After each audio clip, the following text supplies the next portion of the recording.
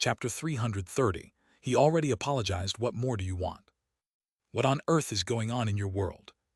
In the hands of Taoist Dangmo, the head of Minghua Celestial Immortal dripped with fresh blood.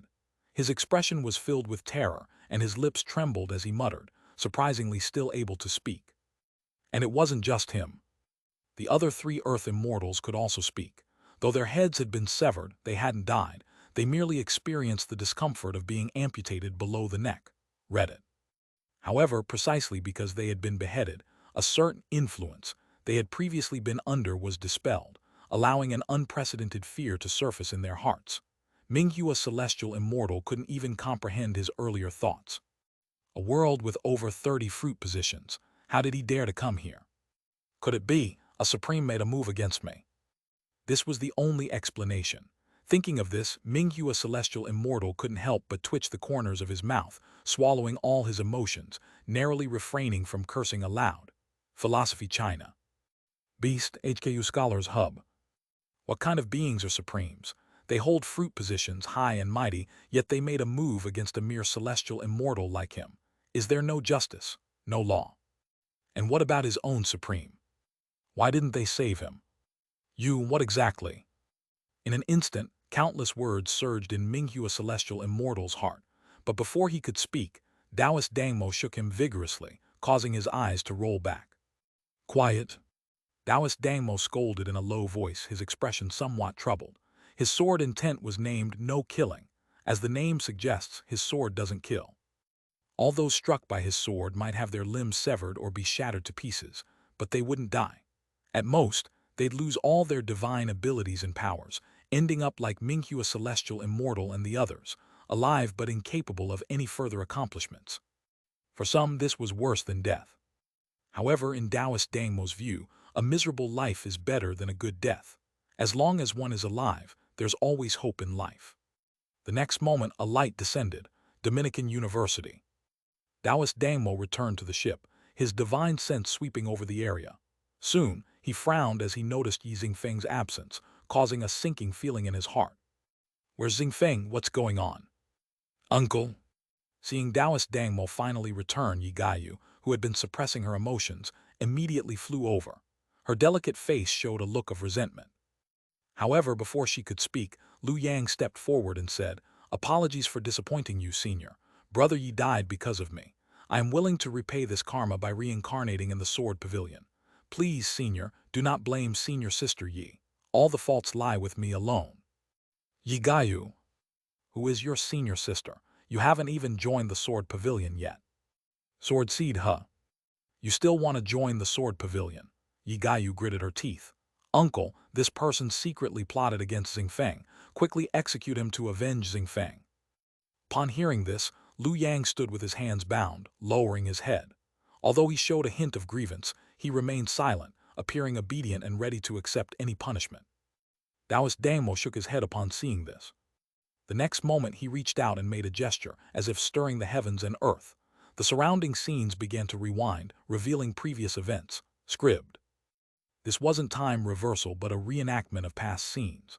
Only those who had perfected foundation establishment or had exceptionally high cultivation could perform such a feat.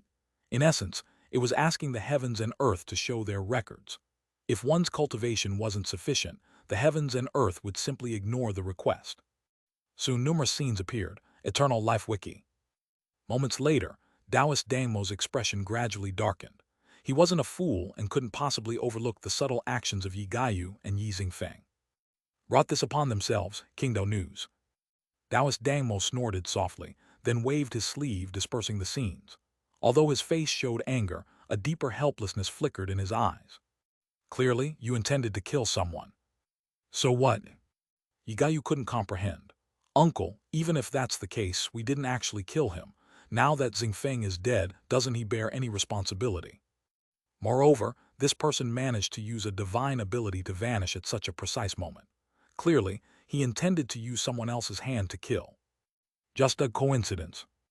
Taoist Dangmo shook his head, looking at Lu Yang. He was inside the no-existence heaven at the time. I've been there. It blocks all divine sense perception. Yi Gayu was instantly infuriated. She even felt a bit resentful towards Taoist Dangmo. No wonder the family head always said their uncle was unconventional.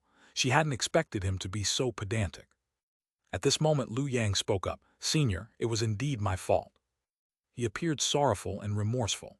"Although Brother Yi's death was unintentional on my part, I still believe I should bear some responsibility." After speaking, Lu Yang looked at Yi Gaiyu, sincerely saying, "Senior sister, please rest assured. Although Brother Yi has died, his soul may not have dissipated. If he can reincarnate, I will personally guide him into the Sword Pavilion and help him regain his former peak. In this way, it can be considered a part of his destiny." Demonic overlord from Jiangbei, and you dare to talk to me about destiny and karma. For a moment, this valiant beauty's delicate face turned crimson, her temperature rising. Her gaze towards Lu Yang was filled with murderous intent. He was using her own words. "I'm sorry." Lu Yang quickly shrank back, quietly taking a step closer to Taoist Dangmo, lowering his head again, displaying an aggrieved look, ready to accept any punishment. "All right." Seeing this, Taoist Dangmo finally spoke. "Xingfeng brought this upon himself.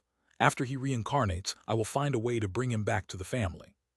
For a true person, even if the soul is scattered, it doesn't mean true death. As long as it's within this world, the fragmented soul can still be guided by the netherworld and reshaped. Although it would result in an entirely new person, if one truly seeks their origin, it still counts as reincarnation. However, with Taoist Dangmo handling it this way, how could Yi Gaiyu be content? "Uncle." No need to say more. Chapter 331, Did I Forget Something? Heaven-slaying, world-annihilating. Just 4 simple words, yet their implications sent chills down one's spine. Instantly, the mysterious immortal Minghua in Taoist Dangmo's hand began to tremble violently. "Impossible, Supreme One." Minghua Immortal still tried to convince himself. After all, the mystic spirit realm still had a Supreme. He had witnessed the Supreme's might firsthand. It was simply unstoppable. "No." The next moment, a furious and grief-stricken roar echoed from the heavens. The roar came from the phantom of the celestial court above the sky. In the center of the numerous pavilions and towers, atop the Xiao Hall, stood a towering figure whose face was indistinct. The Supreme of the mystic spirit realm. Strictly speaking, in the mystic spirit realm, this Supreme's strength was formidable. After all, it was his domain. In one-on-one combat, he feared no true sovereign. However, the problem was that no one fought him one-on-one. True sovereigns attacked from all directions, east, west, south, and north. Several other true sovereigns watched from the shadows. It was a classic case of the few against the many, like Mount Tai crushing an egg. The Supreme of the mystic spirit realm saw no hope of turning the tide. He couldn't even comprehend why, upon discovering that this world had 30 fruit positions and strength far surpassing the mystic spirit realm, did he not flee immediately? Was he muddle-headed? Even more absurd, not only did he not flee, but he also attempted to retaliate, sending Minghua Immortal and others, thereby directly exposing the location of his realm. As a result, just as Minghua Immortal and others arrived, the true sovereigns who had long been prepared followed their path and attacked. The mystic spirit realm, originally far from this world, was forcibly dragged over by the combined efforts of the true sovereigns. A calamity indeed. Seeing this, Taoist Dangmo sighed again. "So that's why they ignored my actions." He had gone to the mass grave with the intention of stopping all this. With his sword intent, he could sever the connection between the mystic spirit realm and this world. Yet, he didn't know that the mystic spirit realm had long been a dish prepared by the true sovereigns. As a mere foundation establishment cultivator, how could he defy the will of the true sovereigns? In the end, he achieved nothing, and even became a tool used by the true sovereigns to maintain stability and prevent Minghua Immortal and others from causing widespread destruction. Forget it. Taoist Dangmo took a deep breath, quickly dispelling the many distracting thoughts in his mind. At least I saved a few people. It's not a complete loss. With that, he took out a storage pouch. He opened the pouch. Standing beside Taoist Dangmo, Lu Yang sneaked a glance. Instantly, his pupils contracted. Inside the pouch, he saw a shocking scene. Heads. Countless heads densely packed. Though separated from their bodies, they were not dead. They spoke vividly, conversing with each other. Such a bizarre sight immediately captured Lu Yang's full attention. It wasn't until the heads of Minghua Immortal and the 3 Earth Immortals also fell in and were placed on a rack that he snapped back to reality. Looking up, he met Taoist Dangmo's eyes. His eyes were full of calm, without a trace of malice. "Did I startle you?" Taoist Dangmo gave a bitter smile. "These are all people I have slain. I didn't kill them, but I couldn't let them roam free, so I kept them with me. After all, better a miserable life than a good death." Hiss. Something's not right. This Taoist Dangmo is extremely suspicious. Though he appears to be a good person, something feels off. Yet he couldn't pinpoint what was wrong. Despite this, Lu Yang maintained a calm expression, even showing admiration. "Senior, your compassion is admirable. The Sword Pavilion truly deserves its reputation as the righteous path's leader." Overpraised. Taoist Dangmo shook his head and looked up at the sky again. At the same time, the vast and boundless celestial court phantom in the sky became increasingly clear, even gaining a sense of reality. Below the celestial court, one could vaguely see small realms resembling bubbles. At this moment, they disconnected from the celestial court one by one, disappearing without a trace. Finally, the celestial court fully solidified, truly appearing in this world. Boom! Suddenly, a loud noise erupted within the vast celestial court, followed by its gradual collapse, eventually splitting into 4 pieces. Each piece had a celestial gate standing.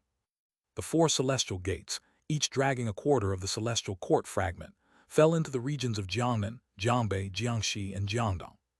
The mystic spirit realm is finished. Seeing this, Taoist Dangmo couldn't help but close his eyes. With the true sovereign's intervention, that realm likely has no living beings left. Another realm destroyed. As for this current state, it's probably the leftovers left by the true sovereigns for us lesser cultivators to scavenge. Before he finished speaking, Taoist Dangmo suddenly frowned, and Lu Yang beside him felt his hair stand on end. He sensed an inexplicable heaviness in his heart, an invisible pressure. Though there were no anomalies, his rich experience led him to a swift judgment. A true sovereign is watching here. Moreover, within the 10,000 spirits banner, Ancestor Ting Yu seemed to sense something but dared not show himself. Only a deep hatred flickered in his eyes. "It's him, it's Zheng. Cheng Tianzheng, true sovereign." Lu Yang focused inwardly, daring not to speak. Fortunately, the true sovereign's gaze showed no interest in him, not even pausing on him. The next moment, Taoist Dangmo opened his eyes and looked at him. "Bring me the Shen Jin." "Understood, senior." Lu Yang immediately took out the Shen Jin. Taoist Dangmo gently tapped the hilt of his waist sword, no killing, releasing a beam of sword light. Instantly, the sword light entered the Shen Jin, illuminating it.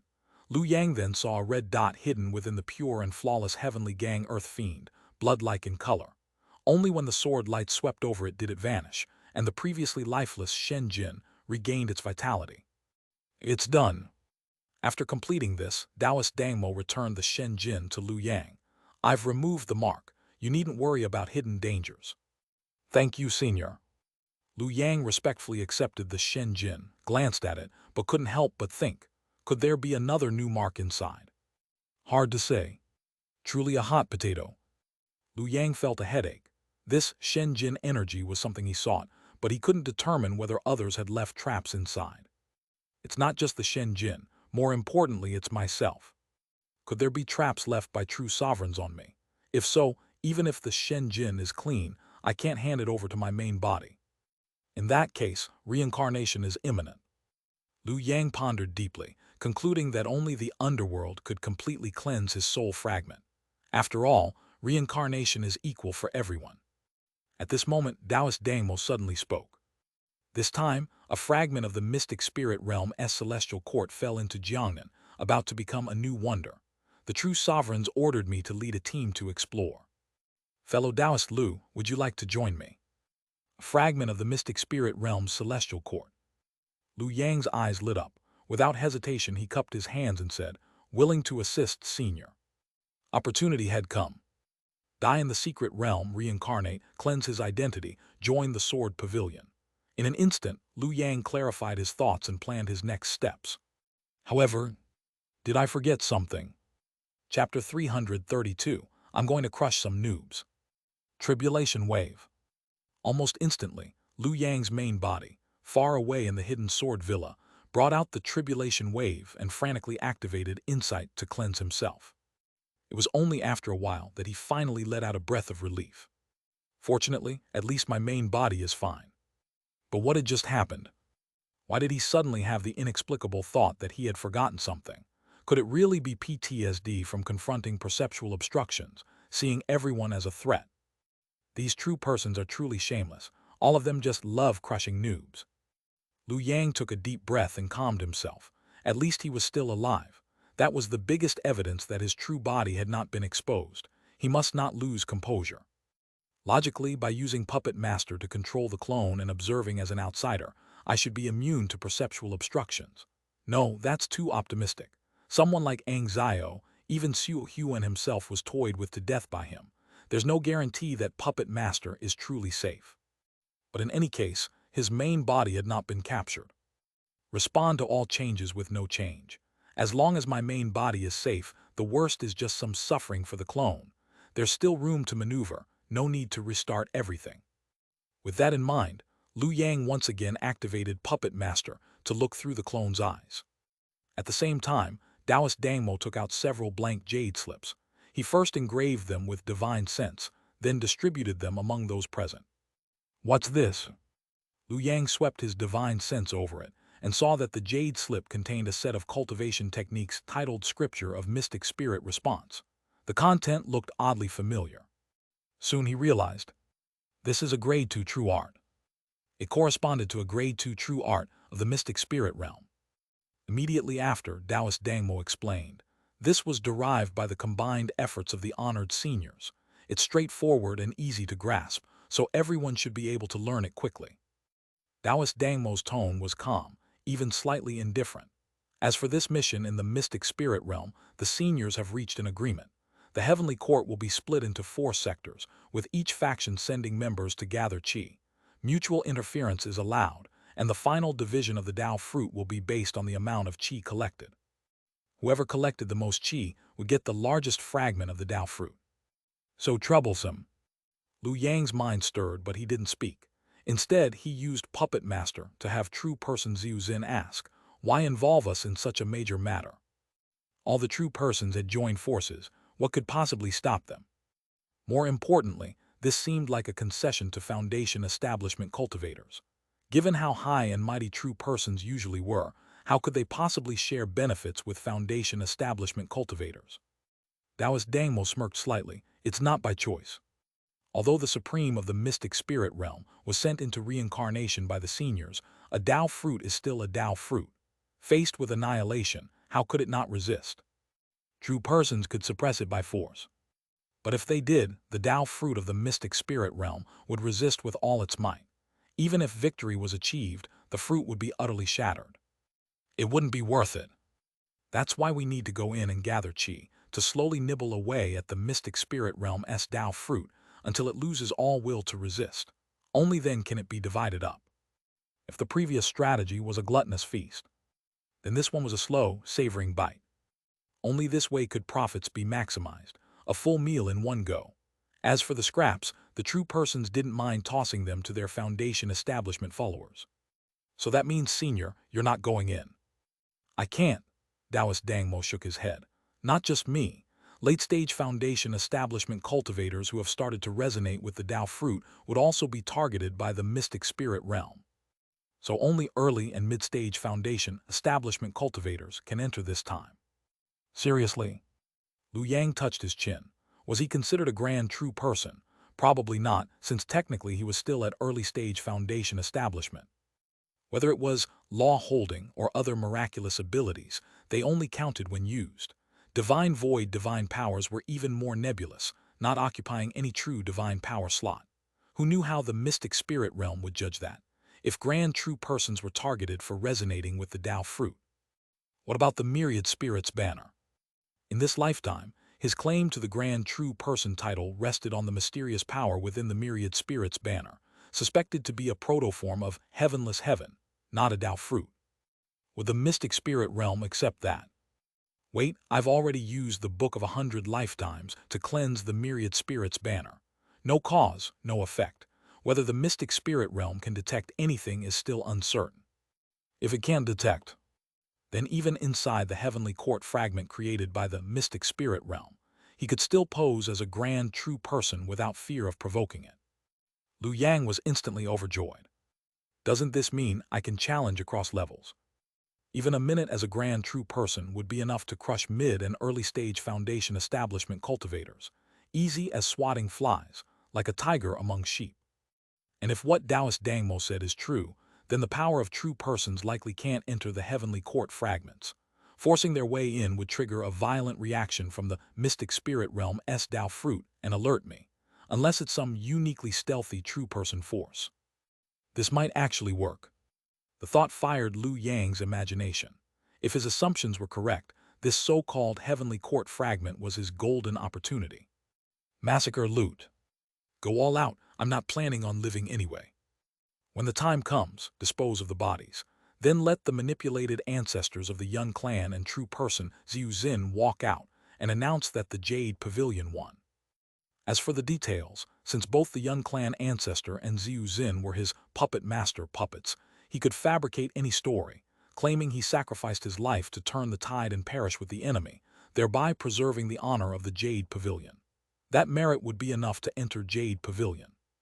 A flawless plan. Fellow Taoist Yu Xiao will be counting on you this time. Following Taoist Dangmo's gaze, Liu Yang also looked at Yu Xiao, who was still pale after being gravely wounded by Cheng Xian's single strike. Since they needed to explore the heavenly court fragment, what could be better than a guide? However, Yu Xiao only gave a bitter smile. In the past, I was merely a minor official in the heavenly court without position or power. I may not be of much help to fellow Taoists. Better than nothing. At this, Taoist Dangmo solemnly added, but please act within your limits, safety first. At the same time, Liu Yang narrowed his eyes. Originally, I just didn't want to waste, but now there's unexpected gains. With that thought, Liu Yang directed his divine sense into the myriad spirits banner and focused on one spirit being nurtured within. It was none other than the immortal Yu Chengxian. Compared to Yu Xiao, as a direct disciple of the mystic spirit realm supreme, Chengxian undoubtedly held a far higher status and deeper understanding of the heavenly court. Thinking of this, Liu Yang felt a surge of anticipation. Indeed, compared to Taoist Dangmo, true person Chang Guang, Angzio, Feixu, those perfect foundation establishment cultivators or even true persons, they're not right for me. High-level battles were too hard. I want to crush some noobs. Chapter 333, Loyalty Beyond Words. Compared to the soul-searching methods of the Heavenly Mother's transformative mystic light and the mending heaven true scripture, the transformation of banner spirits by the myriad spirits banner could also achieve a similar effect. However, the latter had a flaw: it lacked autonomy. Unless it was someone like Chen Zinan or ancestor Ting Yu, who willingly entered the banner while alive, most banner spirits would only act upon commands. Therefore, soul-searching through banner spirits could only be conducted by asking questions. Yet this approach easily led to a paradox. Liu Yang, why didn't you tell me about this? Banner spirit, you didn't ask. Liu Yang, how could I ask if I didn't know? Banner spirit, if you didn't ask, how would I know whether you knew or not? And thus, the conversation reached an impasse. Hence, compared to the myriad spirits banner, Liu Yang preferred to have Chen Zinan handle such matters. After all, it concerned cultivation, and even if it meant some hardship for him, Liu Yang believed he would understand. Jiangnan, the mass grave. This was the site where a fragment of the heavenly court had fallen. Evidently, it was orchestrated by the true lord of the Sword Pavilion, who took the opportunity to eliminate a spy planted by the Primordial Saint Sect in Jiangnan. Witnessing this, Liu Yang felt a tinge of emotion. In previous lifetimes, although the mass grave in Jiangnan had changed hands multiple times, it ultimately returned to the control of the Primordial Saint Sect without significant damage.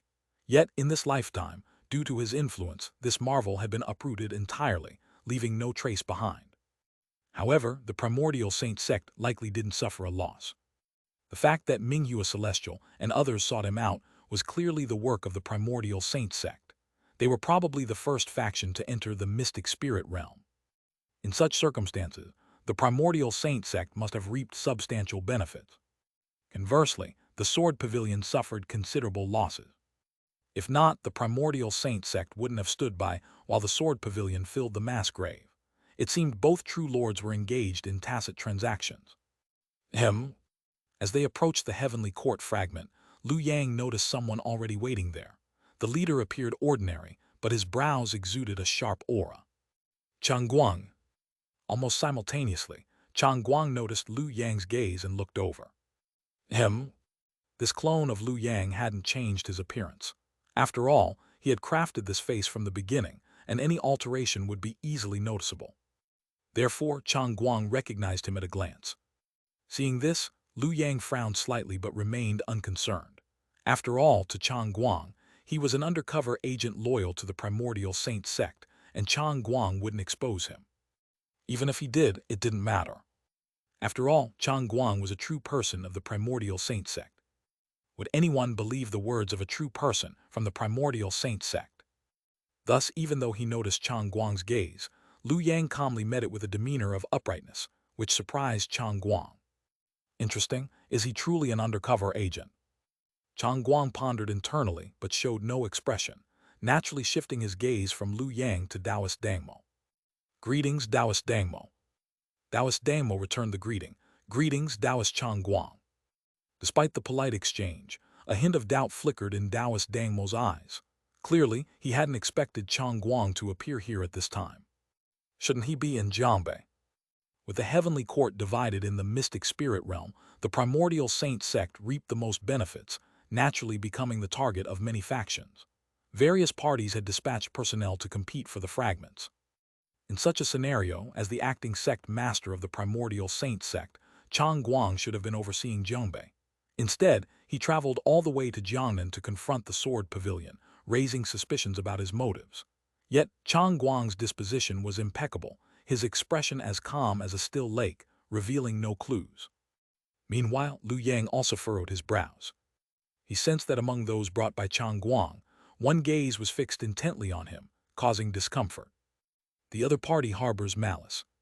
Although the individual concealed it well, Lu Yang, having cultivated the sea of sorrow and fusion, was highly sensitive to thoughts and emotions, quickly identifying the source. Ahem. Looking around, a familiar figure caught Lu Yang's eye.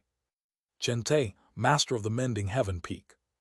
Upon seeing this, Lu Yang narrowed his eyes, a surge of excitement rising within him. It's him, truly a narrow path for enemies, but his arrival is timely. In the previous lifetime, his cultivation was still weak, and he didn't dare confront the master of the Mending Heaven Peak directly. He could only strike during his heavenly thunder tribulation, ultimately killing him. Although this avenged the grudge of being crushed with a single finger, it still felt somewhat unsatisfying. Now was the perfect time to send him to reunite with Chen Zinan. With this thought, Lu Yang didn't hold back, righteously declaring, "What are you staring at, demon?" His words directly targeted the master of the Mending Heaven Peak, causing him to pause slightly, evidently not expecting Lu Yang to detect his covert observation. However, he had his pride. Since he had been exposed, he didn't bother hiding, stepping forward and moving his lips slightly to transmit a message. "You're cultivating pomegranate wood." "Oh hell, exposed." Lu Yang didn't respond but quickly deduced. "It seems this guy arrived early and observed the remnants of my divine abilities after the battle with Chihi."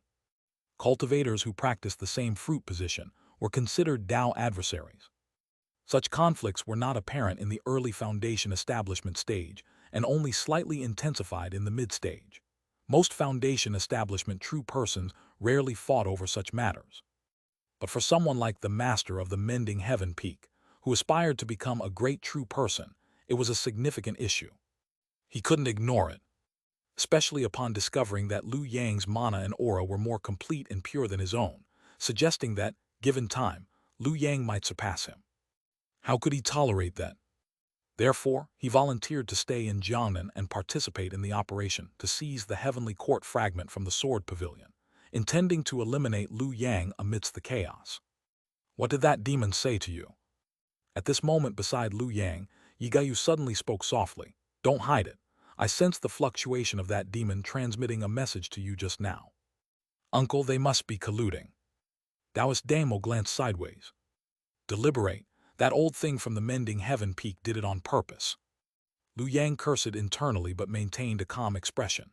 "Senior, upon entering the heavenly court fragment, I am willing to hand over all my gains, solely seeking to join the Sword Pavilion." "Don't change the subject." Yigayu frowned slightly. "I asked you, what did that demon from Jiangbei say to you just now?" "Senior sister, you've misunderstood." Lu Yang looked aggrieved. That demon didn't say anything to me, merely pretending to transmit a message to sow discord.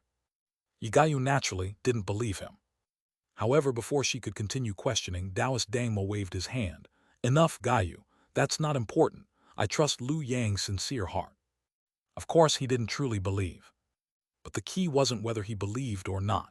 It was that Lu Yang had demonstrated his attitude, risking entering the heavenly court fragment and handing over all his gains afterward. Wasn't that enough? With such an attitude, whether he had exchanged messages with the master of the Mending Heaven Peak was a minor detail. In Taoist Dangmo's eyes, Lu Yang's loyalty was beyond words. Had Taoist Dangmo ever suspected Lu Yang? Of course, people weren't fools. How could they unconditionally trust a rogue cultivator who voluntarily defected? But as mentioned, Lu Yang had shown his attitude and actions, leaving no room for criticism. So why dwell on it? Boom! At this moment, a beam of spiritual light shot up from the original mass grave location, illuminating the sky and reflecting a majestic and magnificent portal. Above the portal were 3 flamboyant characters. Southern Heavenly Gate. In an instant, numerous escape lights soared into the sky. Seeing this, Lu Yang quickly activated his own escape light. However, just as he entered the Southern Heavenly Gate, Chang Guang's voice suddenly reached his ears.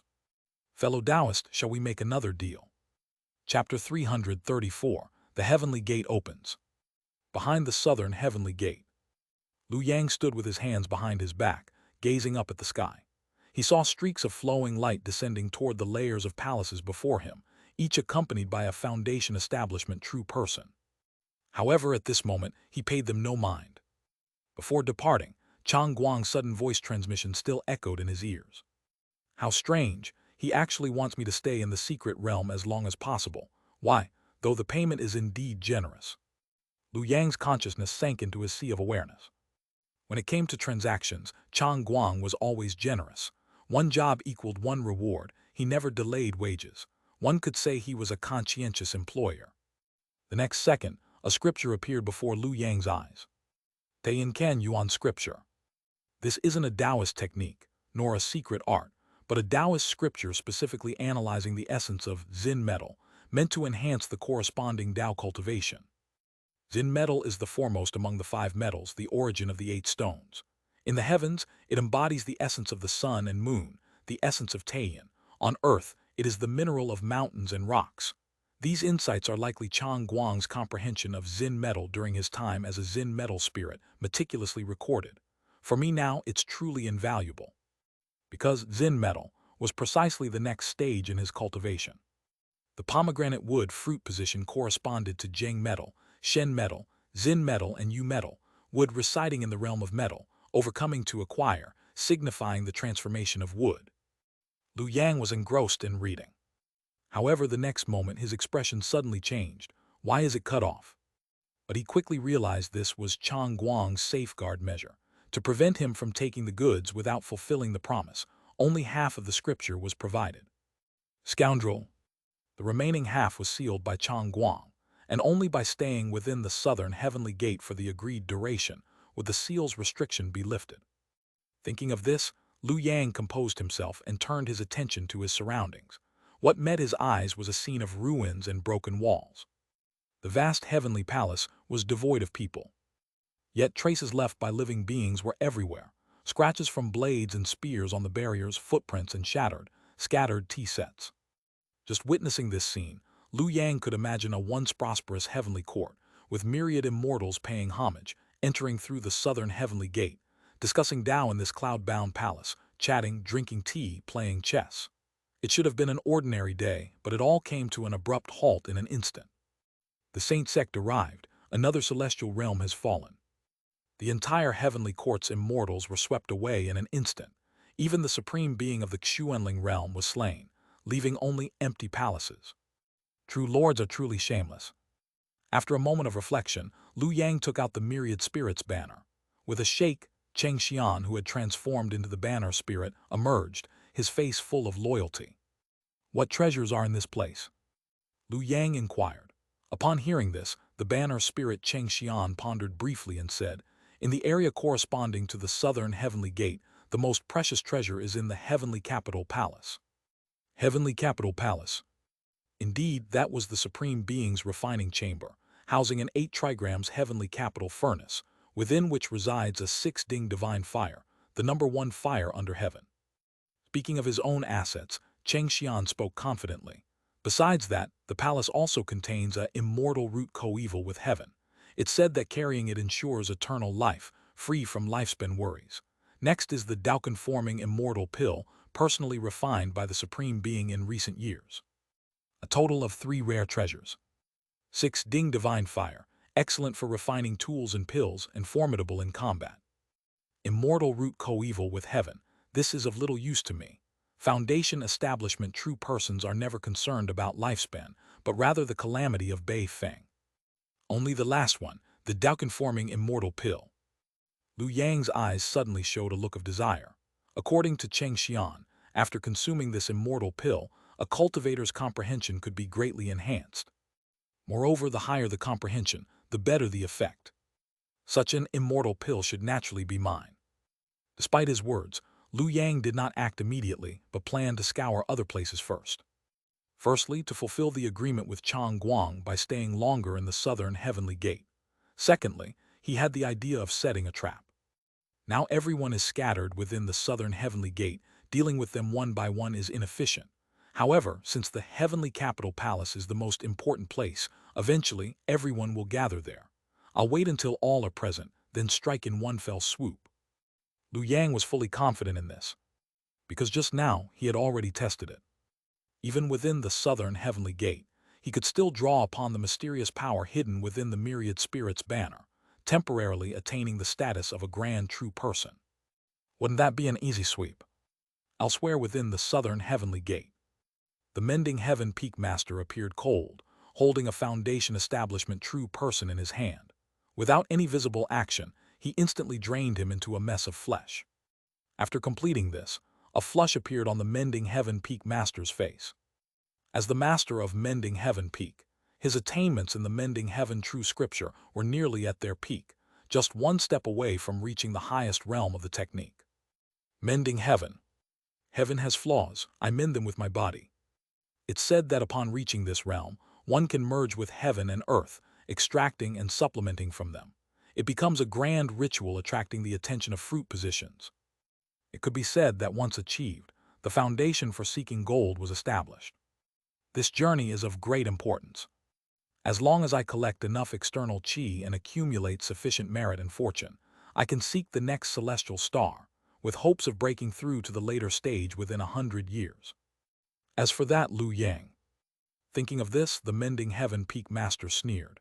He hides quickly, but as long as he's still within this southern heavenly gate, he won't hide for long. Several days later, although the southern heavenly gate encompassed only a quarter of the Xuanling realm's heavenly court, it was still unimaginably vast, equivalent to a continent. During this time, the Sword Pavilion and the Saint Sect had already clashed several times. However, mid-stage foundation establishment cultivators like the Mending Heaven Peak Master and Yigayu had not taken action, maintaining a relatively delicate balance between the two sides. Yet in the central area of the southern heavenly gate, a majestic palace stood amidst the clouds, terrifying heavenly and earthly spiritual energy surging around it, revealing myriad formation patterns, keeping outsiders at bay. It was the heavenly capital palace. Being the most valuable place within the southern heavenly gate, some foundation establishment cultivators had already discovered it early on, studying the palace's formations, pondering how to break in. Over time, more and more foundation establishment cultivators gathered here. They had clearly divided into 2 factions, one led by Yigayu, the other by the Mending Heaven Peak Master. However, at this moment, both were looking around, seemingly searching for someone. He's not here, does he not dare to come?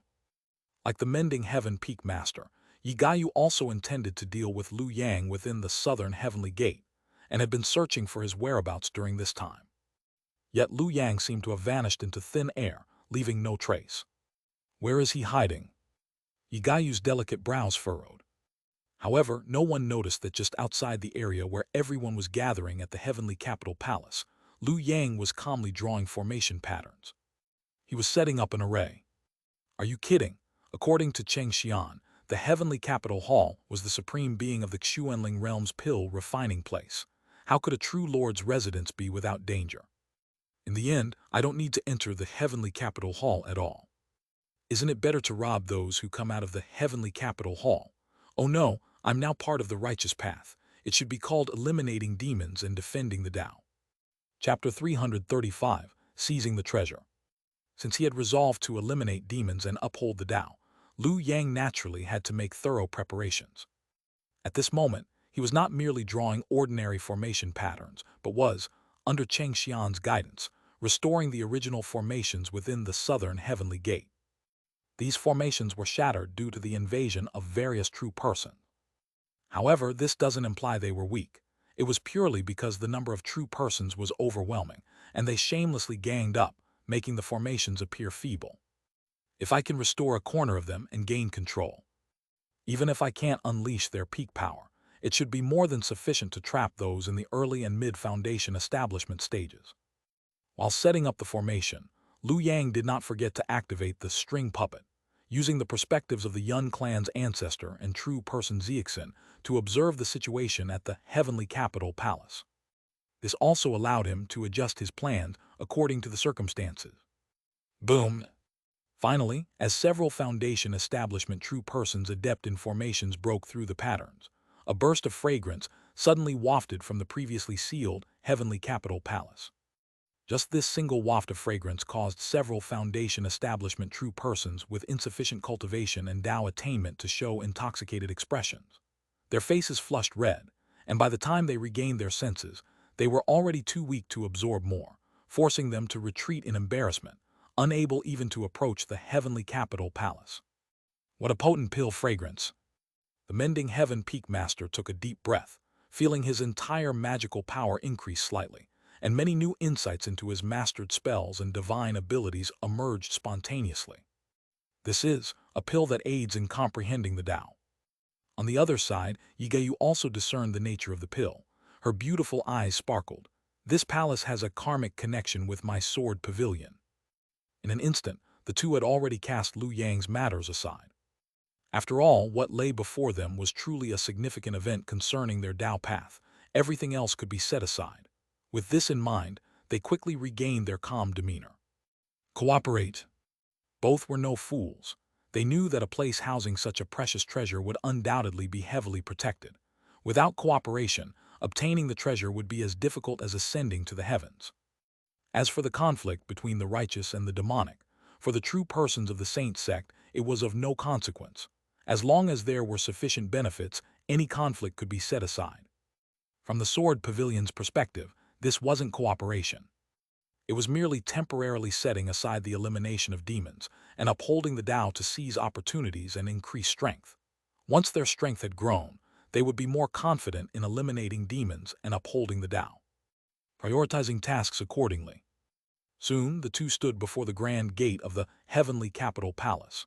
In the next second, they simultaneously extended their hands and pressed them against the palace door before them. Boom! In an instant, a muffled sound was heard. The Mending Heaven Peak Master and Yigayu both frowned, feeling a sudden, immense pressure descend upon them. Is this testing our status? Yigayu's expression changed slightly but quickly returned to calm, as she realized this was merely a test without any substantial lethal effect. Strange. On the other side, the Mending Heaven Peak Master pondered. Yigayu is indeed at the mid-foundation establishment stage, without any deceptive means. He was aware of the Heavenly Capital Palace. After all, the Saint Sect was the first to infiltrate the mystic spirit realm, and had already gathered much intelligence beforehand, with the Heavenly Capital Palace being one of the known locations. That's why he deliberately brought Yigayu along, to test the cultivation of this renowned female sword cultivator from the Sword Pavilion. The result was somewhat unexpected. It wasn't that she wasn't strong. Yigayu was very strong, at the peak of the mid-foundation establishment stage, and as a sword cultivator, the Mending Heaven Peak Master wasn't entirely confident he could defeat her. The problem was, she wasn't strong enough. I have cultivated the Mending Heaven true scripture, resonating with heaven and earth, with an incredibly keen spiritual sense. I clearly sensed an inexplicable danger here. If it wasn't Yigayu, then who could it be? Forget it, The great Tao lies ahead, one must strive for it. I suppose this heavenly capital palace was once the residence of a true person. Some danger is to be expected. At least this place has already been plundered by a true person. Now, with the world divided into four, it's both to fully claim the fruit of the position and to nurture us lower cultivators, so there certainly won't be any deadly traps. The remaining challenges can be seen as tests left by the true person for us. With this thought, the Mending Heaven Peak Master immediately made up his mind. After all, life comes only once, and the Tao path only has one route. No one in the world can redo it. If you don't fight when you should, there will be no chance to fight later. Swift. In the next second, he activated his light escape technique and entered the heavenly capital palace. Yigayu followed closely behind, and other mid-foundation establishment true persons were not far behind. The first thing that caught their eyes was the pill furnace located at the center of the palace. The furnace was divided into 8 trigrams, stable and balanced, with only the lid lifted. Inside, a radiant pill resided, emitting the fragrance. Tao Harmony Immortal Pill. Through the perspectives of the Yun clan's ancestor and true person Xianxia, Liu Yang immediately focused on the pill, but soon revealed a strange expression. That Tao Harmony Immortal Pill, though residing in the furnace, was not at the center but leaned against the corner, appearing like leftover scraps. Could it be that this pill furnace has already been looted? Liu Yang could almost imagine a true person barging into the pill room, lifting the furnace lid, and sweeping away all valuable pills. Only a single Tao Harmony Immortal Pill remained, perhaps of little use to true person, and thus was left behind. It must be so.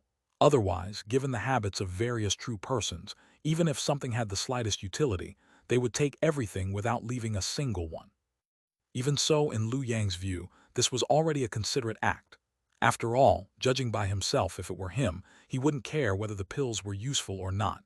He'd take them all first. Even if he ended up eating them like candy, he wouldn't leave a single one for those who came after. Crack! At this moment, a crisp sound startled everyone present. Following the sound, they saw a lush spiritual root immortal plant. Everlasting root coexisting with heaven. In an instant, Liu Yang felt a chill in his heart.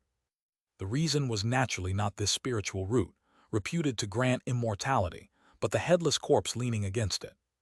The corpse was petite with an empty neck, yet no blood seeped out. It wore a Tao robe with a Tao scripture written in gold on the robe, each character a gem. However, the most terrifying aspect was its blood-stained finger, which had written a single stroke on the ground. Not good. In an instant, the Mending Heaven Peak Master and Yigayu felt their bodies sink, and a voice filled with hatred, like an unending river, roared in their ears. Execute. Through the perspectives of the Yun clan's ancestor and true person Xianxia, Liu Yang clearly saw the changes within the palace and patted his chest with lingering fear. Good thing I didn't go. That headless corpse was evidently a terrestrial immortal in life, possibly a Tao attendant who stoked the fire for the supreme being of the mystic spirit realm, cultivating the supreme Tao lineage. This single character was identical to the true word technique previously used by Xianxia. It even further transformed into the heavenly constitution true method.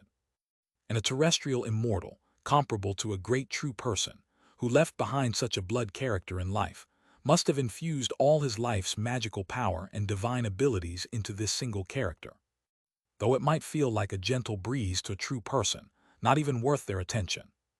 But for those at the mid-foundation establishment stage, it's a sure kill. However, since he's dead, it only has the power of a single strike, and it will only target the strongest 1 or 2 present. If I had gone, I would have been the target. Fortunately, he didn't go. Otherwise, the unlucky ones would have been Yigayu and the Mending Heaven Peak Master. Chapter 336. The Decline of the Righteous Path. I must emerge from seclusion. In an instant all was silent. The blood-written character left behind by the earth immortal before his death was merely an outpouring of his boundless hatred over the destruction of the heavenly realm, a despair so profound, yet so fierce. The next moment, both the Mending Heaven Peak Master and Yigayu froze simultaneously. Evidently, the two of them were the strongest present, and now this blood-written character sought to execute them, leaving no room for resistance. Immediately after, an invisible crushing force, like a guillotine, descended from the sky, aiming to sever the heads of Yigayu and the Mending Heaven Peak Master, extinguishing the vitality within their physical forms. A final, resentful strike from an earth immortal, comparable to a grand true person, was not something they could withstand. Crack. Clear cracks appeared on their foreheads, threatening to tear apart their bodies. Yet, both of them simultaneously emitted an unusual radiance. On the Mending Heaven Peak Master's side, it was a Jade token. Imperial Command Jade token.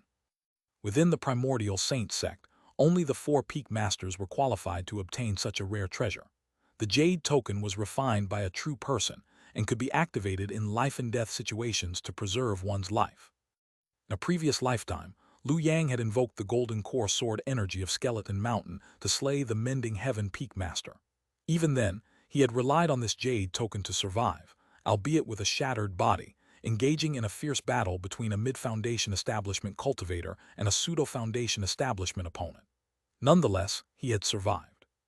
This alone demonstrated its value. The power of the Earth Immortal's blood-written character was naturally far inferior to the golden core sword energy. Thus, the Imperial Command Jade token merely flickered slightly and dispelled it. However, the Mending Heaven Peak Master showed no joy upon witnessing this. To think it was used up just like that. This was his life-saving trump card, intended for use during future tribulations. If a formidable enemy attacked during a critical moment, he could have used it for protection. Yet it was expended here, and it was wasted on a dead man's attack. A complete loss. Meanwhile, on the other side, Yigayu's delicate face turned pale as she staggered back a step. Her condition was far worse than that of the Mending Heaven Peak Master, and she even spat out blood. The Mending Heaven Peak Master glanced at Yigayu, understanding the situation. Both of them had been simultaneously assaulted by the Earth Immortal's blood-written character and were on the verge of death. However, he had the protection of the Imperial Command Jade token, while Yigayu had none. Consequently, he remained unscathed, whereas Yigayu suffered severe injuries. This woman owes me her life. With this thought, a smile appeared on the Mending Heaven Peak Master's face. Fellow Taoist, according to the Sword Pavilion's doctrine, you now owe me a karmic debt. Yigayu said nothing and turned to flee. She certainly couldn't be bound by a single sentence from the Mending Heaven Peak Master. The concept of karmic debt was something to discuss with others. Within the Sword Pavilion, there was a different interpretation. What truly prompted her to flee decisively was the intense killing intent hidden beneath the Mending Heaven Peak Master's amiable tone. After all, she was now gravely injured by the Earth Immortal's blood-written character, her combat strength reduced by 70%. She couldn't possibly contend with the Mending Heaven Peak Master in his prime. If she didn't escape now, she feared she would be drained to death. HMPH trying to escape. The Mending Heaven Peak Master laughed loudly upon seeing this. Everyone, take action and stop her. Today, I shall savor the taste of a Sword Pavilion fairy. In an instant, chaos erupted in the heavenly capital palace. Brilliant divine abilities lit up, colliding with thunderous force. The surging spiritual energy resembled a tidal wave, wreaking havoc on the various instruments within the palace. With the opportunity before them, everyone was driven mad. Only the Yun family ancestor and true person Xianxia remained clear-headed. Not only did they refrain from joining the battle, but they also protected each other and withdrew from the palace. Help me! Witnessing this, Yigayu, unable to escape under the Mending Heaven Peak Master's suppression, brightened her beautiful eyes and hastily transmitted a message in their direction. I'm a direct descendant of the Yi family. Fellow Taoist Xianxia, you are a guest of the Yi family and should assist me. Fellow Taoist Yun, your Yun family is currently in decline. If I escape, I will owe you a karmic debt and ensure your Yun family produces a foundation establishment cultivator in the future. You two have shallow backgrounds. Dying for me is also a fortuitous opportunity. Upon hearing this, the two of them immediately halted. Yigayu's eyes lit up with hope, and she mustered her remaining strength to resist the Mending Heaven Peak Master's divine suppression, awaiting their intervention. However, the next moment, the Yun family ancestor and true person Xianxia both turned their heads and sighed, their distinctly different faces displaying identical expressions. Fellow Taoist Yi, why make such a pitiful display? This is your destined fate. The familiar tone, the familiar sigh, even though the voices were different, Yigayu still sensed a familiar presence behind this lament. It's you, Liu Yang. It was him. How could it be him? Even at this moment, Yigayu didn't understand how Lu Yang had managed it, why the Yun family ancestor and true person Xianxia had become puppets under his control. She only knew that Lu Yang was the mastermind behind all of this. He was indeed problematic. Yigayu's beautiful eyes widened, her delicate face contorted in fury. This was the only reaction she could muster, yet she didn't even have time to shout Lu Yang's name. The next moment, the Mending Heaven Peak Master's palm landed on her body. The Mending Heaven True Scripture activated, instantly draining her into a dried corpse. At his level, the Mending Heaven True Scripture no longer adhered to formality, and he was also mindful of appearances. He couldn't possibly perform an overt act in public. With Yigayu's fall, the other Sword Pavilion true persons naturally couldn't resist any longer. Soon, several streaks of escape light flew out from the heavenly capital palace, fleeing without looking back. Only the Yun family ancestor and true person Xianxia remained in place. The time has come. Seeing this, Lu Yang grinned, not intending to eliminate the fleeing individuals, as they would serve as witnesses to Yigayu's death at the hands of the Mending Heaven Peak Master. The demonic forces are strong, the righteous path is in decline. Lu Yang sighed, no longer concealing his presence, and openly walked toward the heavenly capital palace. As he passed, arrays of formation light rose around him. But it doesn't matter, I will take action. Previously, both Yigayu and the Mending Heaven Peak Master had grievances with him. Coupled with the Earth Immortal's blood-written character in the heavenly capital palace, he was indeed in danger if he wasn't careful. But now things were different. The Earth Immortal's blood-written character and the Mending Heaven Peak Master's Imperial Command Jade token had neutralized each other. Yigayu had been killed by the Mending Heaven Peak Master, leaving only a weakened Mending Heaven Peak Master. Lu Yang felt it was time for him to emerge from seclusion. Supporting the righteous path couldn't be delayed. As he pondered, Lu Yang arrived at the entrance of the heavenly capital palace. At the same time, the Mending Heaven Peak Master had just collected the Tao-integrating immortal pill from the furnace, the 6-ding divine fire from the furnace's base, and the undying root of longevity equal to heaven from the pill room, hanging the bulging storage pouch at his waist. Then he saw Lu Yang at the door. "It's you." The Mending Heaven Peak Master looked surprised, then laughed heartily. "Truly, a pillow delivered when one is drowsy. Since you've walked into the trap, I won't be polite." Lu Yang remained indifferent, merely taking out the Myriad Spirits banner. "Fellow Taoist Chen, I've come to reunite you with your son."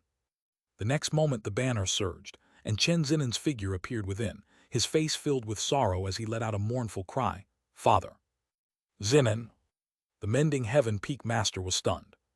At that moment, Lu Yang channeled the mysterious power within the Myriad Spirits banner, enhanced by the wondrous effect of holding the law, causing 4 divine lights to burst forth instantly. Swish! A power completely surpassing the mid-foundation establishment level descended from the sky, instantly suppressing all of the Mending Heaven Peak Master's thoughts, until a single finger pressed against his forehead. Splurred. Chapter 337, I Remembered. At the brink of death, the Peak Master of Mending Heaven Peak barely regained some semblance of thought. What surged forth, however, was an indescribable fury. Late Foundation Establishment, great true person. How could it be a great true person? After all, the Peak Master of Mending Heaven Peak was a seasoned true person of the Primordial Saint Sect. In a flash, he discerned Lu Yang's tactics, merely a feint. On the surface, he called out Chen Xinin, using the father-son relationship to unsettle his mindset and expose a flaw. Although the Peak Master didn't care about a mere son, he did value someone who could help him divert tribulations. Especially upon discovering that Chen Xinin had already reached Foundation Establishment, he still fell for the trap. Once he showed a weakness, Lu Yang seized the opportunity to launch a sneak attack. A very reasonable tactic. But the problem was, you are a great true person. A late Foundation Establishment cultivator bullying a mid-Foundation Establishment one, utterly overkill, yet you still resort to such underhanded tricks. Beast Sword Seed.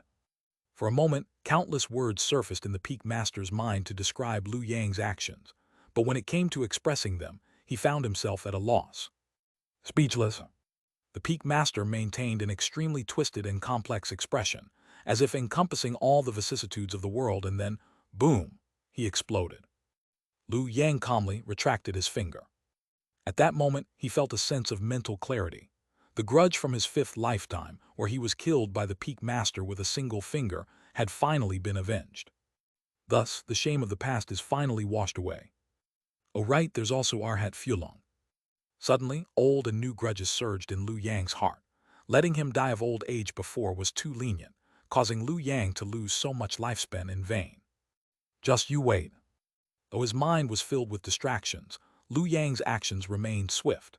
The All-Spirits banner unfurled in the air, absorbing the Peak Master of Mending Heaven Peak and transforming him into a banner spirit. Perfect. The Peak Master's mastery of the Mending Heaven true scripture far surpasses mine, and is leagues ahead of Chen Zinan. Previously, when harvesting from a mid-foundation establishment cultivator, Chen Zinan was already struggling. In the future, attempting to harvest from a late foundation establishment great true person would be beyond his capabilities. At that time, the Peak Master can take over. While planning the Peak Master's future, Liu Yang shifted his gaze around, only to see numerous escape lights already scattering in all directions. Worthy of being the Holy Sect, Liu Yang laughed heartily.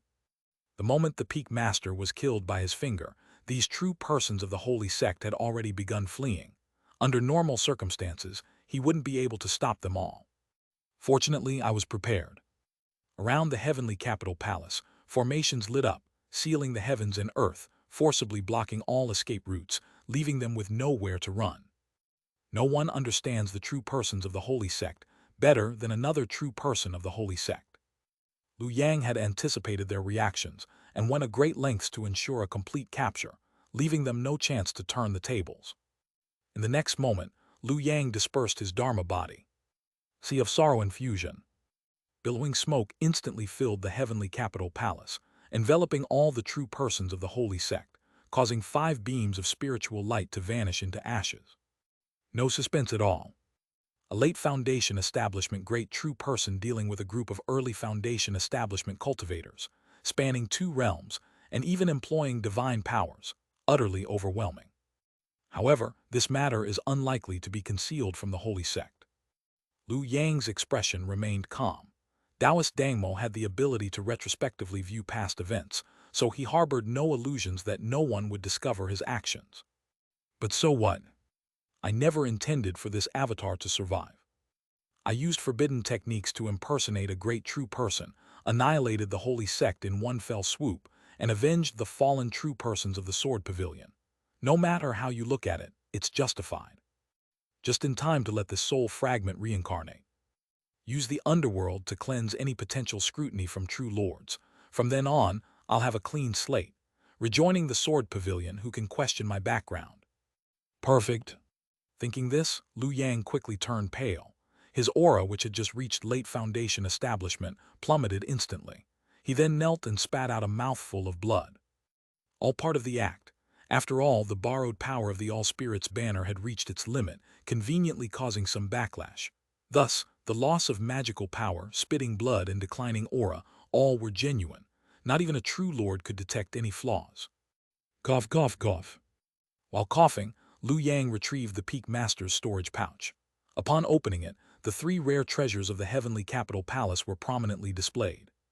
Not bad at all. Satisfied, Liu Yang then took out the Tao Harmony Immortal Pill and without hesitation tossed it into the All-Spirits banner. Ancestor, please refine this immortal pill. For a moment, Ancestor Tingyu was stunned. Me. Liu Yang nodded, appearing indifferent. It was a simple calculation. Such a pill that enhanced comprehension. If he consumed it, he would certainly improve. But could he surpass Ancestor Tingyu? Highly unlikely. On the contrary, if he gave this pill to Ancestor Tingyu, then, by extension, wouldn't his own astonishing wisdom evolve further? The choice wasn't difficult. However, on the surface, Liu Yang still displayed a sincere expression. Ancestor, you've helped me greatly. How could I, Liu Yang, be someone who doesn't understand gratitude? You? Upon hearing this, Ancestor Tingyu was visibly moved and sighed. Very well, since the junior is sincere, I shall accept it with humility. In the future, I can assist you even more. Just waiting for you to say that. Liu Yang grinned, watching Ancestor Tingyu consume the Tao Harmony Immortal Pill, and only then did he nod in satisfaction. Of the remaining 2 rare treasures, 6 Ding divine fire, an immortal root of longevity equal to heaven. I'll take one to cultivate the second grade true skill, resonant mysterious spirit scripture, that Taoist Dangmo passed to me before entering the southern heavenly gate. Having an additional second grade true skill adds more depth. The last one must be handed over. After all, I can't let the sword pavilion walk away empty-handed. I need to present something to them, as I'm counting on this merit to officially join the sword pavilion. After careful consideration, Lu Yang took the 6 Ding divine fire.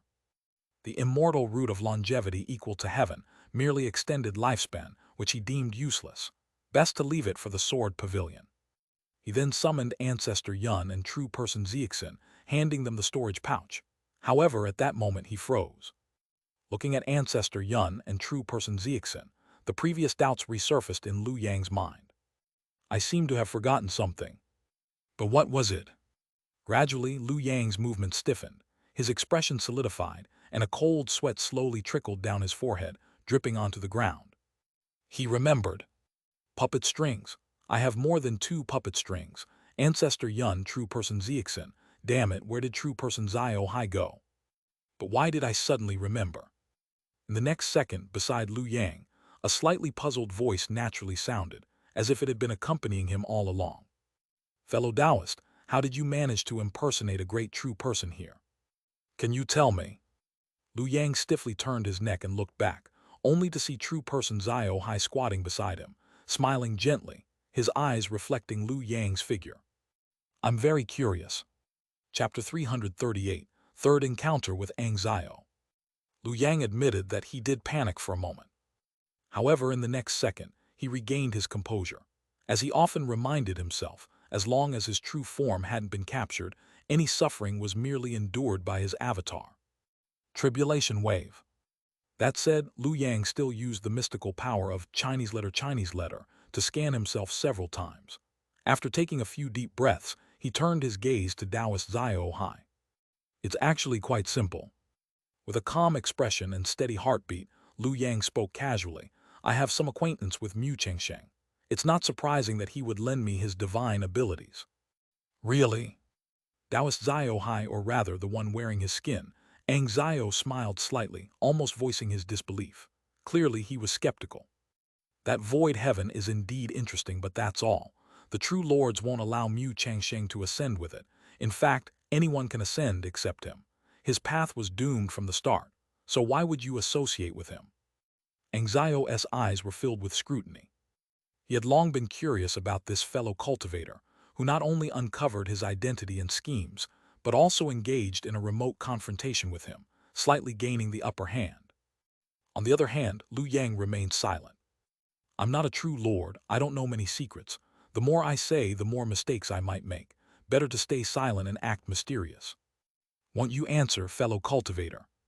Seeing Lu Yang's silence, Zio maintained a composed demeanor and smiled. Or perhaps you're afraid to answer. Lu Yang smiled without speaking. Previously, I thought you were an incumbent true lord. Now it seems I may have overestimated you. Are you a reincarnated true lord like that Hong Yun? Speaking of which, there's something else I'm curious about. Zio wasn't in a hurry. He slowly stood up, his eyes reflecting Lu Yang's figure. I've been observing your battles for some time. From your fight with that Xianxia immortal to your killing spree within this southern heavenly gate, you've used Sea of Sorrow, Essence of All Flowers, Master of Arms, Stubborn Gold Duke, 2 void divine abilities and 2 innate divine abilities. Yet in the end you only feigned being a great true person. That's quite interesting. At this point, Zio narrowed his eyes, as if spotting a prime prey. Earlier, I thought you were hiding your innate divine ability. After all, having 2 or 3 divine abilities at the mid-foundation establishment stage isn't unusual. But now something doesn't add up. If you had 1 more innate divine ability, combined with the 4 I mentioned, you'd have 5 divine abilities in total. That should place you at the peak of the foundation establishment stage. So, what's your cultivation level? Where is your innate divine ability? As far as I know, no sect in the world delays cultivating their innate divine ability. The only exception is those born and nurtured by nature. At this, Zio suddenly paused, a predatory smile appearing on his face. Could it be that you're an immortal spirit? Lu Yang continued to smile silently.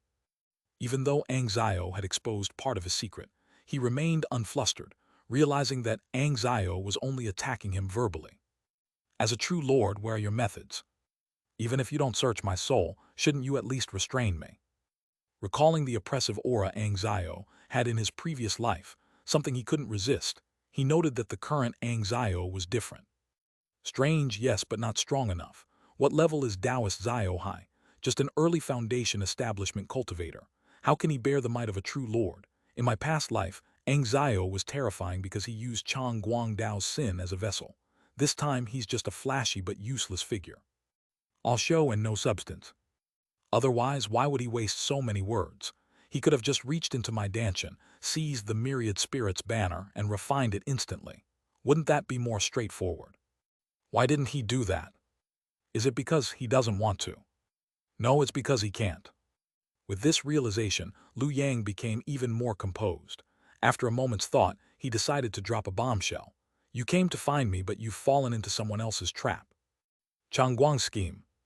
No good person in the Primordial Saint Sect, Uncle Changguang, old thief Changguang, telling me to stay a bit longer in the southern heavenly gate was clearly setting me up. Lu Yang was certain that Changguang had used some method to predict that Xianxia would follow him. That's why he deliberately made a deal with him, instructing him to linger in the southern heavenly gate, using him as bait. Now that Xianxia had taken the bait, Changguang had likely already begun his actions. However, to Lu Yang's surprise, after hearing his revelation, Xianxia didn't show any shock. Instead, he smiled, fallen into someone else's trap. Are you referring to Zhu Feihang? Speaking of which, I haven't settled that matter with you. You informed Zhu Feihang of my identity, causing me considerable trouble. We have no enmity, yet you've made things difficult for me. Lu Yang continued to smile silently. Seeing this, Xianxia sighed, realizing that Lu Yang had seen through his bluff. He indeed lacked formidable means at the moment. This body is still too weak. A mere early foundation establishment cultivator, it's already challenging to conceal it with the obscuration of knowledge. Anymore, and the physical body might collapse. Strictly speaking, he's not even Lu Yang's match now. Otherwise, why waste time talking? He could have captured him first and interrogated him slowly. It's truly a case of willing but unable. With this in mind, Xianxia stopped beating around the bush. Let's make a deal. If I'm not mistaken, you're aiming to use this body to attain the pomegranate wood and break through to the late golden core stage, right? I can assist you. He's mistaken. Lu Yang understood that in Xiao's eyes, he was undoubtedly a true lord. But if he were already a true lord, why seek other fruits? There's only one answer: late golden core stage. Only those at the late golden core stage need the support of other fruits. So, in Xiao's eyes, he had become a scheming true lord aiming for the late stage. Makes sense. With this thought, Lu Yang finally spoke. How do you plan to assist me? Seeing Lu Yang break his silence, Xiao smiled. Besides the pomegranate wood, you've also joined the sword pavilion. I guess you're eyeing the sword edge gold too. But that's too slow and risky. Xiao spoke softly. Both early and mid-golden core stages involve mastering one element. However, to break through to the late stage, one must master two elements. Because mastering three elements creates a cycle. If only two are mastered, it leads to mutual generation and restraint, causing conflict and eventually the collapse of the cave heaven. But that's just an inferior method. The superior approach is to master all five elements, aiming for perfection. But achieving five fruits alone is extremely difficult. Not only are there many variables, but it also easily attracts hostility from other true lords. Across the world, there are fewer than 5 true lords at the late golden core stage. And their methods are mostly peaceful. They don't monopolize the fruits but cooperate with other true lords. For example, Zhu Feihang. If I'm not mistaken, she used a similar method. After all, she's at the mid-golden core stage, and her cave heaven remains intact. If an early golden core true lord collaborates with her, attaching their cave heaven to hers, they can also achieve the unfallen effect. Even after 1,000 years upon reaching the end of their lifespan, they can quickly return and ascend again under her guidance. However, how can multiple collaborations compare to sole authority? At this point, Xiao displayed a proud expression. I don't need to master all 5 fruits. I just need to ensure that no one else can attain the other fruits. Reversing the earth of the stars is my method. In this way, without needing to attain the fruits, I can easily complete the five-element cycle without worrying about partner's betrayal. This is the true path. With that, he looked at Liu Yang. What do you think? If you're interested, I can share my method of monopolizing the five fruits through reversal, as long as you're willing to agree to one simple condition. Liu Yang pondered for a moment. What condition? At this, a deep killing intent finally appeared in Ang Zio's eyes. I wish to lure Zhu Feiheng into the netherworld and kill her to eliminate future troubles. Chapter 339. Someone Seeks Gold. In an instant, Liu Yang's main body, far away in Jiangnan, almost held his breath. All the previous events flashed through his mind, allowing him to instantly grasp the key. A trap. This is a trap within a trap, and Ang Zio is also deliberately setting a trap. Indeed, Chang Guang was scheming. Using himself as bait, he lured Ang Zio to follow him into the southern heavenly gate, clearly with ulterior motives. However, Ang Zio was not one to be underestimated. At least from Ang Zio's reaction, it was evident that he sensed something was amiss and even counterlaid a trap. Regardless of what plans Chang Guang and Qing Chen Feixu True Lord had, they were likely to end up walking into Ang Zio's real trap. At that time, both of them might find themselves in a deadly situation. These people are too cunning. Compared to them, Liu Yang felt he was practically harmless. Indeed, at his core, he was still a good person, unchanged in the slightest. But something's not right. Suddenly, Liu Yang realized. Why is Ang Zio telling me so much? Isn't he afraid I'll betray him and inform Chang Guang? Or perhaps, telling me this is part of the plan. If I truly believe him and go to warn Chang Guang and the others, it might actually lead them into Ang Zio's real trap. What level am I on, and what level is he on? For a moment, Liu Yang's thoughts were in turmoil, until he finally said in a deep voice, "So, fellow Taoist, how do you want me to assist you? How can I help?" "It's just a small favor." Ang Zio smiled slightly and said, "If I'm not mistaken, Zhu Feiheng will definitely go to the fragment of the cave heaven I left at the bottom of the water in Ganteng Dao. At that time, I will open the gates of the underworld there. I only need you to make a move then and help me push Zhu Feiheng into the underworld. The rest I will handle." Upon hearing this, Liu Yang fell silent. Ang Zio's plan was quite good, and the benefits he offered were indeed tempting. A method to reverse Chen Earth, leading directly to the late Golden Core stage's supreme Tao secret. Only one problem.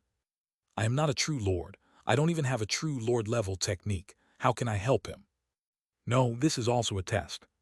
He's testing my strength. If I agree, all is well. But if I don't, he'll see through my true capabilities. Liu Yang hesitated for just a moment. However, that moment of hesitation was enough for Ang Zio to confirm his suspicions.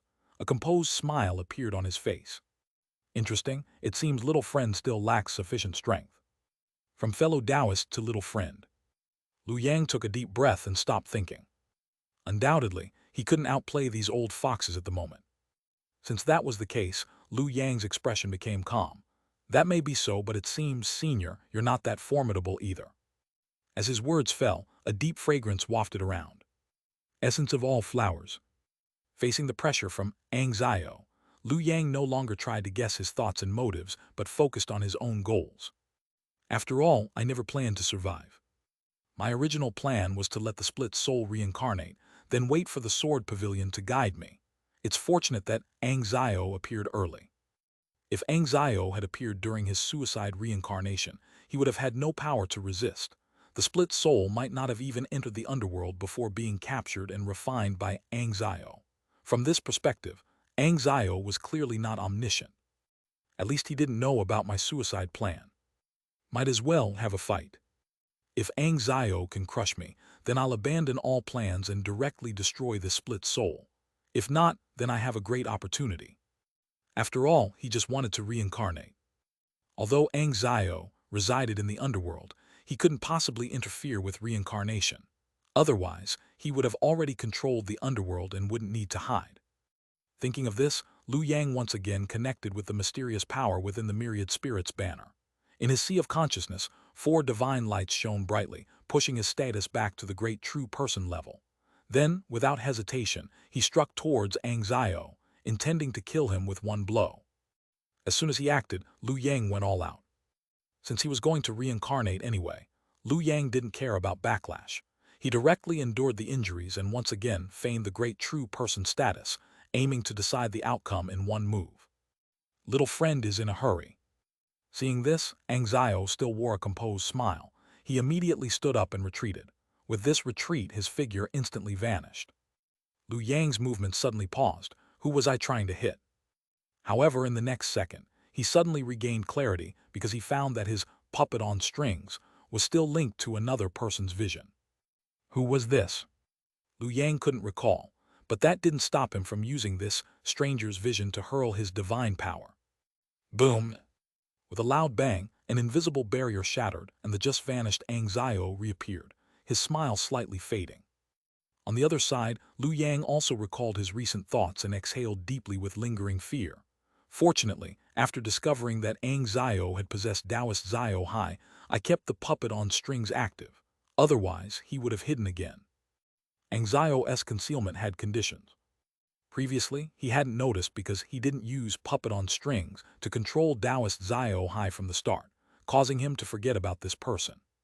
However, since Xiao appeared, he hadn't turned off the puppet on strings. Although under Xiao's possession, he couldn't control Taoist Zio Hai through the puppet on strings, he wouldn't ignore the other's existence. Moreover, this confrontation proved Liu Yang's speculation. It seems, fellow Taoist, your strength is also insufficient now. Liu Yang's Dharma body exploded, turning into a sky full of smoke and sea, trying to sense Xiao's emotions, but all he felt was a deep lake-like calmness. Xiao stood with his hands folded. In the next second he smiled. Thank you, little friend, for your help. Before his words fell, countless cracks appeared on his body. Liu Yang's previous great true person-level strike had hit him squarely.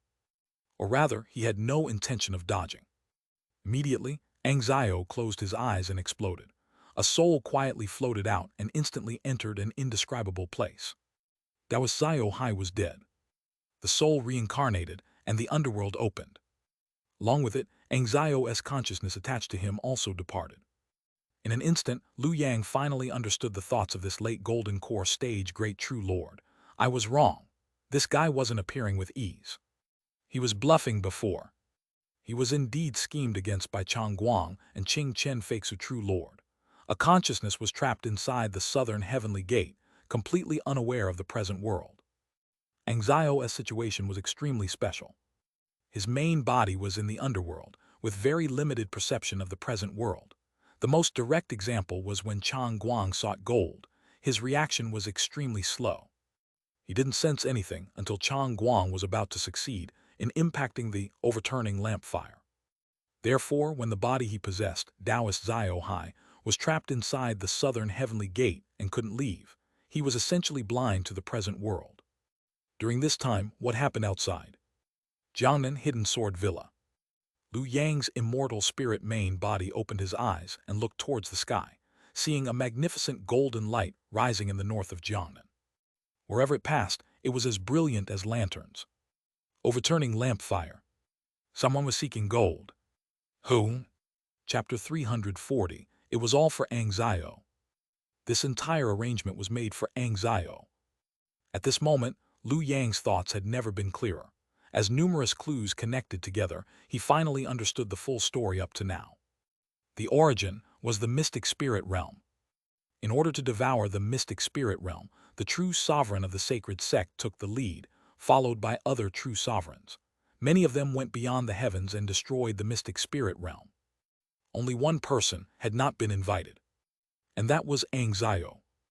Being in the netherworld, Xiao naturally couldn't go with the true sovereigns to the mystic spirit realm, and thus had no way of knowing what they did beyond the heavens. If my guess is correct, the true sovereigns didn't merely kill the supreme beings of the mystic spirit realm. Most likely, true sovereign King Cheng Feixu took the opportunity to reveal Xiao's identity.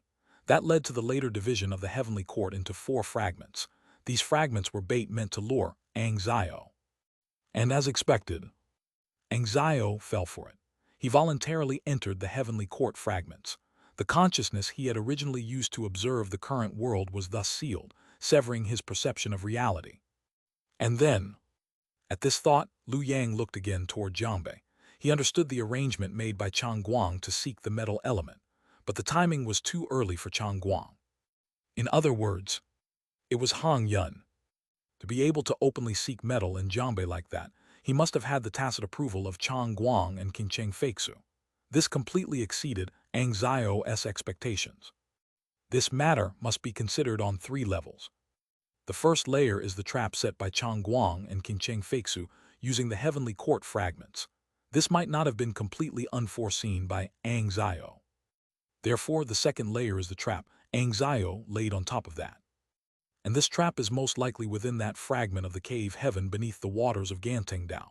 If Chang Guang and Qingcheng Feixu thought they had trapped Ang Zio's consciousness and swaggered into that cave heaven fragment, they would surely fall into the trap, if not die, at least be severely wounded. Beyond that is the third layer. At this point, Lu Yang couldn't help clapping his hands with laughter. Not only did Chang Guang and Qingcheng Feixu not go to that cave heaven fragment, they even pulled the rug out from under him and directly allowed Hong Yun to seek metal. Now that was a killing blow, because doing so brought no benefit to Chang Guang, yet it dealt a devastating blow to Ang Zio, a truly spiteful move that harmed others with no gain. However, Ang Zio must have realized something was wrong, because he discovered he couldn't leave the southern heavenly gate and sensed the existence of a trap. He was desperate to contact his main body outside. And so he appeared before me. With the wondrous blessing of clarity of insight, Lu Yang's thoughts became even sharper. His words just now, part probing, part suggesting cooperation, but ultimately his real goal was only one: to have me kill him. Whether it was to anger me or to incite rebellion within me, those were just tactics. What he wanted was the result: to use me to complete his suicide. The influence of the netherworld was omnipresent. As long as one remained within this world, the soul would inevitably enter the netherworld after death. This was the key for Ang Zio's consciousness to return. He probably couldn't commit suicide on his own. That was Lu Yang's guess. Otherwise, why would Ang Zio go to such trouble to have him do it? Wouldn't it be easier to just cut his own throat? There had to be interference from a true sovereign.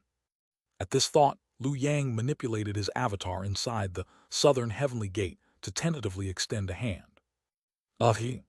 His movement suddenly halted. He couldn't proceed any further. Just now he had intended to self-detonate, but that action had been forbidden.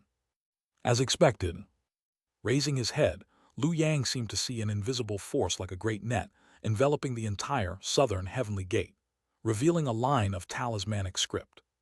Suicide is forbidden in this place. This is the power of the mystic spirit realm's fruit position. A true sovereign had influenced it, leaving behind this rule within the southern heavenly gate. Thus, the act of suicide to return to the netherworld was completely blocked for Ang Zio. This was definitely not the work of Qingcheng Feixu. More importantly, this rule was deeply hidden, at least on the outside. Ang Zio hadn't noticed anything, otherwise he would have sensed the irregularity. And this layer of concealment was an entirely different method. In addition, the seal that isolated the southern heavenly gate from the outside world didn't seem to be Qingcheng Feixu's doing either. It was clearly someone else's work. At least three true sovereigns intervened here. The whole world is the enemy. Truly, the whole world is the enemy. Ang Zio wasn't being schemed against by Qingcheng Feixu alone. He was being schemed against by all the true sovereigns. In an instant, Lu Yang couldn't help but feel deep emotion. Those who can become true sovereigns, every single one of them, is no simple figure. Even someone like Ang Zio could get overturned if he wasn't careful. Hong Yun had no shackles from the earth of the constellations. If he succeeded in seeking metal and regained control of the overturning lantern flame, he would undoubtedly destroy all of Ang Zio's arrangements, causing him to fall from the late-stage golden core realm. This was a deathless, irreconcilable grudge on the Tao path. Ang Zio would stop it at all costs. Could Hong Yun succeed? Highly unlikely. Lu Yang shook his head, not because he didn't have faith in Hong Yun, but because he had faith in Ang Zio. This late-stage golden core true sovereign was of exceptional caliber. Yet it couldn't be denied. After all these calculations against him, Hong Yun had already seized the initiative. If seeking metal had once been hopeless, now he had at least a 30% chance. Only one question remains. What about Chang Guang?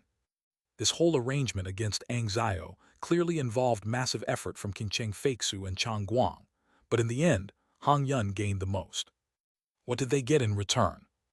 Jiang and Ganting Dao, Chang Yao Radiant Cave Heaven. While Hong Yun sought metal and true sovereigns across the world watched, a man with an ordinary face but a piercing aura arrived calmly. Radiance overflowed from his body. These many rays of brilliance merged into a pure light of divine power on him, like a bright yellow lamp illuminating the lakebed and revealing the cave heaven. It seems this is the place. The man smiled slightly and walked into the cave heaven without hesitation.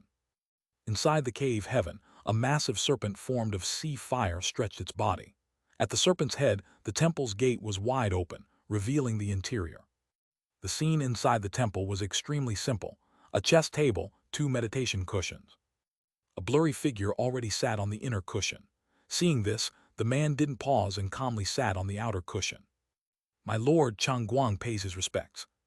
Chang Guang's expression was calm as he looked across the chessboard. There sat a figure shrouded entirely in mist. Impressive. Mist roiled, and a voice that sounded neither male nor female, old nor young, emerged with a tone of admiration. The sacred sect indeed produces many talents.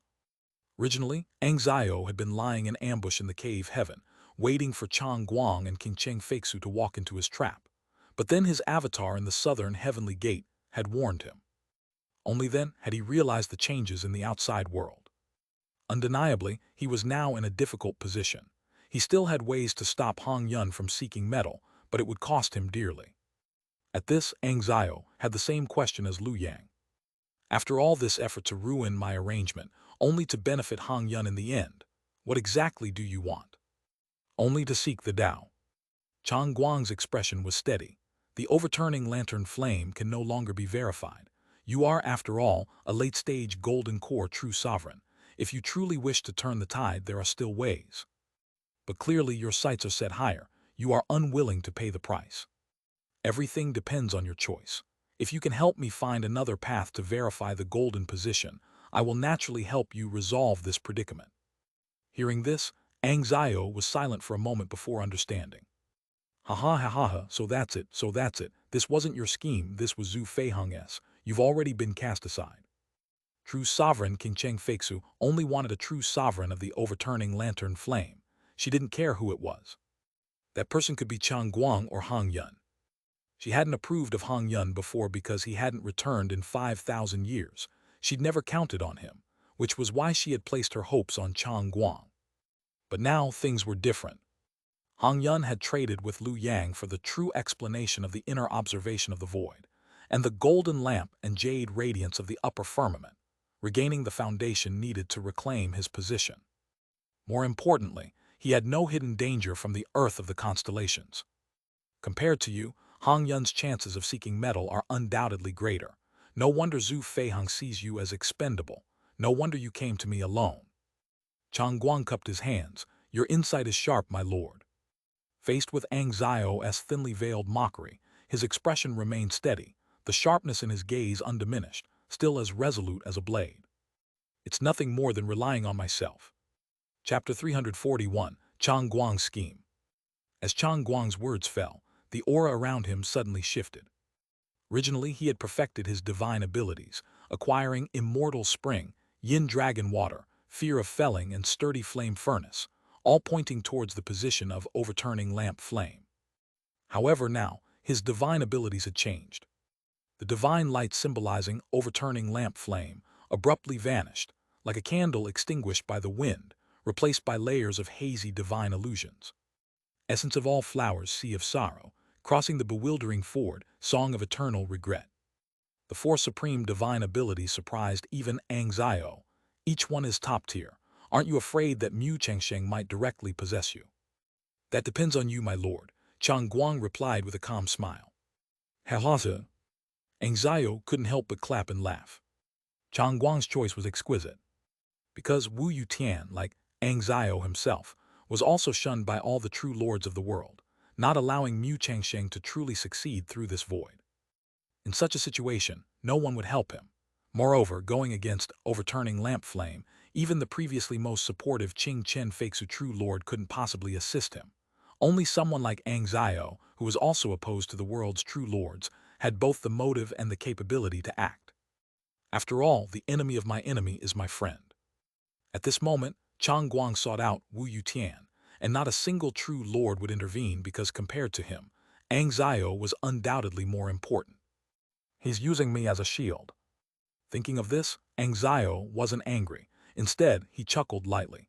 I do have a way to help you resist Mu Changsheng's attempt to possess your consciousness. Mu Changsheng was indeed astonishing. However, in Xiao's eyes, he wasn't someone beyond comprehension. Over the years, how many outstanding talents had he seen?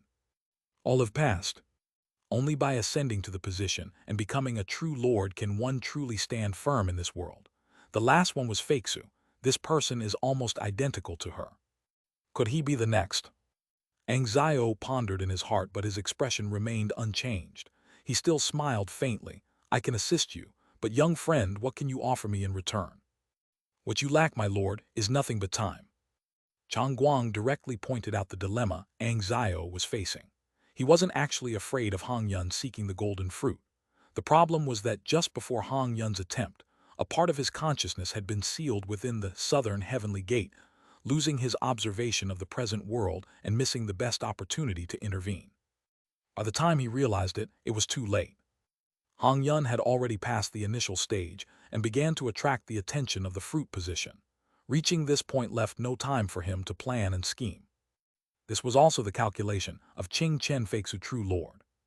But conversely, as long as I can help you, my lord, to make up for this lost time, I believe you won't need anyone else's help to break the deadlock.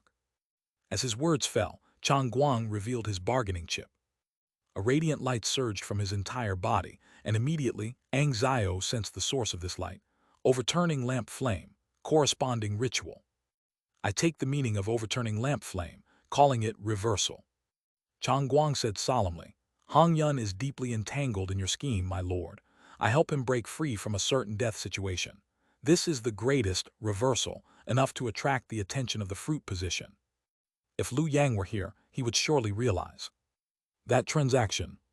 Before entering the southern heavenly gate, Chang Guang had proactively proposed a deal to Lu Yang, asking him to stay within the gate to lure Xiao. Undoubtedly, this transaction allowed Chang Guang to truly participate in the scheme against Xiao, even serving as a weight.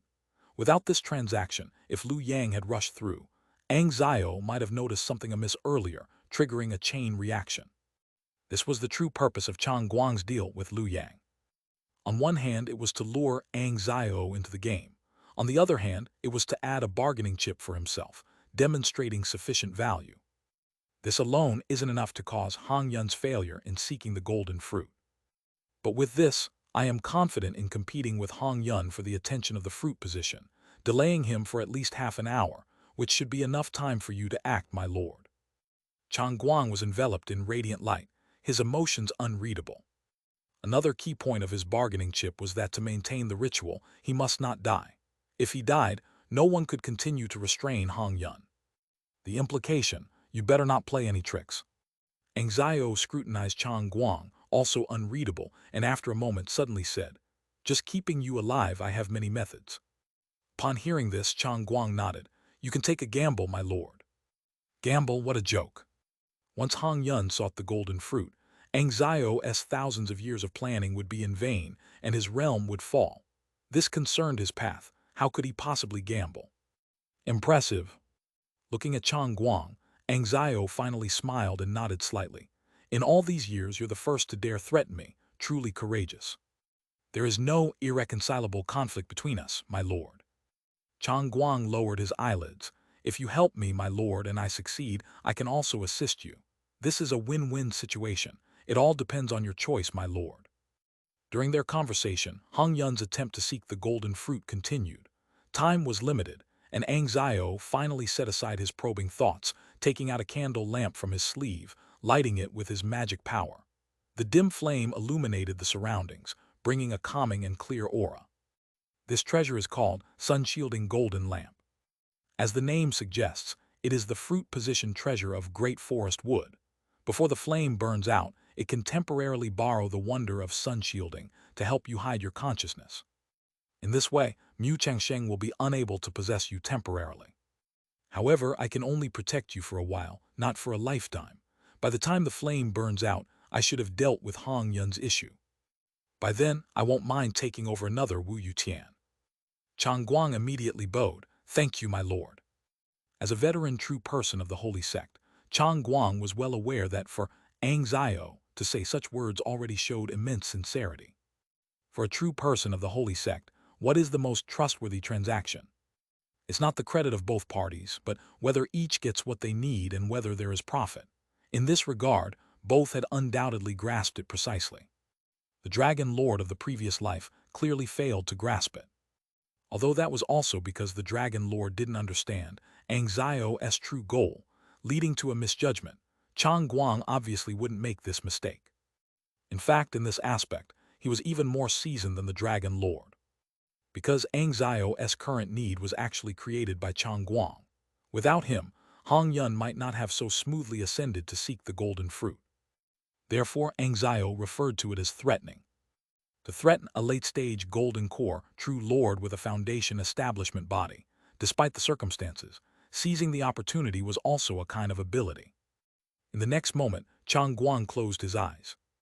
A radiant light blossomed from his body, soaring into the sky, attracting the attention of overturning lamp flame, while his consciousness had already entered Wu Yutian. Chapter 342, One Person's Persistence. Sky-reaching sea of clouds, sacred fire cliff. Golden light surged from the ground, illuminating intricate and densely packed arcane patterns. These patterns converged toward the center, gathering upon a solitary figure.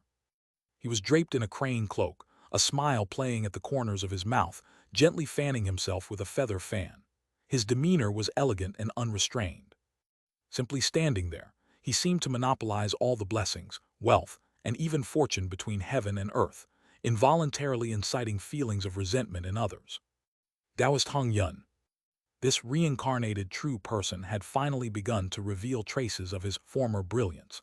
A nostalgic expression surfaced in his gaze as he looked toward the sky above. How long has it been? 5,000 years. For a full 5,000 years, he had not witnessed the overturning lamp flame. Clearly a reincarnated true person, yet it was as if he had been forsaken by his position, reaching the pinnacle of wretchedness. At this thought he couldn't help but gnash his teeth. Ang Zio. At this moment, Hong Yun's hatred for Ang Zio was as boundless as the surging river, impossible to cleanse. After all, ever since reclaiming the true explanation of observing heaven and earth within the void, an upper radiant golden chalice jade light, he had begun to recall the memories that had been stripped away in the past. Both cultivation methods were intact because Hong Yun had embedded hidden mechanisms within them, ensuring that only he could utilize them and preventing any external tampering. Without such precautions, he wouldn't have dared to boldly seek the golden core relying solely on these two methods. Still, I mustn't be careless. Hong Yun remained vigilant, fully aware of the significant impact his pursuit of the golden core would have on Ang Zio.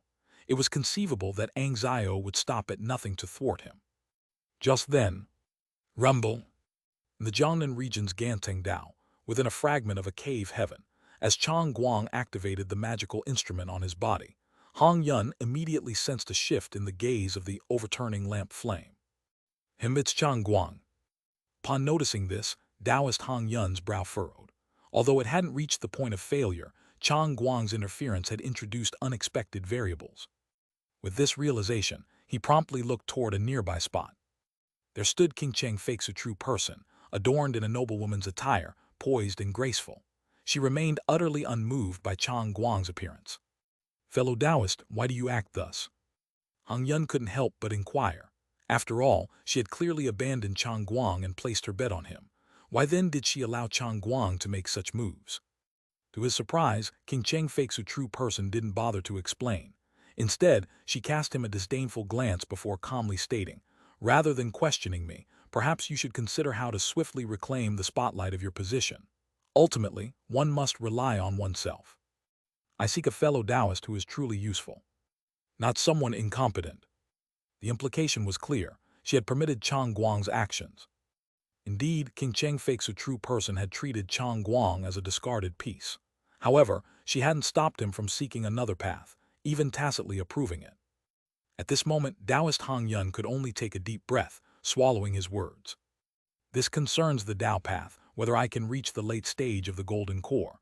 A single misstep could lead to total failure, such a crucial matter, and she's still clinging to meaningless persistence. This madwoman. Why was King Cheng Fake's a true person referred to as a madwoman by true persons across the world? Was it merely because she enjoyed dueling, or because she was somewhat neurotic? Don't be ridiculous. The sacred sect was filled with talented individuals. Such traits wouldn't even register there. The real reason was she had principles.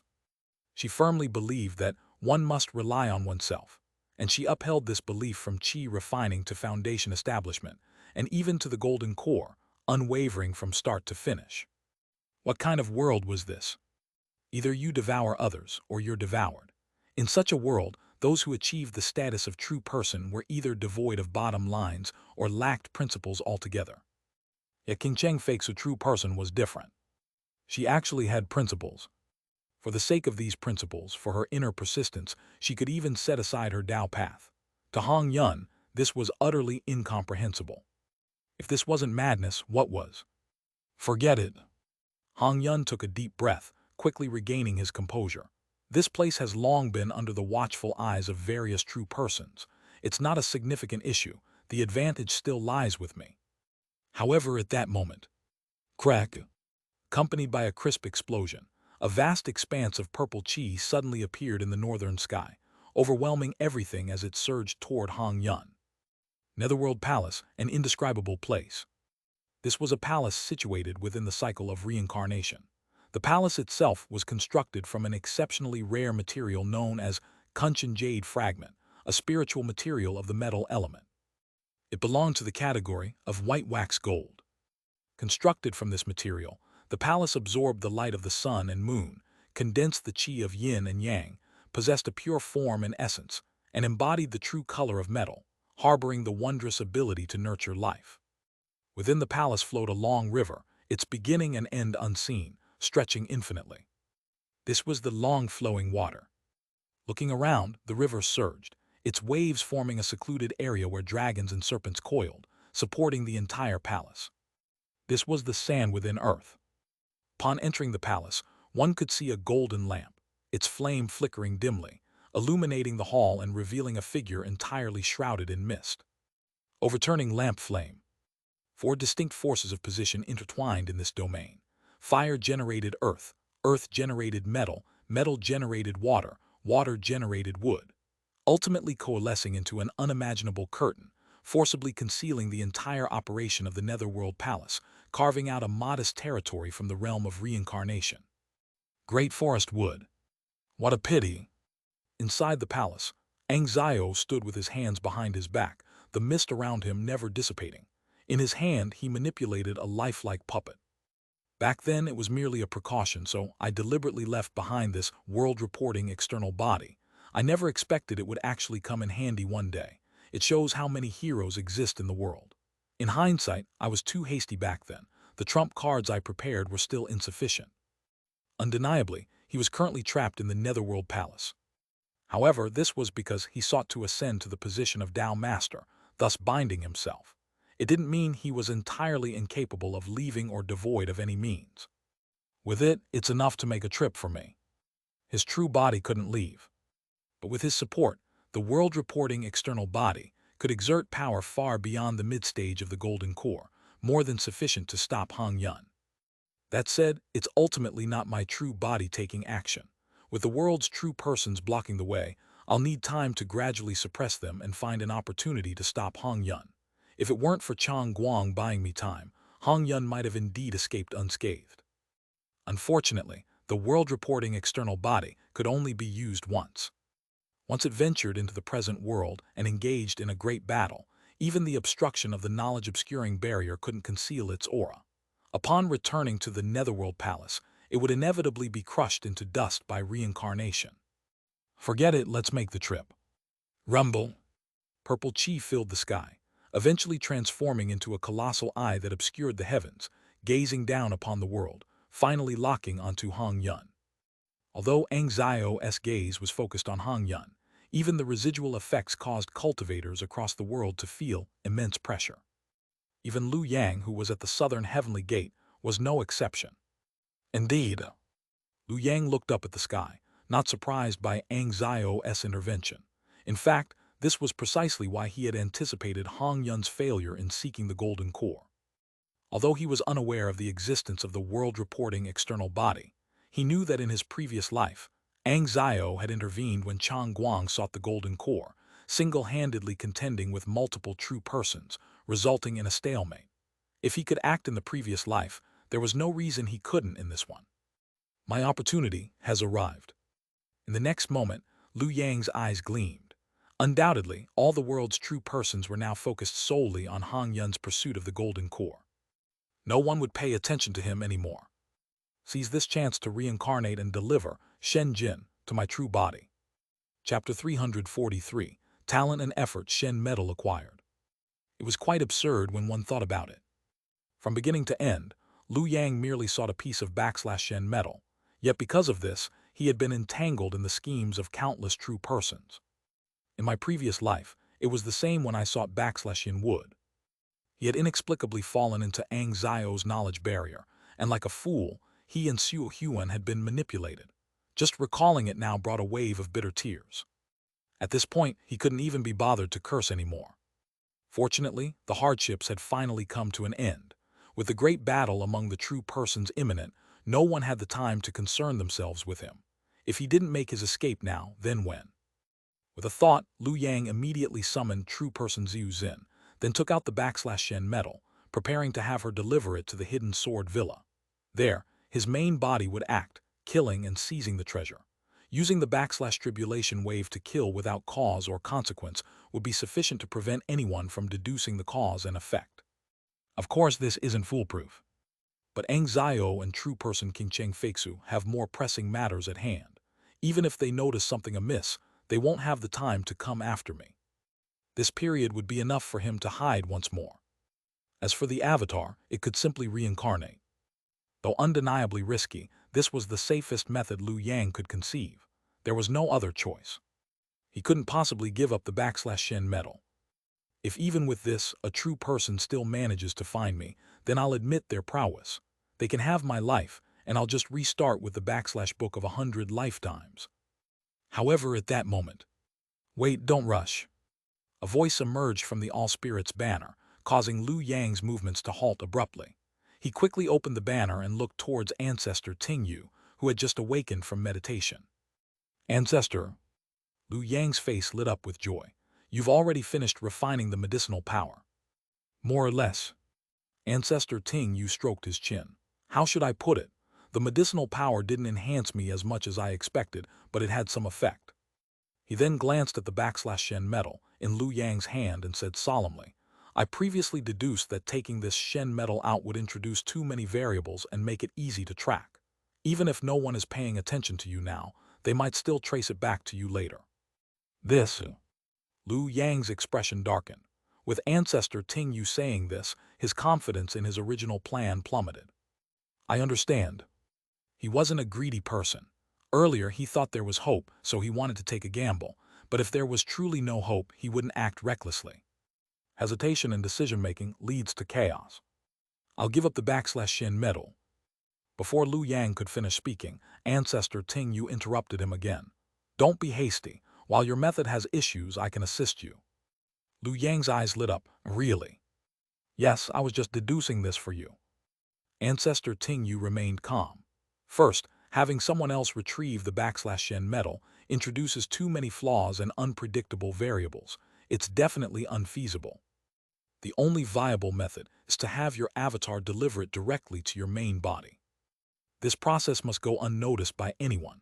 Then, your avatar should commit suicide and reincarnate, using the power of reincarnation to erase all traces. Lu Yang wasn't foolish. Hearing this much, he realized, Ancestor, are you suggesting using the Dharma body for remote transmission? Xianxia, all-encompassing Dharma body.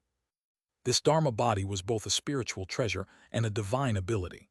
As a divine ability, it could switch between the main body and the avatar. However, Liu Yang quickly frowned.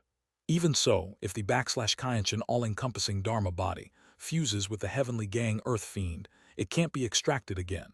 So even if it's brought back, I won't be able to use it to refine divine abilities or break through realms. That's simple. At this point, Ancestor Tingyu finally smiled. My suggestion is to hide the Xian metal in the All-Spirits banner and take it along with the Dharma body. Upon hearing this, Liu Yang instantly understood. Hide the Xian metal in the All-Spirits banner, which is integrated with the Dharma body.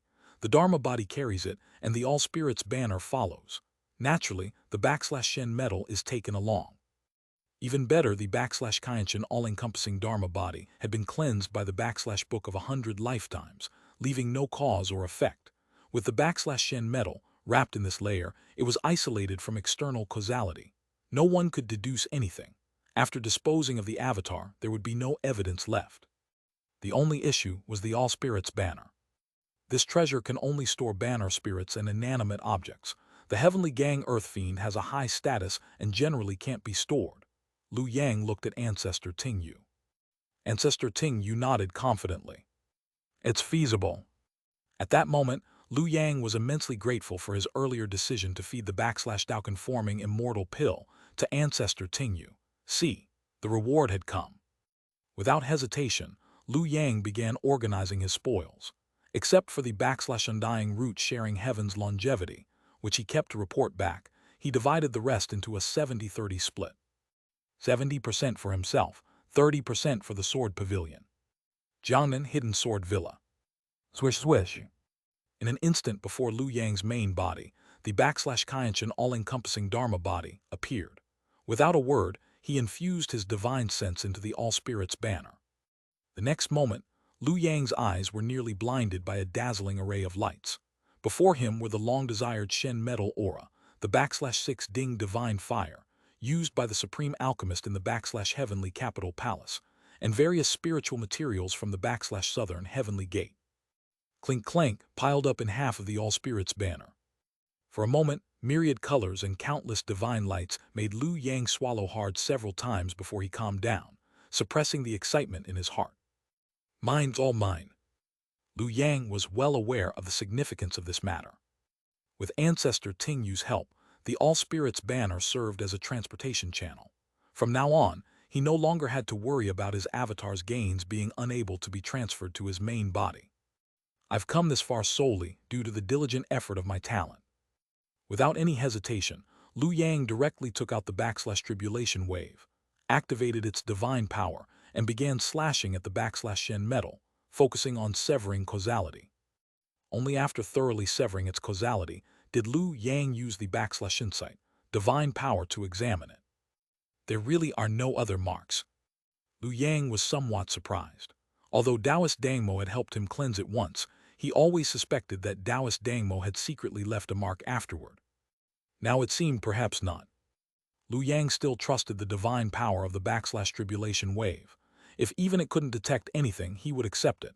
Thus, he didn't hesitate further. Grabbing it, he instantly refined it. Few backslash.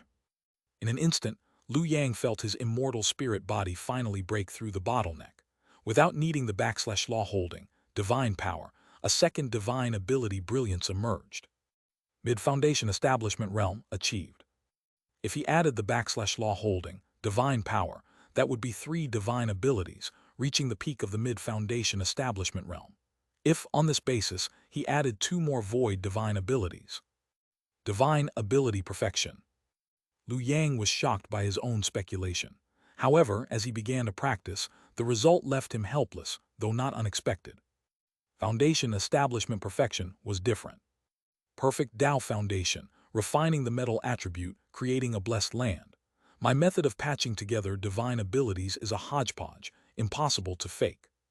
Forcing it would only result in self-destruction. As Liu Yang pondered suddenly, Liu Yang's brows furrowed. He noticed his 2 void divine abilities, essence of all flowers and sea of sorrow, suddenly trembling for some reason. This is a change in no heaven. Who did this?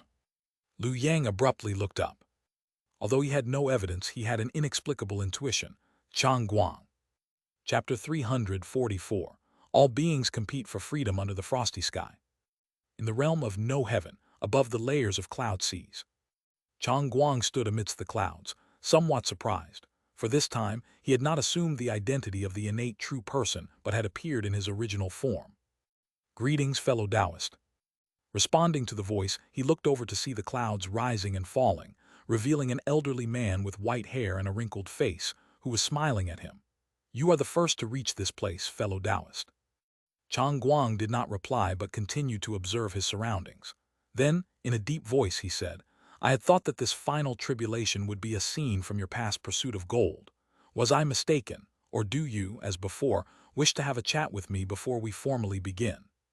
Both, perhaps. The innate true person smiled slightly. With a wave of his sleeve, the cloud vapor transformed into a tea pavilion. He took a seat first, and Chang Guang followed, sitting opposite him. Fellow Taoist, you have endured 4 tribulations. Could you share your feelings? The innate true person's tone was calm and composed. I have faced numerous tribulations in my life. How do they appear to you, fellow Taoist? Chang Guang frowned slightly at these words. But soon, he relaxed his expression and said frankly, it has indeed not been easy for you, fellow Taoist. The first 4 tribulations, essence of all flowers, was your tribulation during qi refining. At that time, you were too young to suppress your desires, and being plotted against was inevitable. Sea of sorrow was your tribulation during the early foundation establishment stage. With your path seeming hopeless, despair arose. That you could overcome it and regain your Tao heart was truly not simple. Crossing the lost ferry occurred when you sought empty verification, searching everywhere for other methods but to no avail. As a rogue cultivator without orthodox inheritance from a major sect, the resulting confusion stemmed from innate differences in foundation. You cannot be blamed. It can only be said that you were born lacking a certain destiny. As for Song of Everlasting Regret, it was your anger upon realizing the truth. At this point, Chang Guang summarized. Looking at your life, fellow Taoist, you have always been under the rule of true lords, calculated against since qi refining, leaving no path to survival. To be honest, reaching today is already a stroke of luck. Upon hearing this, the innate true person laughed heartily. A stroke of luck, ha ha ha. What you said is very true. If not for luck, how could I have reached the peak of foundation establishment? If not for luck, how could I have found that seed of the world and evolved, no heaven? It was all luck. The next moment, the innate true person's laughter abruptly ceased. But even someone as fortunate as I am cannot become a true lord. Do you think that's reasonable, fellow Taoist? I know what the outside world says. Many true lords have come to test me in no heaven, thinking I want to seize the bodies of cultivators entering no heaven, having them undergo tribulations on my behalf. In the end, the one who completes the 5 tribulations would be the innate true person, not themselves. At this point, the innate true person sneered coldly.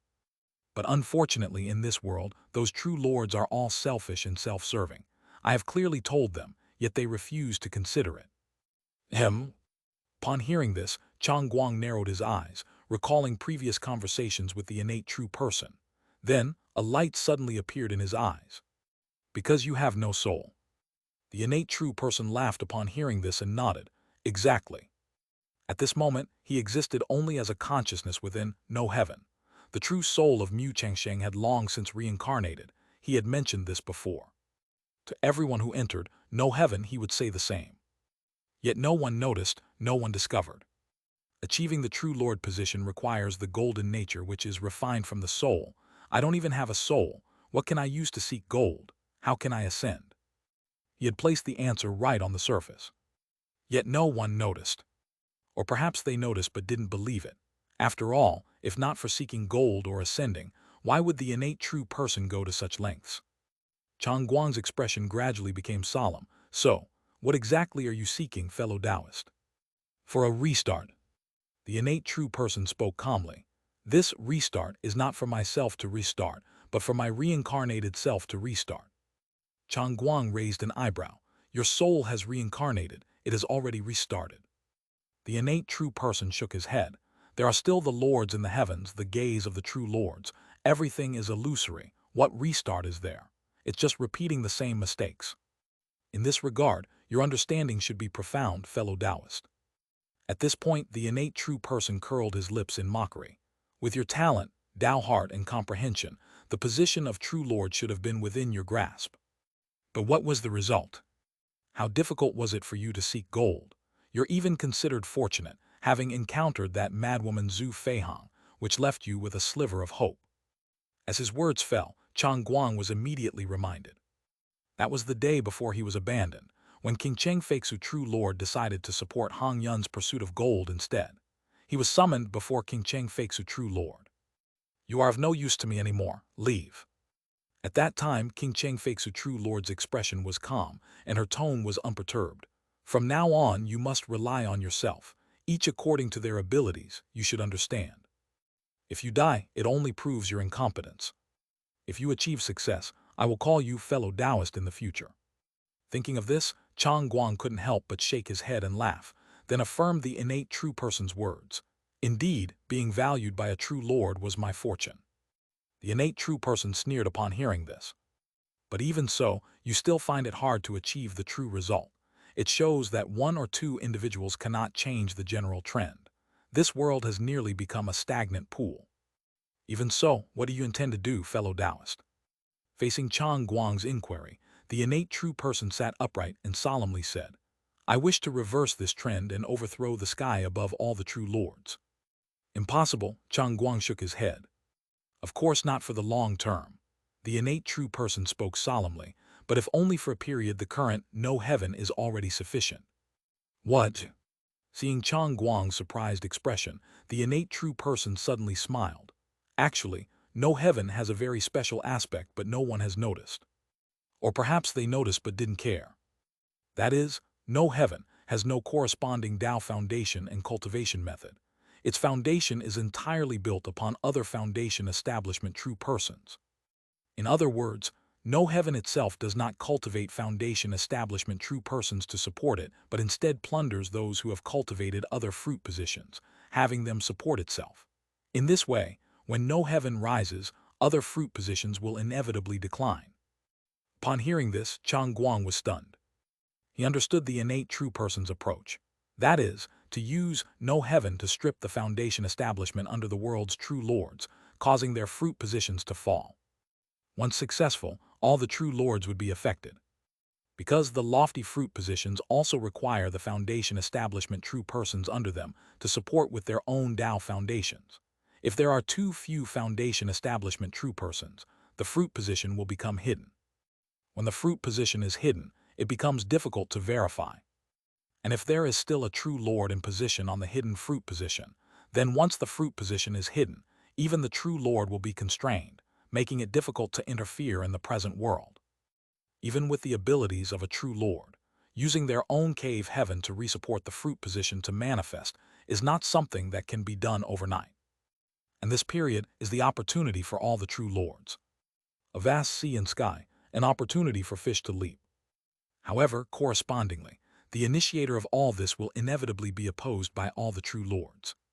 Fellow Taoist, this is your fifth tribulation. Its name is competing for freedom. As his words fell, the innate true person extended his hand, revealing a light sphere in his palm. As long as you are willing, fellow Taoist, you can begin the tribulation now. If you are afraid, it's not too late to leave now. Yes. Looking at the innate true person before him, Chang Guang rarely fell silent for a moment. Then he curled his lips, letting out a hearty laugh from between his teeth. Ha ha ha, good, good. Mu Changsheng, what a Mu Changsheng. Before the laughter subsided, Chang Guang's expression turned resolute. He immediately grabbed the light sphere and refined it in an instant. All beings compete for freedom under the frosty sky. What tribulation is there to speak of? This is precisely my opportunity to prove the Tao. Boom! The next moment, heaven and earth underwent a drastic change. Chapter 345, Hong Yun, Why Is It Me Again? At first, it was just one person. My Takesu divine ability. This true person was quite enthusiastic about the heaven of non-existence, having already passed the first tribulation. However, the divine ability he obtained was the lowest grade, the white bone observation. Nevertheless, passing the first tribulation was still enough to demonstrate his strength, at least showing some merit. There were countless true persons like him across the world, and at this moment, All of them harbored the same doubt, watching as their sea of consciousness radiated light, and the Takesu divine ability they had previously obtained blossomed with brilliance. This change spread across the world at a speed visible to the naked eye. How vast was the influence of the heaven of non-existence? After all, it was a free divine ability. Although it didn't provide a rank, its cultivation difficulty was far less than other innate divine abilities. Who would mind having one more? Therefore, even though it hadn't been around for long, the divine abilities bestowed by the heaven of non-existence had already spread throughout the east, west, south, and north, even reaching overseas, with many true persons cultivating them. It could be said to have swept across the world. Thus, this anomaly was also sweeping across the world. At the same time, in the north of the river, above the sky-reaching sea of clouds, purple chi had long filled the sky, with several fruit-positioned stars radiating brilliant light, clashing head-on with the purple chi. Just like the past pursuit of gold by Changguang. However, in the next second, the group of true lords who had been engaged in fierce battle suddenly stopped their actions. The fruit-positioned stars trembled, and they all sensed the anomaly in heaven and earth. What's going on? Something's not right. Why is there a disturbance in the fruit positions? Anxio, what underhanded methods have you used again? On the other side, with purple chi surging, Anxio's expression also changed at this moment, because he discovered that this anomaly had actually affected him as well. What's happening? Who is scheming in the dark? Although he was habitually blamed, Anxio was deeply scheming. He immediately went along with the situation, chuckled lightly, and said, "This has nothing to do with me." Denial was admission. If Anxio had remained silent, it would have been fine. But once he spoke, he was immediately labeled as the culprit of the anomaly by the true lords of the world, and they were about to take action again. On the contrary, the true Lord Qing Chen Feixu, who had just been at the forefront and the most aggressive against Anxio, narrowed her eyes, seemingly having guessed something. Not only did she not make another move, but she also took the initiative to distance herself, carefully sensing the state of her fruit position, with a look of astonishment in her beautiful eyes. Changguang. Boom. In the next second, countless brilliant lights appeared above the firmament.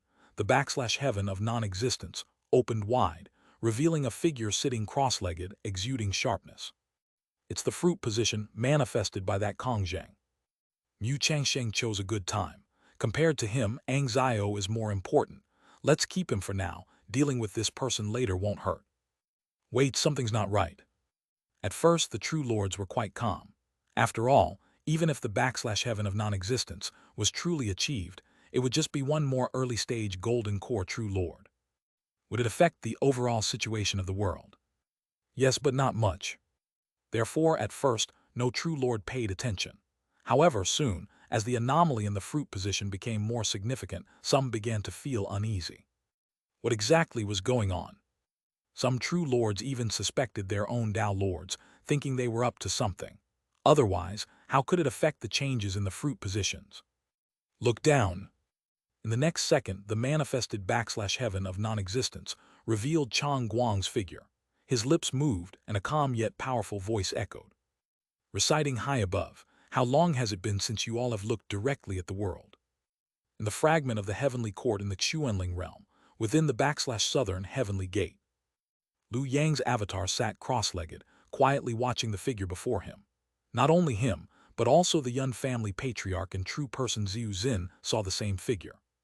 Throughout the world, all cultivators who had passed through the heaven of non-existence and possessed the Takesu divine ability fell into a trance, as if their spirits were wandering the Takesu, arriving at the heaven of non-existence, standing beside Chang Guang, 1, 10, 100, forming an indescribable tide. The tide rose and fell. Under the support of this invisible tide, Chang Guang's figure became increasingly clear, with steps appearing beneath his feet. He calmly ascended step by step.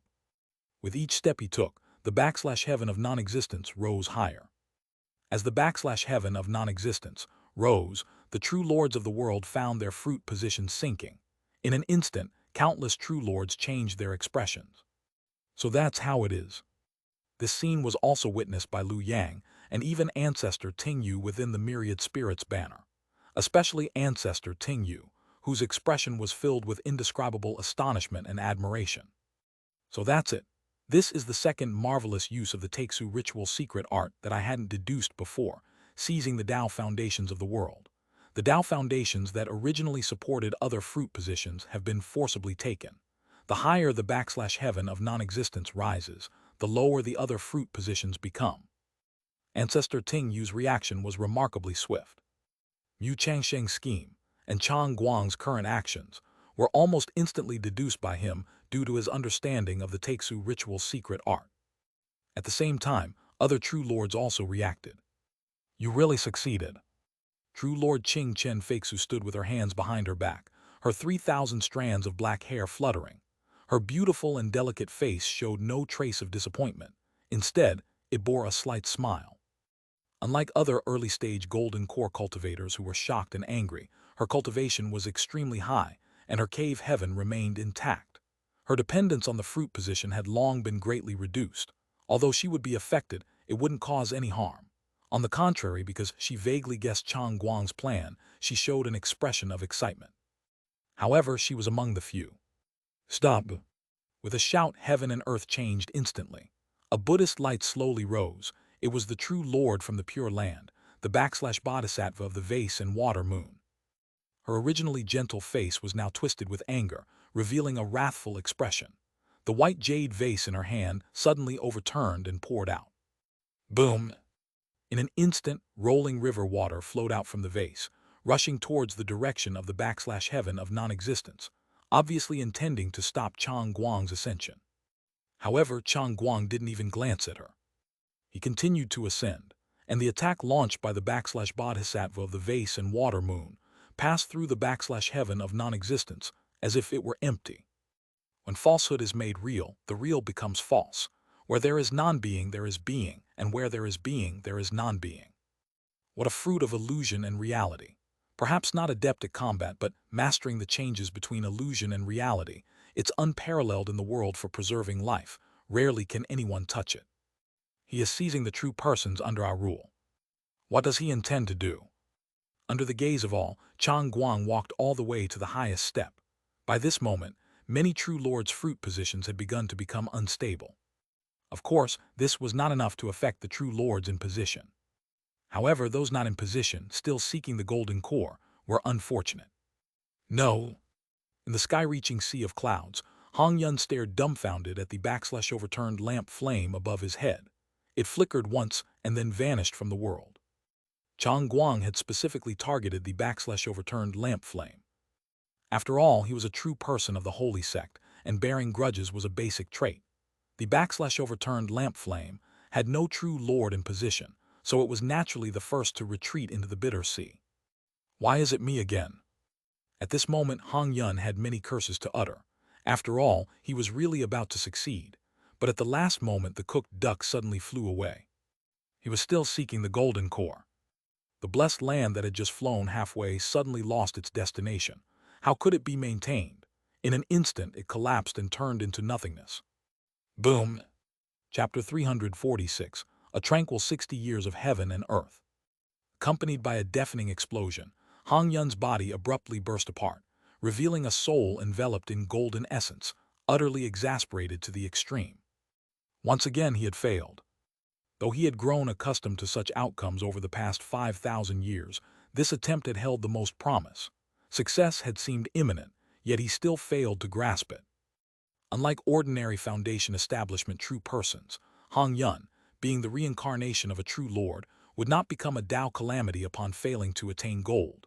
Instead, his soul would be protected by golden essence, guided by the netherworld into reincarnation for another life. However, regaining his current cultivation would demand an immense amount of time. Chang Guang, Chang Guang. Hong Yun couldn't help but roar in his heart. His defenses shattered, allowing distracting thoughts to surge forth like an endless torrent of resentment. Yet he dared not linger. Surrounded by so many true lords, he was now merely a soul protected by golden essence. If he did not promptly respond to the netherworld's summons, death was certain. Go, the Journal of Hebrew Scriptures. In the next moment, the netherworld opened, and Hong Yun's figure vanished from the scene in a flash, too swift for anyone to capture his soul. This was precisely why true lords were so difficult to kill. To completely eradicate a true lord required at least 3 strikes. First, to destroy his cave heaven, causing him to fall from his position and lose the realm of a true lord. Second, to annihilate his soul, preventing him from entering the netherworld and reincarnating. And third, to obliterate his golden essence, ensuring it could not attach to another entity and grant him a chance to revive. Meanwhile, within the realm of Wu Yutian, unconcerned with Hong Yun's demise, Chang Guang stood quietly at the top of the steps, his lips moving as a fragrant aroma naturally wafted around him. Within the scent, images of various women manifested. These women, each with distinct appearances and attire, displayed expressions and movements captivating enough to stir the hearts of ordinary people, as if they were real beings. Essence of myriad flowers. The fragrance gradually transformed, giving rise to a misty sea that evoked emotions, causing all who witnessed it to recall their sorrows. Sea of sorrow. With each divine ability Chang Guang manifested, Wu Yutian ascended higher, while other positions in the world diminished correspondingly. Witnessing this, Xianxia hesitated not, extending his hand to retrieve a golden lamp emitting light from afar, none other than the treasure of the great forest wood position, the sun-shielding golden lamp, which he had previously lent to Chang Guang. Simultaneously, a formidable force descended from the heavens. Boom DDL. In the Jiangnan Ganting Dao, within the cave heaven fragment, Chang Guang's physical body was mercilessly shattered by Xianxia, reduced to mere dust. Yet it was to no avail. Xianxia's actions only elicited a calm glance from Chang Guang, who then continued to channel his magical power, unveiling another divine ability. Crossing the bewildering ferry. As his words fell, the scene within Wu Yutian transformed once more. The mist cleared, revealing a vast ocean, thousands of miles wide and deep beyond measure, with black waters flowing and roaring like thunder. Golden Core true lords could gaze upon this ocean without issue. However, the Foundation establishment true persons below each saw within the ocean the recent obstacles hindering their cultivation, causing cold sweat to form unconsciously. Nonetheless, some with steadfast Tao hearts and exceptional comprehension managed to cross the bewildering ferry, breaking through their internal dilemmas, feeling refreshed and clear-minded. This indicated that Chang Guang did not intend to trouble them, but deliberately used divine abilities to help them overcome their confusion. However, would he bestow benefits without reason? All those who gained from the crossing the bewildering ferry had, in effect, been incorporated under the jurisdiction of the Wu Yutian position, severing ties with their original Tao lineages. Boom DDL. In the next instant, the light of a position star suddenly vanished. This position, unlike the sun-shielding flame, was held by a golden core true lord. Yet now it had hidden itself. As the position concealed itself, the figure of the true lord also dimmed rapidly, scattering like stardust, disappearing from the world within a single breath. It was the water moon, bodhisattva of the Pure Land. This true lord with shallow cultivation had just acted against Chang Guang. Her position was deliberately targeted by him, making her the first to retreat from the world. So it is. Wu Yutian, such a grand scheme, such ambition, and Chang Guang, I knew that such a significant event must be related to the demon sect. With the millennium catastrophe approaching, the world is about to descend into chaos once more. Perhaps chaos is preferable. For a moment the reactions of the world's true lords varied, but undoubtedly they had all discerned the plans of Chang Guang and even Mu Chengsheng. Even Xianxia appeared slightly surprised. You remain unaffected. He had already reclaimed the sun-shielding golden lamp. Logically, Chang Guang should no longer have its protection and would need to contend with the consciousness of the innate true person. Yet that was not the case. Could I have misjudged? At this thought, Xiao's expression grew increasingly astonished. Mu Changsheng truly willing to sacrifice himself for you. Not just for me. Chang Guang's expression remained calm. This also fulfills himself. As long as I exist with Wu Yutian hanging high, I will replace him as the target of all. His voice began normally, but as he continued, echoes grew louder, transforming into an unending, continuous sound that stirred the deepest hatred in people's hearts, a hatred for all injustices in the world, an eternal resentment. Song of everlasting hatred. As long as evil persisted, this song would not cease. The flames of hatred ignited from the heart, consuming the body, capable of shattering the souls of true persons. Lords, please follow me to the heavens. Changguang clasped his hands in salute, his tone still humble. Yet at that moment, the four divine abilities he had previously manifested converged, merging into a crimson glow. Striving for freedom. As his words fell, all sound ceased. Only when a crisp shattering sound rang out did the eerie silence break. Crack backslash. Like a dream bubble bursting, yet another true lord's form dissipated, their position vanished into seclusion, and this phenomenon rapidly began to spread to all the true lords. At this moment, the sky that had blanketed the land in gloom showed the first signs of fissures. One by one, the true lords disappeared, and Chang Guang's figure grew increasingly faint, until finally it became nearly invisible, with only his grand voice echoing throughout the world. This seat Chang Guang establishes Wu Yutian in Jiangnan, refining the cave heaven of morning true and grand void to ascend to true lord, cutting off the connection between heaven and earth, preserving a sliver of hope for all cultivators under the heavens. May the world know peace for 60 years hence. His voice resounded thunderously across heaven and earth. When he finished speaking, only two true lords remained at the scene. One was Xianxia, the other, the true lord of clear snow and flying frost. Xianxia gave no reply, only cast a deep glance at Chang Guang before dissipating his form willingly, leaving only the clear snow and flying frost true lord. Chang Guang greets the true lord. As ever, Chang Guang performed a respectful salute, while the clear snow and flying frost true lord shook her head upon seeing this. Not lacking in ability, you have after all achieved a measure of success. After speaking, her expression grew solemn, and she returned the salute. Zhu Feiheng greets fellow Taoist. As her words fell, a gentle breeze swept by, and her figure, too, faded away from the spot, her position withdrawn from the world. Only Chang Guang remained standing. However, this was but temporary. When a position retreats into seclusion, it cannot interfere with the present world, but that did not mean true lords could not strike at one another. It was easy to imagine what kind of universal hostility he would face in the future. Hence, he needed allies. Relying on the illusory real traits of Wu Yutian, I can delay at most for 60 years. Only if someone ascends to true lord within this 60-year span can this tribulation be considered overcome. I just don't know what kind of world this will become afterward. It shall be an era of great contention. Chang Guang closed his eyes, and his figure vanished accordingly. From this moment on, there were no more true lords involved in the affairs of the world.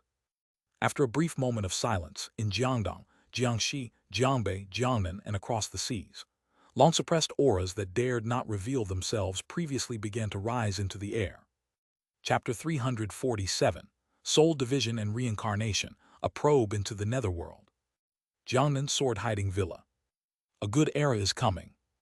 At this moment, Lu Yang's immortal spirit main body was gazing into the distance, sensing the eruption of various chi forces. Chang Guang's actions were akin to igniting a powder keg. Under the watchful eyes of true lords, almost all Foundation establishment real persons were shackled, especially those at the peak of Foundation establishment. They were constantly monitored by the world's true lords, making any significant movement ripple throughout the realm.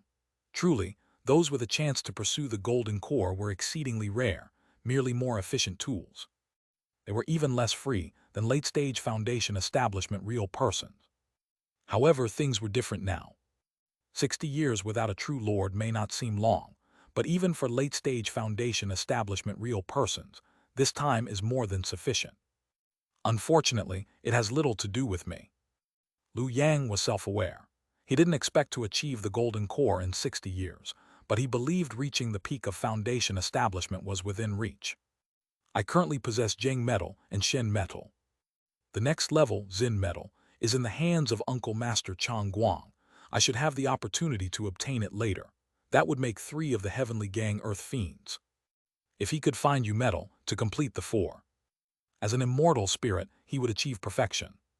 At that time, as long as he comprehended his innate divine ability, he could immediately emerge to pursue the golden core. Even if it costs my life, I would willingly do it, as I can bring all my cultivation back using the Book of 100 Lifetimes. No matter how I look at it, it's a great deal. Because the heavenly firmament's universal manifestation Dharma body was both a divine ability and a spiritual treasure, possessing the characteristics of both. And the cultivation option of the Book of 100 Lifetimes included the divine abilities cultivated. In other words, if I choose cultivation, I can bring the heavenly firmament's universal manifestation Dharma body, along without worrying about wasting it. Thinking of this, Lu Yang became invigorated. Finally, an opportunity has arisen. Immediately, Lu Yang glanced at ancestor Ting Yu, who was still calculating something with her fingers, evidently still immersed in Chang Guang's previous actions. To be honest, Lu Yang didn't feel much about this. Of course, he was grateful for Chang Guang's actions, but whether it was Chang Guang or Mu Qingsheng, their goals and ambitions were too lofty, too distant from him. Perhaps only prodigies like Ancestor can resonate with them. Unfortunately, compared to grand ambitions, I care more about daily necessities. For Lu Yang, he just wanted to progress step by step, at any cost to reach the pinnacle. Therefore, compared to Chang Guang and Mu Qingsheng, the one he resonated with the most was Xu Huan. Those struggling to survive had no mind for grand ambitions. Putting aside many distracting thoughts, Lu Yang stopped overthinking and reactivated the puppet on strings, redirecting his gaze to his avatar within the southern heavenly gate. With the true lords hidden from the world, the immense power previously exerted on the southern heavenly gate dissipated. No longer isolated from the outside, Lu Yang could now commit suicide. In the next second, Lu Yang manipulated his avatar, shattering his internal organs. His body became covered in cracks, turning into a bloody figure in an instant, utterly miserable. After completing all this, he left the southern heavenly gate, with ancestor Yun and real person Zhu Xin. Outside the southern heavenly gate, Taoist Dangmo's gaze immediately fell on Lu Yang. His eyes first showed confusion, then anger. Why are there only 3 of you? Lu Yang didn't let his avatar respond. Instead, real person Zhu Xin beside him spoke. Senior sister Yi was killed by the demon sect's mending heaven peak master. The other real persons are scattered. Before her words fell, the southern heavenly gate trembled again. Soon, several streams of light flew out. Real persons from the sword pavilion who had escaped after Yi Gaiyu's death, deliberately released by Lu Yang. Now it was perfect. With their accounts, Yi Gaiyu's death was immediately confirmed. Killed by the demon sect's mending heaven peak master, witnessed by all, leaving no doubt. Seeing this, Taoist Dangmo could only sigh and looked at Lu Yang kindly. The demon sect is powerful. It's already commendable that you survived. This defeat at the southern heavenly gate is my responsibility. I will plead guilty upon return. For now, come back to the sword pavilion with me to recuperate. Real person, that's not accurate. Lu Yang still didn't speak, but ancestor Yun beside him did. How can this be considered a defeat for our sword pavilion? It should be a great victory. Upon hearing this, everyone fell silent. Taoist Dangmo was slightly stunned, then his eyes sparkled. Fellow Taoist Yun means.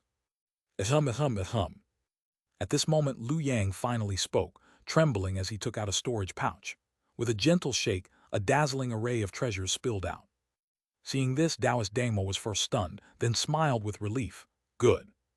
Lu Yang cupped his hands and said weakly, the mending heaven peak master who killed senior sister Yi has already died by my hand, avenging her. Unfortunately, I only managed to retrieve this much spiritual material from the southern heavenly gate. He understood the principle of first suppressing and then elevating. If he had presented all these gains initially, a detailed count would reveal that much was missing, only about 30%. But if he first let everyone believe there was nothing, then presented the gains, the effect would be entirely different. Coupled with his near-death appearance, who could question him?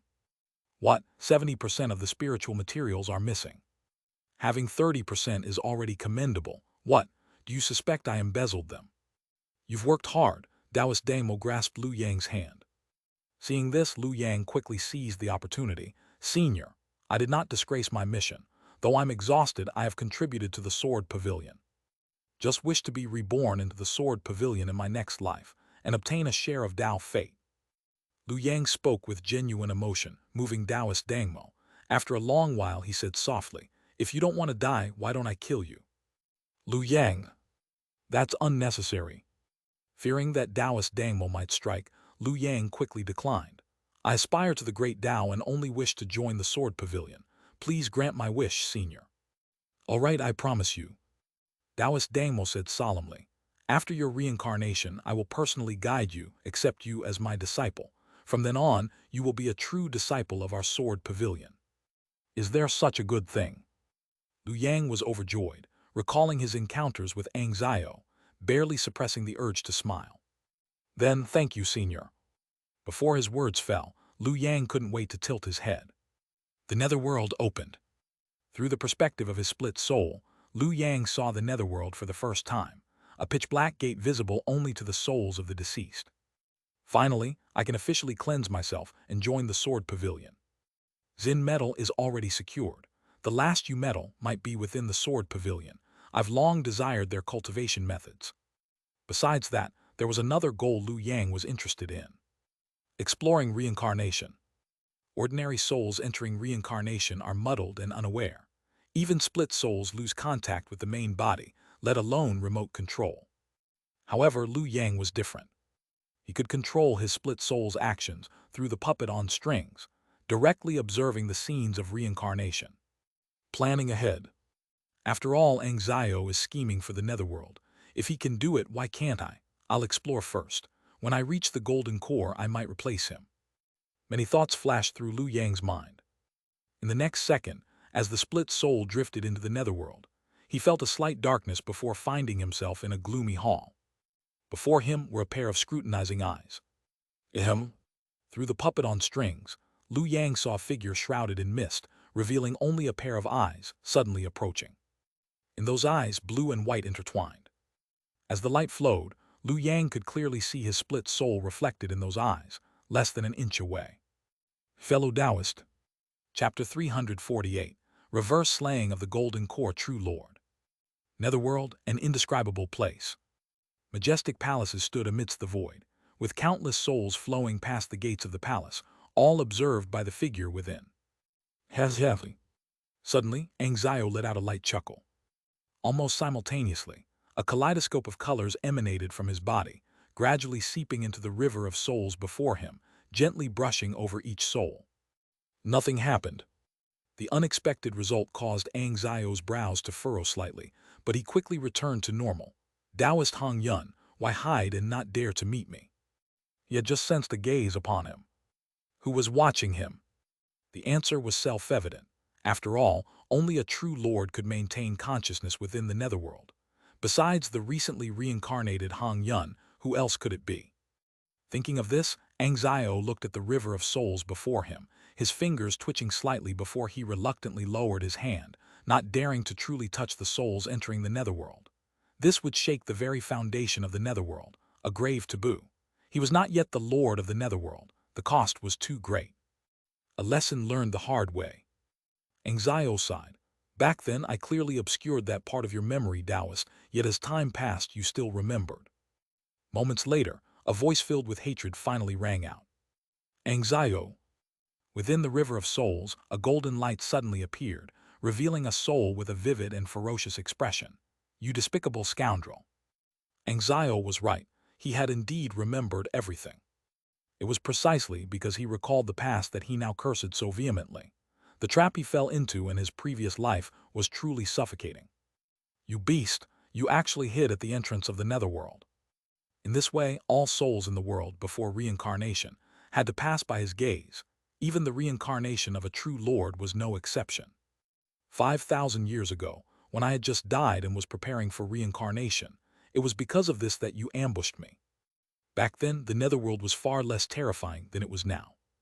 Thus, Xianxia withstood the pressure of the netherworld, at the cost of severe injury, to launch a surprise attack on him, who was caught off guard in the cycle of reincarnation. His memory was also stripped away by Xianxia at that time. If not for the protection of the netherworld, which prevented you from directly destroying my soul and only allowed you to tamper with my memory, I would have perished then. You beast! Facing Hong Yun's angry rebuke, Xianxia remained indifferent, even showing a hint of regret. The successful ambush 5,000 years ago was due to Hong Yun's complete lack of defense. Now that Hong Yun was prepared, another ambush would not be so easy. Moreover, the netherworld had grown stronger. Not to mention the impending millennial catastrophe and his exposed identity, he was forced to emerge from the shadows. He could no longer afford the same cost. Forget it. With this thought, Xianxia withdrew the kaleidoscope of colors surrounding him, no longer paying attention to Hong Yun's scolding, and instead closed his eyes to continue pondering. However, something still feels off. No matter what, Hong Yun is a true lord. With his cultivation, if he intended to hide, I shouldn't have been able to detect his gaze within the netherworld. A gaze I can detect must come from someone of a different realm. Wait, that's not right. In an instant, Xiao's eyes snapped open. It wasn't Hong Yun's gaze, it was someone else. Could it be that mysterious little friend watching me? That being said, the number of souls entering the netherworld was vast. Even with Xiao's abilities, it was impossible to locate that particular tributary again, let alone identify the little friend who had glanced at him. However, why did the other party suddenly come to the netherworld? Thinking of this, a shadow appeared in Xiao's eyes. Unfortunately, due to Chang Guang and that realm of non-existence, I am now unable to leave the netherworld. In 60 years, how many twists and turns will arise? At this point, even he had to admit, the great trend of the world is no longer in my hands. Damn, that scared me to death. Amidst the torrent of souls, Liu Yang's split soul finally let out a sigh of relief. That old thief Xiao is too sinister. Just how many hidden cards does he have? Like a ghost. Although it wasn't their first encounter, Liu Yang was still so frightened that he almost severed the puppet strings, fearing that he would be traced and caught. However, it wasn't without unexpected gains. Through the puppet strings, Liu Yang's vision locked onto a particular soul, surrounded by golden light, clear and unclouded. Hong Yun. If not for Xiao, he might not have discovered this reincarnated true lord. Liu Yang maneuvered his split soul closer to Taoist Hong Yun's soul, not daring to look too much, fearing detection. Yet, a fiery excitement involuntarily rose in his heart. Even a golden core true lord upon reincarnation can obscure causality, but they definitely don't carry much power with them. A once-in-a-lifetime opportunity. The golden essence of a reincarnated true lord. Its value far surpassed that of Xu Huan and Chang Guang, who, strictly speaking, hadn't even broken through yet. His heart ablaze, Liu Yang's thoughts grew increasingly calm. Boom! Finally, another gate of the netherworld opened. Liu Yang saw Hong Yun's soul gently float up and with a flash enter the portal. Having long been prepared, Liu Yang followed closely, seizing the moment before the portal closed to slip in as well. Northern Frontier, Yan City, Yan family. Accompanied by the high-pitched cries of a newborn, Hong Yun opened his eyes, and the soul of the golden core true lord surged with countless thoughts. Xiao, I won't let this go. Although he had failed to form his golden core again, Hong Yun had already adjusted his mindset. Strictly speaking, I still have a significant advantage in this life. Chang Guang, though detestable, has done one good deed. The disappearance of all true lords means no one can stop me from forming my golden core. As for the seclusion of the extinguished lamp flame, it's not an unsolvable issue. After all, Hong Yun was once an incumbent true lord. For other foundation establishment peak real persons, the hidden status of the fruit position would make forming the golden core extremely difficult, but for Hong Yun, he had his methods. The most direct is to orchestrate a massacre, destroying a wonder to serve as resources for forming the golden core. Soon, Hong Yun had devised a plan for this life. The immediate priority is to restore my foundation establishment cultivation, which should only take a few hours. At this moment, Hong Yun suddenly felt a strange sensation beside him. Turning his head, a pair of eyes met his gaze. Beside him lay another infant. Only then did Hong Yun realize that in this reincarnation he had a twin brother. However, the way the other looked at him seemed off. Not good. Years of intuition made Hong Yun suddenly alert. Damn, there might be a beast. But it was too late. The next second, he saw his blood-related brother in this life, an innocent and adorable infant, suddenly reveal a somewhat perverse smile. Before Hong Yun could react, Liu Yang's true body had already torn through the void, descending from the sky, and grabbed Hong Yun's newly reincarnated body. This is my greatest harvest to date. Today, I shall challenge beyond my level, using my mid-foundation establishment stage to reverse slay a golden core true lord, creating an unprecedented feat. Hong Yun. The next moment, Hong Yun's soul was extracted by Liu Yang, and then the Book of 100 Lifetimes, like a wolf smelling meat, pounced directly. Instantly refined. Chapter 349. From now on, I am Hong Yun. currently settling the experiences for Hong Yun.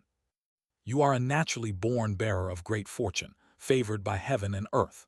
Cultivation comes to you as effortlessly as eating and drinking, presenting no difficulty whatsoever. It actually succeeded.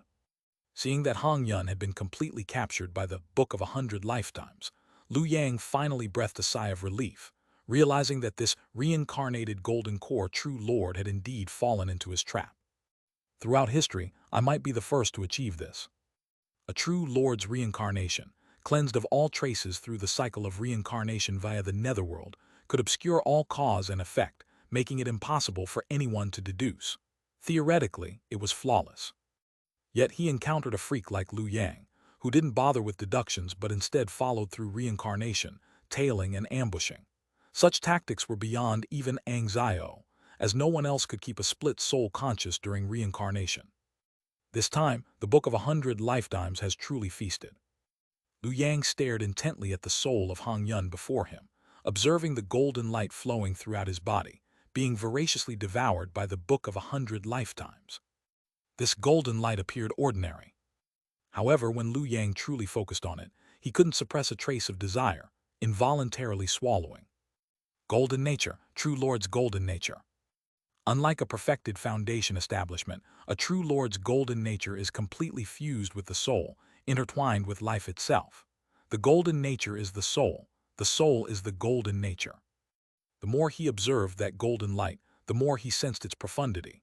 It embodied Hong Yun's lifelong cultivation. Merely inhaling its aura could evoke continuous insights in the mind, reflections of Hong Yun's understanding of heaven, earth, and the great Tao. No, I must resist. In the next moment, Liu Yang abruptly suppressed all emotions, stepping back with a hint of apprehension in his eyes. What a truly sinister thing. Golden nature isn't something just anyone can consume. Especially the golden nature of a golden core true lord. It is the essence of their soul. While consuming it can enhance one's Tao cultivation, it also risks gradual assimilation. In the end, who knows whether you refine the golden nature, or the golden nature assimilates you? This isn't something a lower cultivator should covet. Perhaps only a golden core true lord with higher cultivation and Tao attainment could consume this golden nature. For instance, the Qing Cheng Fei Zhu true lord from my previous life. But fortunately, Liu Yang's gaze gradually calmed. No matter how formidable the true lord's golden nature was, it was like striking a stone with an egg when faced with the Book of 100 Lifetimes, utterly incomparable. Boom! Finally, accompanied by a radiant light, the interface of the Book of 100 Lifetimes suddenly displayed Hong Yun's densely packed life trajectory. Meanwhile, Hong Yun's soul floated emptily in the air, all thoughts and emotions seemingly never having existed, completely vanished, leaving only an empty shell. Seeing this, Liu Yang didn't dare to delay. He unfurled the myriad spirits banner, collecting it, then broke through the void and disappeared from the spot. Simultaneously, Liu Yang didn't forget to examine Hong Yun's experiences. Hong Yun, no wonder he bears this name. The first half of this true lord's life can only be described as immense fortune. A naturally born bearer of great fortune. In a sense, he's quite similar to the innate true person, both favored by heaven and earth. However, he's even luckier than the innate true person, because he caught the last train to seek the golden core. Compared to the era of the innate true person Mu Chengsheng, during Hong Yun's pursuit of the golden core, heaven and earth were far from rigid as they are now, still offering room for ascension. However, compared to the first half, the latter half of Hong Yun's life was utterly disastrous. First, he was schemed against by Xianxia, losing a significant portion of his memories. Then, Uncle Master Chang Guang emerged, aiming to seize his position. In the previous life, he died at the hands of Qing Cheng Fei Zhu True Lord. In this life, he was slain by me. Why did this happen? The turning point was the millennial catastrophe 5,000 years ago. A look of realization appeared in Liu Yang's eyes. During that catastrophe, Hong Yun also gained benefits from the heavenly realm's conquest, but didn't integrate them into his position. Instead, he merged them into his own cave heaven. This explains why the latter half of Hong Yun's life was so turbulent and unlucky, with nothing going right, and his former fortune vanished, the fundamental reason being: he deceived heaven. You were favored by heaven and earth, born with fortune and merit far surpassing others. It's fair to say that achieving true Lord status owed at least one-third to heaven's support. Yet, after ascending, you turned your back, keeping all benefits without sharing any with the heaven that supported you. It's no wonder heaven would retaliate. However, this can't entirely be blamed on Hong Yun. Generally, heaven's constraints on true lords are minimal. Even if Hong Yun turned his back, heaven would find it hard to significantly reduce his fortune and merit. The problem lies with Xianxia. Through a single scheme, Xianxia directly killed Hong Yun, providing heaven the opportunity to settle accounts with this traitor. The outcome was self-evident. Therefore, one must understand their position to maintain stability. If you sit in the wrong place or occupy a position while coveting another, the result will be dissatisfaction from both sides, and any glory will be fleeting. After reflecting, Liu Yang looked again at Hong Yun's soul. The Book of 100 Lifetimes didn't need to consume all the golden nature to settle experiences. Once satiated, it naturally left the leftovers for Liu Yang. At this moment, Liu Yang's eyes gleamed with fervor. What a treasure! After being thoroughly cleansed by the Book of 100 Lifetimes, Hong Yun's consciousness has completely dissipated, leaving only the soul and golden nature. By donning this empty shell, who could discern his true identity? With a thought, Liu Yang enveloped his immortal spirit body with Hong Yun's shell. With it, he could even impersonate a true lord. From now on, I am Hong Yun.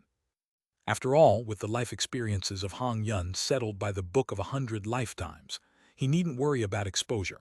He could respond fluently to anyone. Don't forget Hongju is still alive. This perfected foundation establishment great true person relies entirely on Hong Yun's golden nature to survive. Now that Hong Yun has been refined, Liu Yang could use this to deceive Hongju. And then there's that same fate fortune alteration talisman book. Liu Yang had long coveted this fruit-positioned treasure of overturned lamp flame.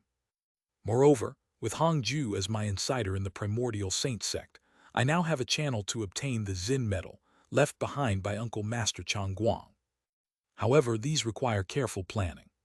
For now, there's still a significant gain he hasn't accounted for. Innate talent.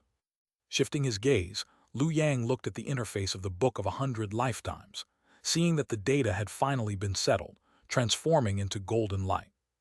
You have obtained the golden innate talent, Fortune Divination Draw. Fortune Divination Draw. Select a task, draw a fortune lot. Upon drawing, you receive corresponding fortune blessings, indicating the likelihood of success. Great fortune, favored by heaven and earth, guaranteed success. Minor fortune, fortune upon you, minor gains. Lesser fortune, mixed blessings, outcome depends on effort. Minor misfortune, misfortune looming, success is difficult. Great misfortune, catastrophe imminent, death is certain. Such an innate talent.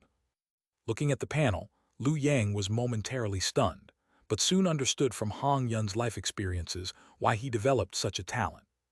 It's likely because, over the past 5,000 years, he was so unlucky that he doubted life itself, with nothing going right, prompting him to seek a divination before undertaking anything. Chapter 350. Divining Fate and Drawing Lots, Mandating Destiny and Upholding Precepts. Jiangnan Sword-Hiding Villa. Liu Yang's celestial spirit body remained concealed within the stone sword. In front of him lay the page of the mysterious treasure, Book of 100 Lifetimes, and a bamboo lot drawing tube. Fortune, fortune, I want fortune. As Liu Yang widened his eyes, he saw the lot drawing tube on the page of the mysterious treasure, Book of 100 Lifetimes, shake slightly, and then 3 radiant lots spilled out. Liu Yang focused his gaze and immediately showed a delighted expression. Event. The final step in cultivating the scripture of sensing the mysterious spirit's response. Minor fortune. Although your comprehension is lacking, your condition today is excellent, and you soon overcome the final hurdle. Least fortune. Due to insufficient comprehension, you struggle for a long time at the last obstacle, but eventually, through persistence and determination, you grasp the key. Minor misfortune. Your talent is insufficient, and you fail to complete the cultivation. A fortune appeared. Without hesitation, Liu Yang picked up the minor fortune lot. The other 2 lots dissipated instantly, while the minor fortune merged into his body. After several months of experimentation, he had fully mastered the talent of divining fate and drawing lots. First, this talent can't be used continuously. Each use requires accumulating fortune in advance. Only when enough fortune is gathered can a draw be initiated. Moreover, the more fortune accumulated, the higher the probability of drawing a good lot. Second, these lots mostly serve as support. I can't rely on drawing lots to accomplish things that are theoretically impossible for me. For example, if he decided to challenge Xianxia in a duel now, even if he accumulated immense fortune, the lot drawn would still be great misfortune. Therefore, strictly speaking, this talent only reveals possible futures. The choice still rests with Liu Yang. On the other hand, as long as it's something theoretically achievable for Liu Yang, he could use the talent of divining fate and drawing lots to bypass the process and directly obtain the result, ensuring success. Too bad it's not great fortune. Liu Yang showed a nostalgic expression. He could still recall the feedback he received more than 2 months ago when he accidentally drew a great fortune. It truly felt like divine assistance. During that period, he had been diligently cultivating the scripture of sensing the mysterious spirit's response, a profound second-grade true technique developed by the Sword Pavilion for the mysterious spirit realm. This differed from the heavenly firmament's all-encompassing law body, which only required resource investment. The former demanded some elusive comprehension. Therefore, Liu Yang had repeatedly encountered obstacles while cultivating the scripture of sensing the mysterious spirit's response.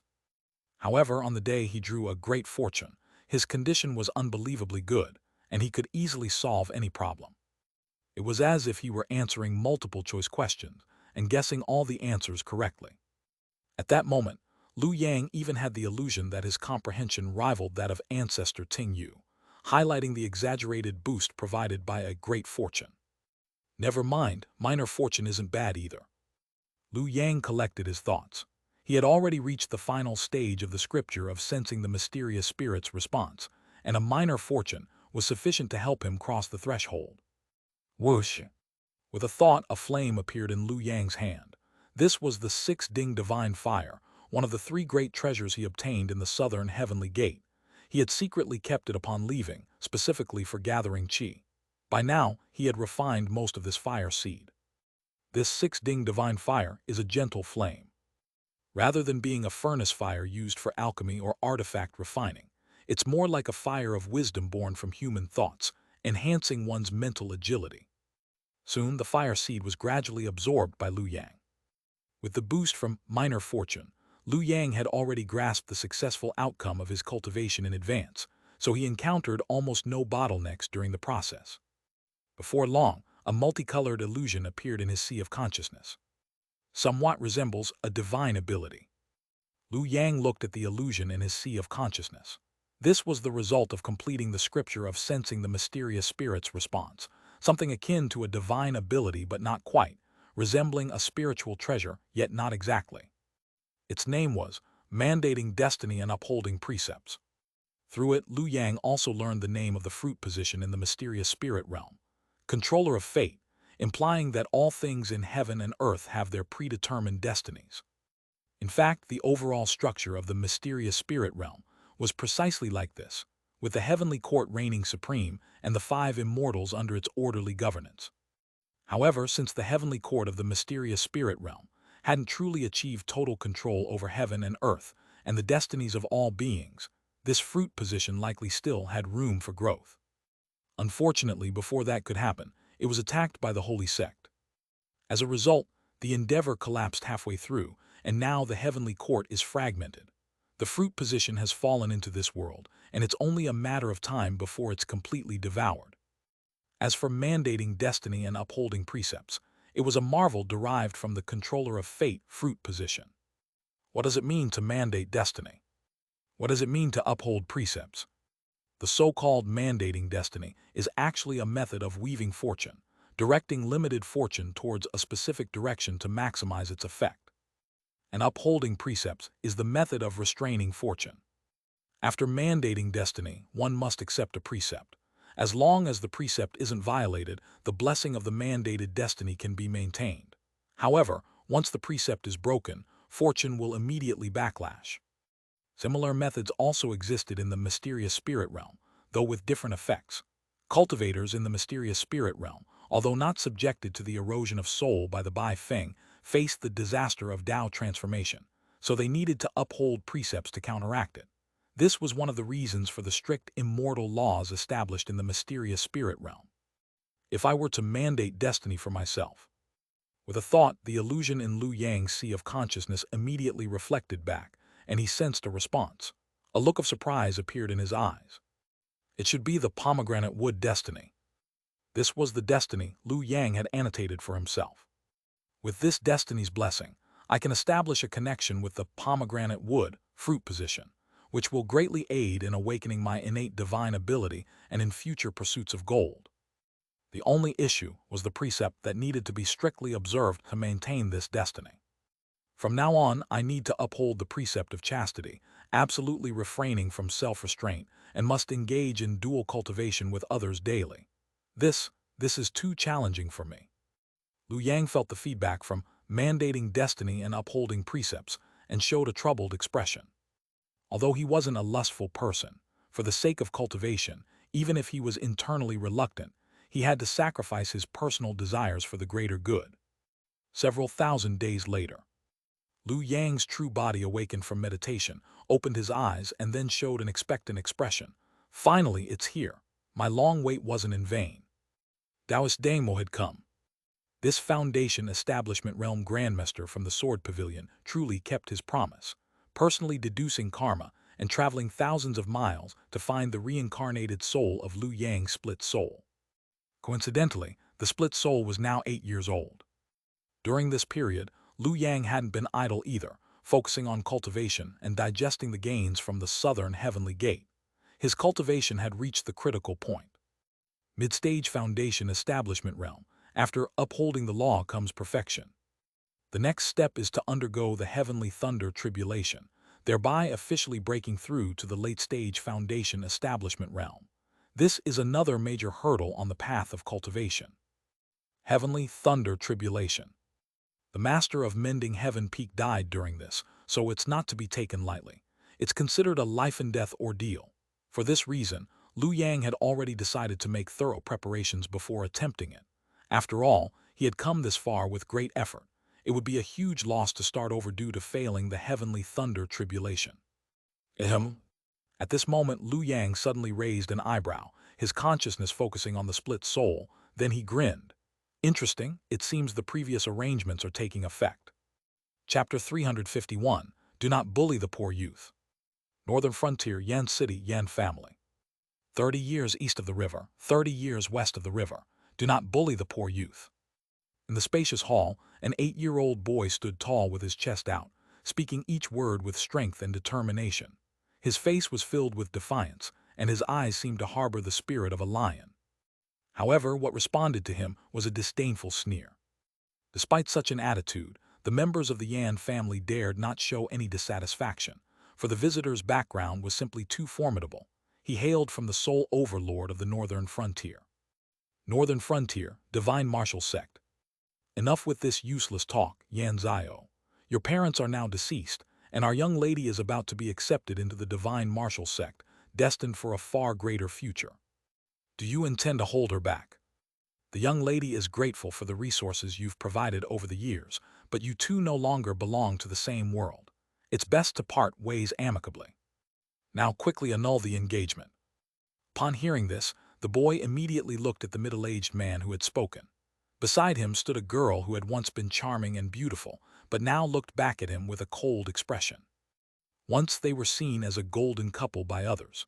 However, as she gained the favor of the Divine Martial Sect, everything changed. Compared to her, the boy, now an orphan with no support and only barely acceptable talent, was like an ant on the ground looking up at the stars in the sky. The former could only look up to the latter. Thinking this, the girl simply withdrew her gaze, no longer looking at the boy. The middle-aged man beside her impatiently said, "Enough, just sign it quickly." As he spoke, he took out a contract from his bosom and threw it in front of the boy. The young lady is waiting to cultivate in the Divine Martial Sect.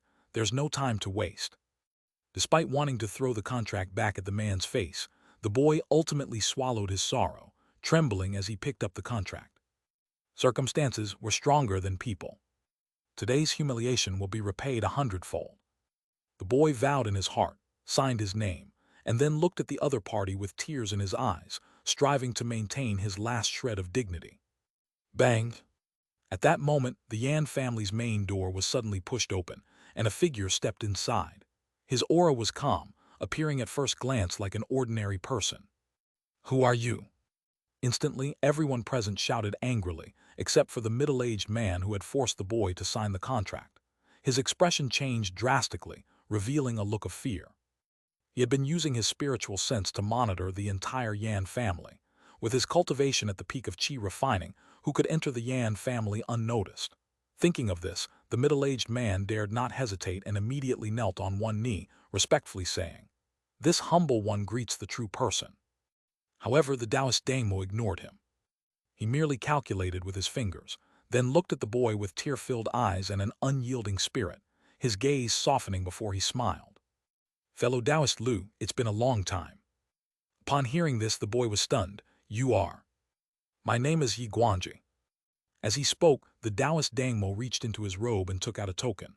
"Fellow Taoist and I were fated in a previous life, so in this life, I have come to guide you." He then placed the token into the boy's hand. "From today onwards, you are my sole disciple, the leader of the righteous path, a true disciple of the Jiangnan Sword Pavilion. Come, return to Jiangnan with me to uphold the righteous path." As his words fell, silence enveloped the room, followed by an even more intense uproar. Jiangnan Sword Pavilion. That's on par with the demon sect. How is this possible? Why him? Could he be the reincarnation of a Foundation establishment true person? The middle-aged man's expression froze completely. He wasn't ignorant. He immediately turned to look at the boy, only to see his mouth twitching. Just a moment ago, the boy was still in the east of the river. Unexpectedly, in the next moment, he was in the west. Poof! Life's ups and downs came too quickly, and happiness arrived too suddenly. The boy's tears hadn't even been retracted, yet his smile couldn't be suppressed. At the same time, as if a certain shackle had been broken. Boom! In an instant, a surge of fortune, visible only to the Taoist Dangmo, erupted from the boy's impoverished body, causing him to nod slightly. Fellow Taoist Lu indeed has remarkable means. It truly succeeded. Through the puppet strings, Lu Yang witnessed the entire process and said with satisfaction, "This fallen genius fate has now been perfected." Everything was, of course, his arrangement. To be precise, 8 years ago, he had foretold the fate of his avatar, setting the fortune and destiny of fallen genius accumulating strength for a breakthrough. To maintain this fate, he had to abstain from luxury, meaning he had to live in poverty, be humiliated, and struggle in vain until an external force broke this stalemate, allowing him to be reborn and repay the suffering 100-fold. After being a waste for 8 years, his fortune has been dormant for 8 years. Now, with a sudden awakening, his fortune soars, perfect for using fortune divination. No matter what, the chance of drawing great luck is extremely high. Thinking of this, Lu Yang felt quite pleased. After all, this was a fate he had painstakingly crafted. Although it required enduring long-term hardship, that's what avatars are for, to suffer for the main body. If it doesn't suffer, how can I enjoy blessings? Now that the avatar's suffering has ended, isn't it time for the main body to reap the rewards? However, this method isn't particularly advanced. The Taoist Dangmo probably noticed, but he likely thinks it's a contingency I left before reincarnation. In any case, with the fortune explosion after perfecting this fate and the avatar's previous life's background, the Sword Pavilion should value him. Without hesitation, the avatar followed the Taoist Dangmo and left. However, upon departure, the Taoist Dangmo sighed and sent a secret technique into the avatar's sea of consciousness, causing Lu Yang to narrow his eyes. It's a method to erase memories of the previous life. This wasn't surprising. After all, the avatar was an outsider, not a direct descendant of the Sword Pavilion. Without abandoning his past life, he couldn't receive the true teachings of the Sword Pavilion. Only by doing so could he gain the Sword Pavilion's trust. Forget it. With the puppet strings, no matter how they erase his past life, the avatar remains under my control and poses no threat to me. Lu Yang quickly regained his composure. Through the puppet strings, he watched as the Taoist Dangmo merged with sword light, taking the avatar through the void, soon arriving in the Jiangnan region. Then Lu Yang saw the Sword Pavilion.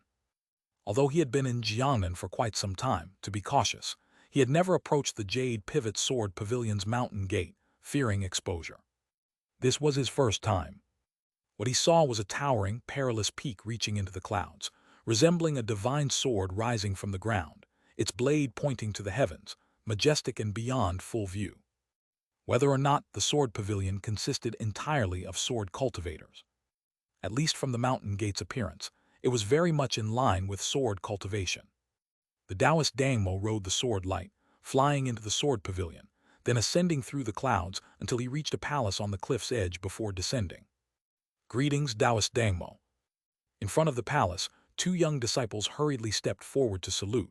The Taoist Dangmo nodded in response, then led Lu Yang into the palace. This place is called the reception hall. The Taoist Dangmo explained. Every new disciple must have their background examined here. Only those with profound backgrounds can receive our sect's true teachings. After speaking, the Taoist Dangmo gently pushed Lu Yang forward. Inside the reception hall was a somewhat narrow corridor, resembling an ancestral hall, with a shrine at the head, upon which sat a sword and an incense burner.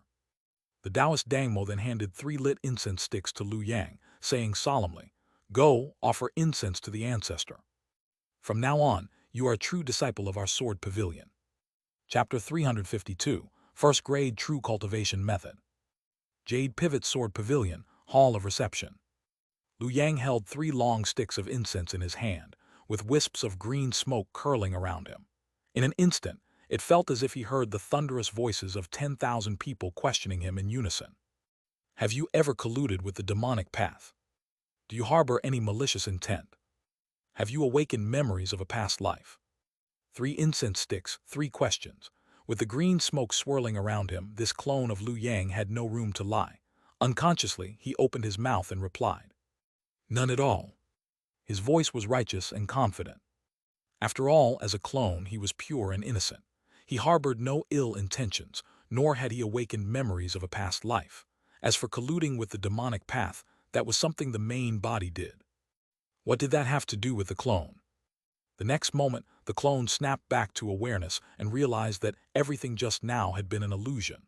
Only the 3 burning incense sticks remained steadily in his hand. However, Lu Yang could sense that these incense sticks were by no means ordinary. The only reason he could hold them steadily was that he had just passed the test of the 3 questions.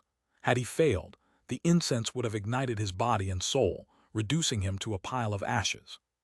With that thought, Lu Yang immediately stepped into the hall of reception.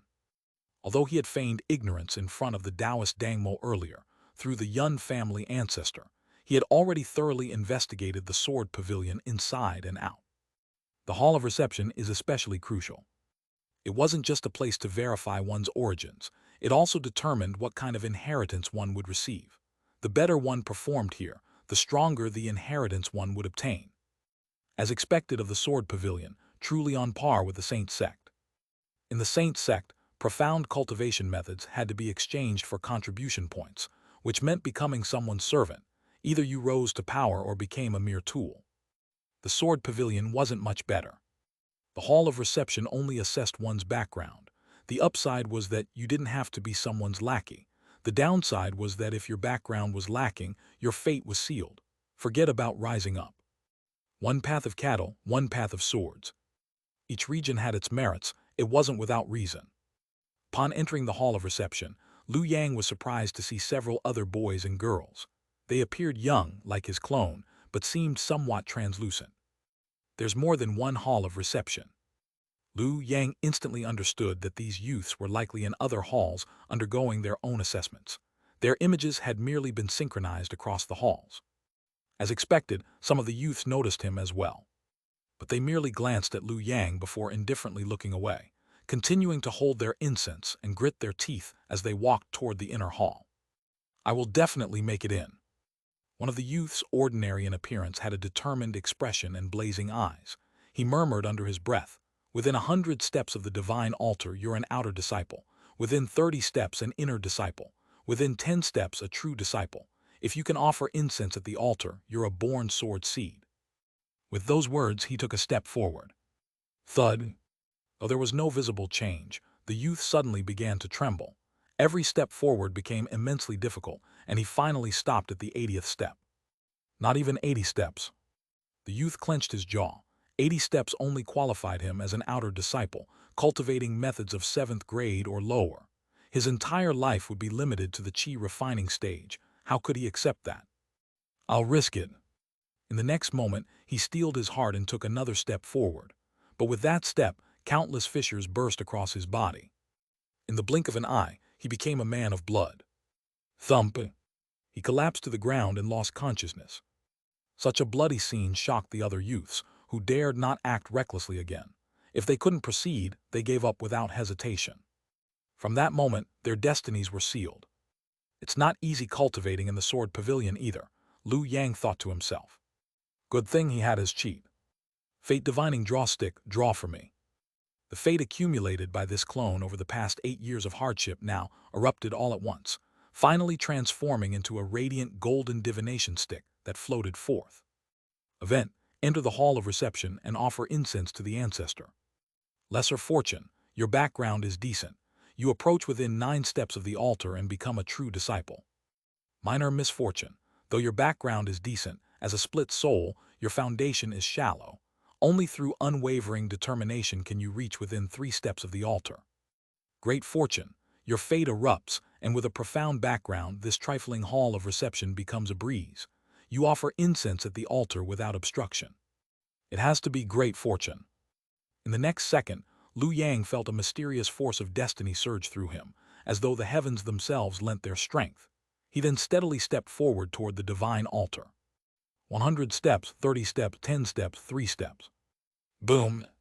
At that moment, light burst from every hall of reception in the sword pavilion, startling Taoist Dangmo outside the hall, who showed a look of surprise in his eyes. From his perspective, since Liu Yang's past life was that of a foundation establishment cultivator, one who had even slain the master of Mending Heaven Peak, reaching within 10 steps of the altar and becoming a true disciple was expected. But to step within 3 steps, that was extraordinary, implying deep understanding of the sword pavilion's path. Could it be another sword seed? Taoist Dangmo raised his brows with a delighted look. Now that 8 years had passed since the true sovereigns of the world went into seclusion, the ensuing chaos had gradually subsided. The Northern Demon Sect produced 2 cultivators of complete foundation establishment and stabilized the region. The Pure Land in Xianxia remains as calm as ever. Rumor has it a Buddha child has descended. But the greatest impact was in the Eastern Tao Court, where the Son of Heaven, Grand Preceptor, Grand Tutor, and Grand Protector all went into hiding. The Crown Prince barely stabilized the court after assuming regency. It was clear the era of great conflict was fast approaching. In the future, I too will have to contend for supremacy. If I can cultivate a junior to manage the sword pavilion before that, it wouldn't be a bad thing at all. Taoist Dangmo's thoughts churned. Meanwhile, inside the hall of reception, Liu Yang had already reached the divine altar and carefully placed the 3 sticks of burning incense into it. In the next instant, the green smoke surged. Liu Yang suddenly felt darkness before his eyes. As the smoke entered his nose and mouth, countless words emerged in his mind, finally coalescing into a single cultivation method. Sword Lord's mystical gold-wielding secret chapter. This is. Once he fully digested the information in his mind, Liu Yang's main body, located in the hidden sword manor, suddenly widened his eyes. This thing is a first-grade true cultivation method. Before he could even react, an unexpected change occurred. Damn it! Through the puppet strings technique, Liu Yang glared at his clone. To his shock, the fate he had painstakingly accumulated over 8 years, living cautiously and obeying all rules, was entirely siphoned away by the smoke from the altar. It circled once within the altar before slowly returning to him. Only it wasn't his fate anymore. It had become Sword Pavilion fate. In other words, my hard-earned fate is now under their ownership. I only have the right to use it. They can take it back anytime. How was this any different from selling himself? What's worse, this doesn't even feel like my fate anymore. It was someone else's fate. It had merely been absorbed into the category of Sword Pavilion fate. In a daze, Liu Yang seemed to see countless causes and effects, endless sins and karmic debts, all imposed onto him along with the fate. Then what happened to his pure fate? Could it have been handed over to some Sword Pavilion true cultivator? At that thought, Liu Yang trembled with rage. No wonder the Sword Pavilion preferred disciples with a deep background, perfect scapegoats. Who wouldn't love that? Damn sword freaks. Chapter 353. The Sword Lord speaks on the profound and upholds the secret chapter of gold. When Liu Yang walked out of the reception hall, what greeted him was Taoist Dangmo's somewhat helpless gaze.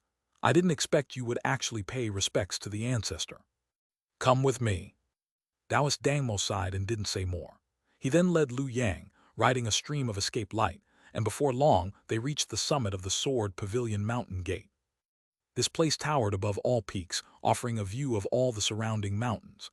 A palace stood proudly here, and at this moment light projections had already manifested. At a glance, they were all Foundation establishment real persons.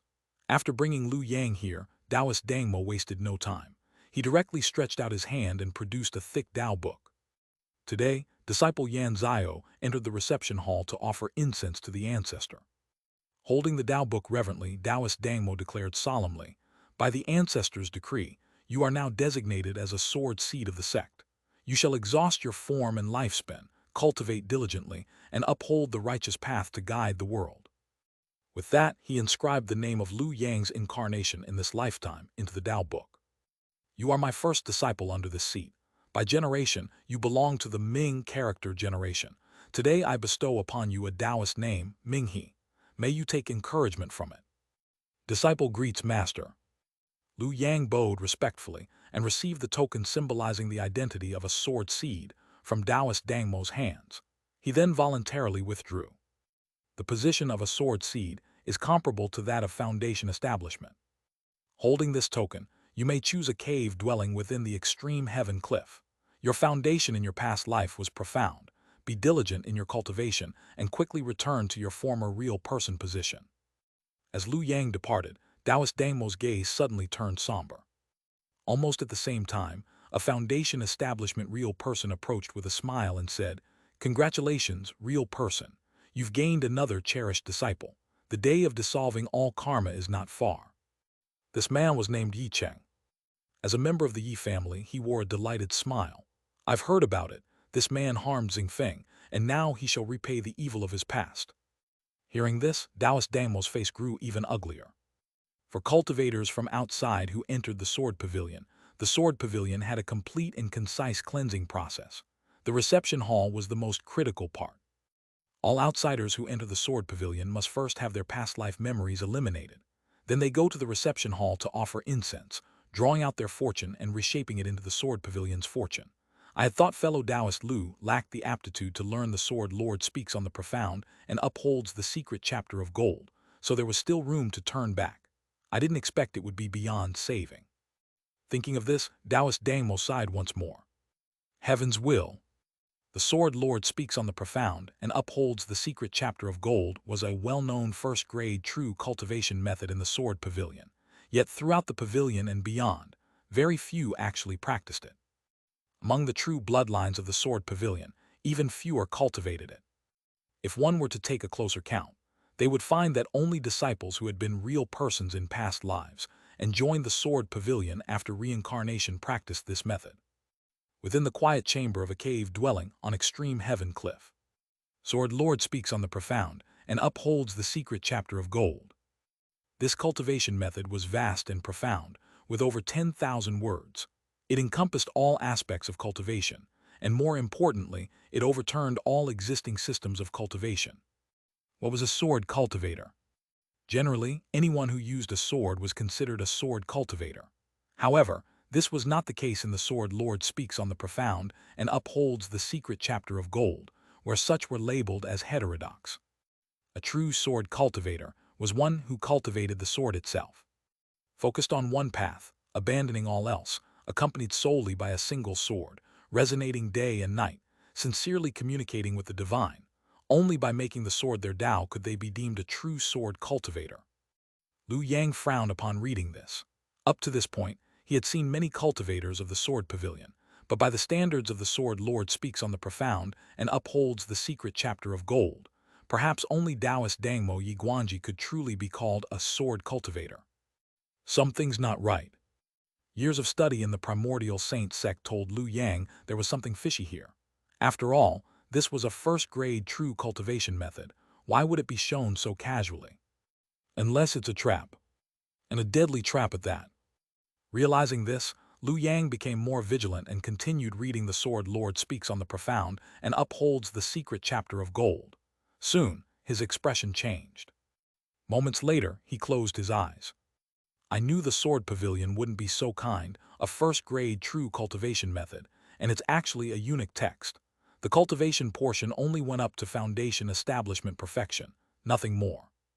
Indeed, Sword Lord Speaks on the Profound and Upholds the Secret Chapter of Gold was a first-grade true method, because it was the only method Liu Yang had ever seen that truly aimed to attain a fruit position from emptiness, and the person who created it clearly intended to manifest a Sword Dao fruit position from nothing. The ambition was astounding. After all, even Wayushan was not truly void-attained. Wayushan is not so much void-attained as it is the transformation of a fruit position, prototype through one's own Tao into a desired form. By now, Liu Yang knew what the myriad spirits banner was hiding. That inexplicable power that once allowed him to temporarily hold the position of a great real person was actually a prototype of a fruit position, sealed by an innate real person after obtaining it.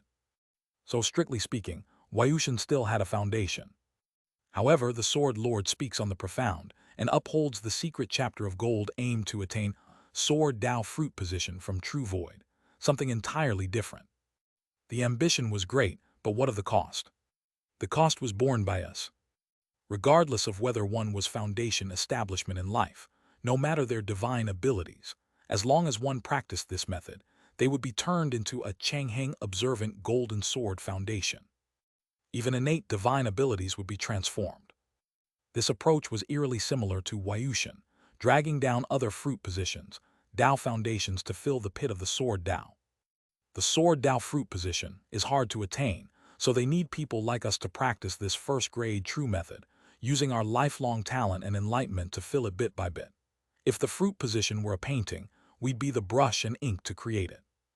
This method is probably made specifically for outsiders. Liu Yang realized that outside real persons had various Dao foundations. Even if their past life memories were erased, their souls weren't reincarnated cleanly, and their Dao foundations remained unchanged.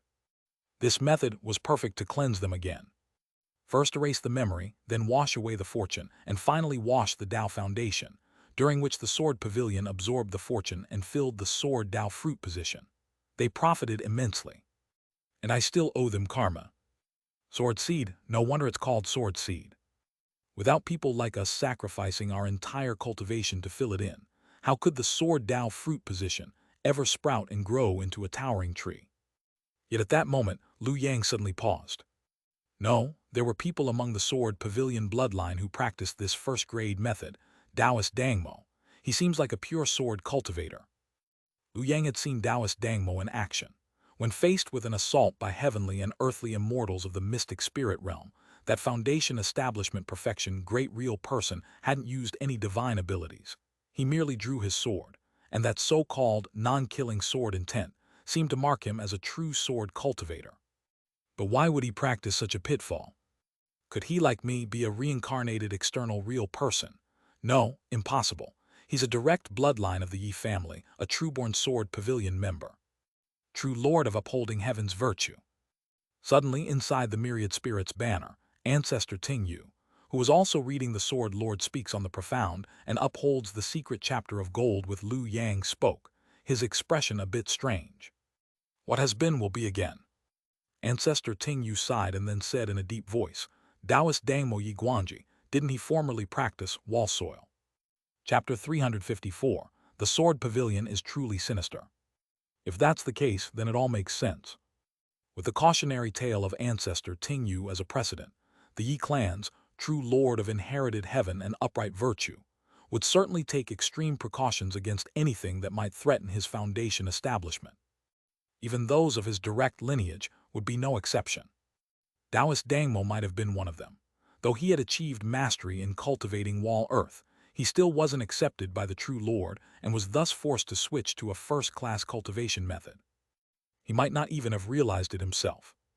After all, the Sword Pavilion possessed secret arts capable of erasing past lives. If a true lord personally made a move, subtly tampering with you during reincarnation, you might even end up thanking him. Sword Dao fruit position, what a massive trap. Lu Yang came to a conclusion. As of now, this cultivation method is already extremely refined at the foundation establishment level, which is why the Sword Pavilion's disciples are so powerful during this stage. Otherwise, they wouldn't dare claim to be #1 in the world in combat arts. But what about at the True Lord level? At least judging from the previous life of the True Lord of inherited heaven and upright virtue, the Sword Pavilion's combat power at the True Lord level clearly isn't as high as expected. This might be because the Sword Dao fruit position has not yet been established and therefore cannot augment True Lord level power. So even if Sword Pavilion cultivators are dazzling at foundation establishment, they would regress to normal standards upon reaching True Lord level. But once the Sword Dao fruit position is validated, everything would change. At that time, the power of the sword path would undoubtedly soar, possibly even amplifying True Lord level strength.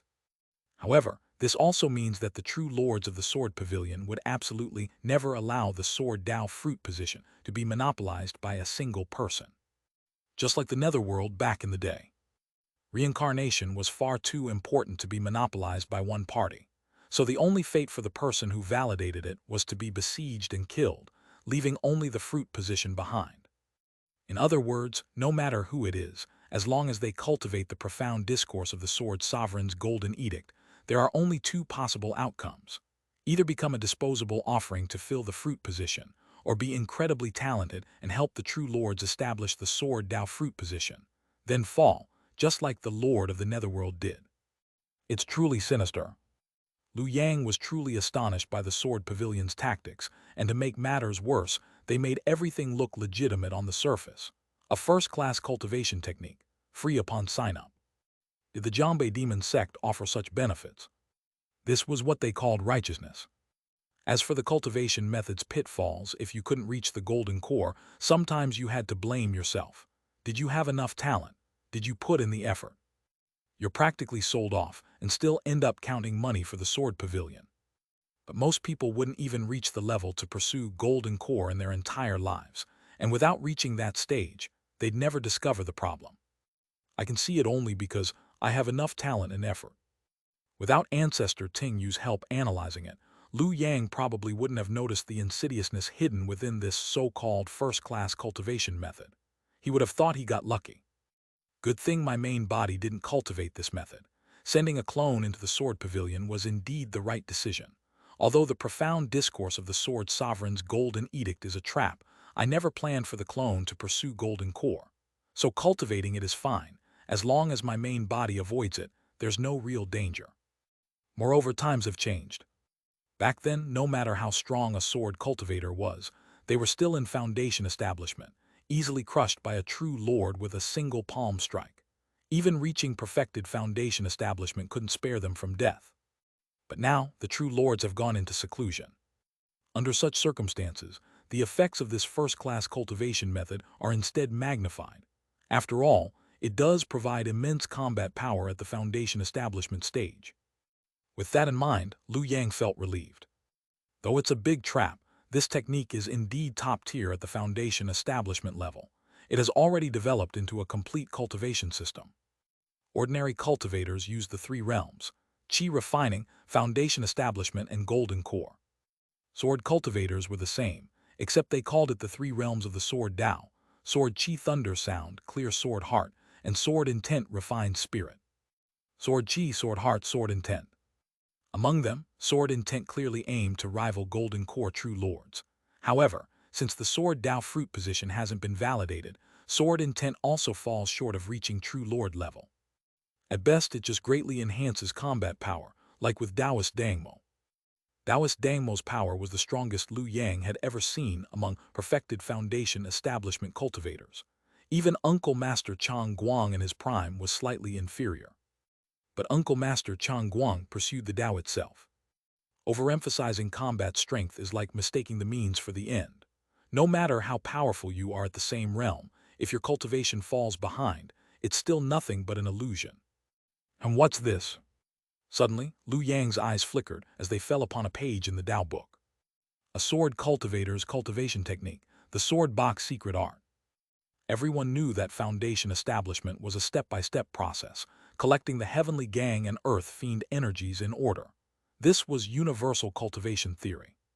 But sword cultivators were completely different.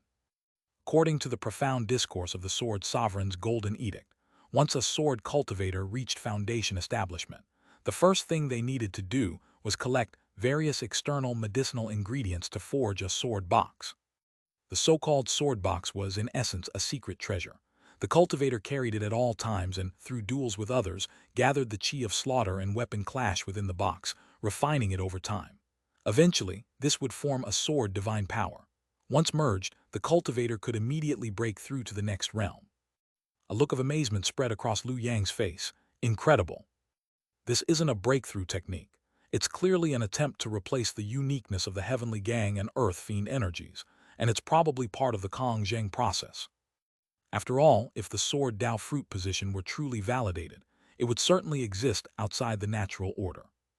In that case, how could it possibly still rely on Heavenly Gang and Earth Fiend for breakthroughs? This was already evident from the Netherworld and no such heaven systems. However, this method had significant drawbacks. Battling others to determine victory or death, how could that be without risks? You either kill or get killed. It doesn't suit my style at all. But as the saying goes, every perilous checkpoint has a shortcut. There was another secret technique recorded in the profound discourse of the sword sovereign's golden edict, using the sword box to convert inherited divine powers from past lives. After all, innate divine powers were once proven and always proven.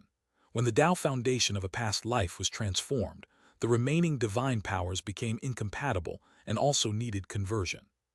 As long as I send the inherited divine powers from a past life into the sword box, aided by external medicine, I can still condense a sword divine power without life and death duels. This method suits me. Of course, Liu Yang would never use the divine powers of his immortal main body for conversion. What he wanted to convert were the two Taixu divine powers, essence of all fragrances and sea of pouring sorrow. Since they were obtained by his clone, he wouldn't feel bad sacrificing them. Moreover, unlike the Taixu divine powers, sword divine powers had status. Innate divine power from the Tao Foundation, two sword divine powers, and combined with the mysterious law-holding technique, I can still have the clone pose as a great true person. And without any hidden risks. Using Taixu divine powers to link with the myriad spirits banner would not only result in backlash, but also be unsustainable. Switching to sword divine powers is actually more beneficial for me. Jiangnan hidden sword manner. Liu Yang's main body opened his eyes. His Dharma body then stepped out, stretching under the sunlight while beginning to lay out his next plan. The clone has already gotten on track. But the clone is only 8 years old this year. Whether it's forging the sword box, converting sword divine powers, or re-entering foundation establishment, it'll all take time. No need to rush. By my calculations, it should be about time. Liu Yang calculated with his fingers and soon smiled. Skeleton Mountain. Based on past life experience around this time, ancestor Ting Yu, who in this life was still struggling for survival in the witch ghost secret realm, should be about to escape. It's time to pave the way for my talent. Chapter 355. Which fellow of the Saint Sect is this? Jiangbei Skull Mountain Market. Liu Yang was still using his Dharma body to travel, yet remained cautious, fully restraining all his aura. At a glance, one would only think he was a down-and-out rogue cultivator.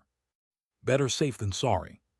If I remember correctly, at this point in time, Skull Mountain was being watched by many true persons of the Saint Sect. It wasn't just that true person of Yinshan. This was because the Divine Martial Sect of the Northern Frontier had a cultivator in the late Foundation establishment realm. If it weren't for a true person seated in their sect, the Divine Martial Sect couldn't have become the sole hegemon of the Northern Frontier, let alone covet the witch ghost secret realm within Skull Mountain. However, during the battle at Skull Mountain, the true person of Yinshan lured out the witch ghost secret realm, and at the same time, baited out several true persons of the Divine Martial Sect. As a result, the sect master of the Divine Martial Sect, their only true person, was besieged and killed by various true persons of the Saint Sect. Only a few early Foundation establishment cultivators escaped in disgrace, setting the countdown to their sect's annihilation. In other words, there must be a true person watching this place. Strictly speaking, Liu Yang's true body was actually weaker than his avatar. Even with holder of Dharma, he was only at the peak of the mid-Foundation establishment stage, not a match for a true person. So he harbored no arrogance at all. Senior Brother Zhao. Upon entering the market, Lu Yang swept his divine sense and indeed spotted a familiar figure, Zhao Zhu, who owed him a huge amount of contribution points in several past lifetimes. Sure enough, he has practiced the 9 transforming dragon art. Lu Yang's gaze flickered slightly. At this moment, Zhao Zhu's cultivation had already reached the peak of qi refining. If nothing went wrong, he should be aiming for foundation establishment in the next few years. That means Arhat Fulong is about to appear too. Lu Yang grinned. The next second, as if suddenly recalling something, he channeled his divine sense into the 10,000 Spirits banner and found the peak master of Mending Heaven Peak, who he had previously refined into a banner spirit. I ask you, are you already preparing for the breakthrough to the late stage? Replying to Master, yes. Upon hearing this, Lu Yang's eyes lit up and he whispered, since that's the case, you should have already secretly obtained a strand of Xin metal, right? He had previously overlooked this matter. After all, in the previous timeline, the peak master of Mending Heaven Peak didn't attempt a breakthrough until a century later. But upon seeing Zhao Zhu, Lu Yang suddenly realized the peak master might have long had the resources to reach the late stage. The reason he hadn't attempted the breakthrough likely stemmed from pure fear of the heavenly tribulation. Otherwise, why would he have the leisure to groom Zhao Zhu? Finding the heavenly stars and earth fiends should be the priority. Without them, everything was just empty talk. Of course, this was merely Lu Yang's speculation. Thus, he still needed confirmation from the peak master. Moments later, Lu Yang withdrew his divine sense from the 10,000 Spirits banner, his expression shifting between gloom and brightness. The good news was that the peak master indeed had a lead on a strand of Xin metal. The bad news, it wasn't in his possession. Suheng Palace. Lu Yang's brows gradually furrowed. This was a marvel located in Jiangbei, much like the kingdom of Qing, but it hadn't been conquered by the Dao court. Instead, it had been seized by Pure Land. And according to the peak master, the Xin metal was inside this marvel. Due to its ties to Pure Land, the peak master had gotten close to Arhat Fulong. Judging from the outcome in the previous life, he had indeed succeeded. This suggested that obtaining the Xin metal from Suheng Palace depended heavily on Arhat Fulong. But Pure Land, huh? Lu Yang felt a headache coming on. Ever since that near-death scare at sea by the world-honored one, his attitude toward Pure Land Buddhist cultivators could be summed up in one line. They can be killed, they can be mocked, but never messed with in complicated ways. So even with the puppet strings in this life, Lu Yang had never considered sending a clone into Pure Land to uncover its secrets. After all, no one could predict what might happen once a clone joined Pure Land and became a Buddhist cultivator. While puppet strings could deceive golden core cultivators, could it really fool a Dao Lord? If the world-honored one descended and discovered someone pulling strings behind his host, wouldn't that be the end? Although this was merely Lu Yang's worry, and it was also possible that his talent could hide everything even from the world-honored one, in the end, it was a gamble. And the thing Lu Yang hated most was gambling. As long as I don't gamble, I won't lose. Ultimately, the puppet strings is merely a talent computed from Xu Huan's metal attribute. Betting that it could handle the world-honored one across 2 realms, that's too optimistic. The same logic applied to Arhat Fulong. He was no easy mark either. So how could Lu Yang extract intel on Xin metal from him? Kill him and refine him into the 10,000 Spirits banner? Impossible, that's an Arhat. If the world-honored one senses something amiss and descends to inspect, that's still game over. After all, once the world-honored one descended, he would surely detect the embryonic fruit of position within the 10,000 Spirits banner. Wouldn't he laugh in glee? Those were actual fruits of position in there. Although Lu Yang had refined some Buddhist cultivators into the banner before, they were all in the qi refining stage, not even considered full-fledged people, so it hadn't alarmed the world-honored one. But foundation establishment, that was already a true person.